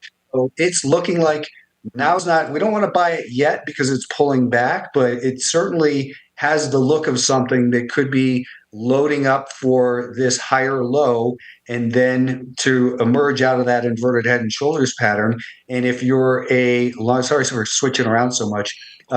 If you're a longer term investor, you look at it and you say, what is the projected height, the height of the pattern from 10 up to the neckline at 20, let's just call it 20, and then from the down is 17, you would take the height of the pattern, add it to the point of the breakout, not breakdown, at 17, and that would give you an upward target of about $27 per share. If it were to go fulfill that, that would bring it up to these highs over here. So there's a lot to be looking at, to be looking at excitedly, I guess. Let's let it prove itself in here, but it certainly has that good potential because as we know on that weekly time frame, if they didn't scare you out, Sean, they probably wore you out in here. And now it's looking like it's poised for the turn. Thank you so much for being here with us, Brian. As always, Happy New Year. We have a lot of semiconductors and AI-related names on watch with CES this week. Of course, NVIDIA, Micron made some moves. Are there any of these names that you think look good here? Or are there any actually that you think you would avoid going long at this level, given that we have so many in play this week? Yeah, the semis are a little tricky here. I'm kind of avoiding them. If you look at this, let's actually look at it on a daily chart. We came right up to the top end of this range. We broke it briefly. And now kind of similar, I guess, to Rivian, as you could look at this as maybe this is a shoulder. This could be a head. And now if we can see that this blue 20-day moving average starts to creep higher in here, and then they get lost in there. But the 20 and the 50-day start moving higher like this. We could create a right shoulder and then come up maybe in a week or 2 weeks, and then the height of this would be, the neckline. It's called 265 down to 235. That would imply a move up towards 295 if this does in fact form a higher low and a right shoulder on this, daily time frame. Brian, one stock that you, and I'm going to throw it to you for any ideas. I'm going to ask you one more time because you actually brought NewScale to our, family basically of traders a while ago. And man, oh man, that was a great call down there, sub $10, especially when you had that whole scare you out, wear you out theory, I think worked perfectly right here with NewScale. This is a weekly chart. You had taught us, again, that sort of scale from the anchored VWAP from its recent IPO, which is just back in 22. So it's 2.5, 3 years old right there. And you had played off of that, which is right into their 780, 790 banger of a trade right there. But I just dropped a new anchor right here at that most recent low of $7. And that brings me, Brian, right to $20 with the new anchored VWAP on the weekly chart. And that was a level that we held. Can you sort of give me a reason to buy SMR or maybe to sell it? I'm long in and around low teens. It's been a great trade, but at the end of the day, it still had a $30 high and a pullback into 20, but we held that anchor. What generally does that mean when you get so extended, come back into that most recent anchor and hold it? Are we bullish on SMR? We're getting more bullish for sure, Son. If you look at OKLO, that's the one that really has led the way recently. But SMR yesterday, we have to look at it from where has it come from. It just rallied in the last week from 17 to 24. So that's 7 points on a $17 stock. Was that 30% or more, right? So it rallied 30% right into the anchor off of this low and that orange anchor from the election. So I think it got a little bit ahead of itself. It did get above the anchor from this peak right here. So now if we can kind of just, same thing, settle down a little bit, and then, maybe get back above the anchor off of this recent high, then that would confirm that the buyers are back in control. But I think it needs just a little bit more time to digest this 30% move of the last couple of days. So a little bit further, backing and filling seems reasonable. And then to start to monitor for more strength, maybe it pulls back to the 5-day moving average, stabilizes, and then it could get going. But it's starting to look, like it's ready to be tradable to the upside again. Brian, I always wish we had so much more time. Like, I'm looking over. It's already 4:30. Where does time go? Over 3,000 of us watching right now, so I do not want to miss the opportunity to promote. And you never ask about this, so there's no doubt about that. Very humble guy. Maximum Trading Gains with the anchored VWAP. Brian Shannon, go find it at Alpha Trends. Also on Amazon, correct, I believe, still? Yes. Okay, so go pick that up. Now, without any further ado, though, they can go follow you on Alpha Trends. You have a subscription-based model, very small monthly fee for what you get. Anything planned in the next little while? Any sort of calls or anything you're doing? It's daily updates. I mean, we were talking about Tesla and how it had the ability to run up to the anchor from the high, and it nailed it, Sean, yesterday. I don't know if you saw it. I mean, just straight from the anchor from the election to the anchor from the high. It was just beautiful the way it did that. So, it's those types of updates every single day. It's $10 a month. So it's really a great deal. And I try to provide a ton of education and make sure every stock I'm talking about, I'm explaining exactly why, not just, hey, it looks good here or, things like that. I mean, that's what we're all about on the show as well. I mean, I was just saying to Adara, it's great to not only look at these lines, but to understand what they mean and how to trade off of them. Because not every time is an anchored VWAP going to be, the godsend. Like, it's number one trade. It has to hit off there. It has to bounce. You look at it for support and resistance. You look at it for points of interest. And then you trade around it and make better educated decisions when certain things like that start to come through. So thank you so much, and everybody can go and find you, obviously, there. All your information is there. It's Brian Shannon. Can't wait to have you up here. I'm going to work on that for sure. It's anchored VWAP with maximum trading gains. Make sure you go grab that. Brian, thank you so much, my friend. Thank you, Sean, and well said on that last part. Thank you. Brian Shannon, take care, my friend. That's Trader Talk. Bye, everybody.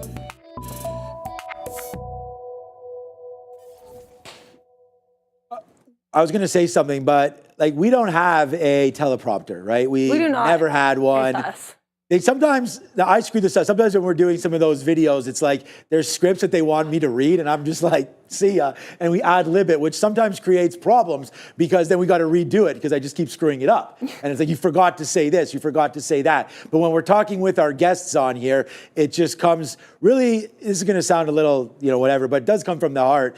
We've seen so many different traders in our life, right? And it's just nothing like getting honest ones that have put in the work, especially you don't just put out books like this and sell all the copies that you do if it's just blowing smoke. So I want to really thank Brian Shannon for coming through again. And when we talk about these guests, Michael Noss is another one. I mean, we can, basically everybody that we've had on this show have been really great friends of the program and keep coming with information week after week. So go make sure you do support them and make sure you support Trader TV Live. Yes. I mean, we are live every single day. You know the crazy part about it? We're even live when the market's not open. We're going to be here on Thursday, guys. Here I am thinking I got this nice vacation. We got a nice little day off. We're coming back for you live on Thursday. Yeah, a little bit of a fail there. We're going to talk about plays for the year. We're going to talk about some hot sectors, what we like, what we don't like. Any little bit of let's give a little teaser before we go. 3 minutes in, we're a little over. What do you want to talk about on Thursday? Okay, I will give two teasers. One, I talked to Brendan. There's going to be a little bit musical chairs, so I do not know what desk I'll be sitting in, but I think I have an idea, so that might be a fun surprise. Guess what desk Adara is sitting in? Go to Cal Sheet. No, I'm joking. It does not. But I am serious about the desk thing. My second thing. My guess is right here. I actually don't think so. But my second thing, with regards to back over there? I think so. It may be. But with regards to Thursday, the other thing that I think is key is I've been making a lot of graphics for Trader TV Research, TTV Research. Yes. I have a couple in the works, one Bitcoin related, a lot just kind of related to the S&P 500 as a whole. But those, I'm planning on them making their debut on the show and on Twitter on Thursday. So definitely check that out. In terms of the stocks, I have some ideas as well, what I want to talk about. So good time. What's up, Rivian Millionaire? Sean being Canadian, apologizing for being nice. Yeah, no, look, I mean, American or U.S., I really feel, no matter what your nationality is, I feel like kindness should always exist. So shout out to all my kind American friends, including you, Rivian Millionaire, if he is American or she. I like the Muppets. Maybe that's me and you right there. All right, hey, look.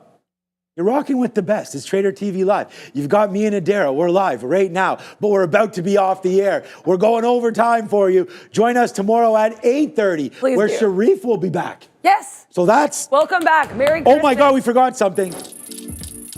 What have I almost done again? I'm just trying to get out of here. And then the thing that we've sort of coined, roll call, we forgot about it. So let's do it real quick. What's up, Christopher Leroy? He's here as well. Hey, Celery too. You'll be in Vegas. What hotel? I haven't been to Vegas in a minute. The last time I was at Vegas, I stayed at Wynn.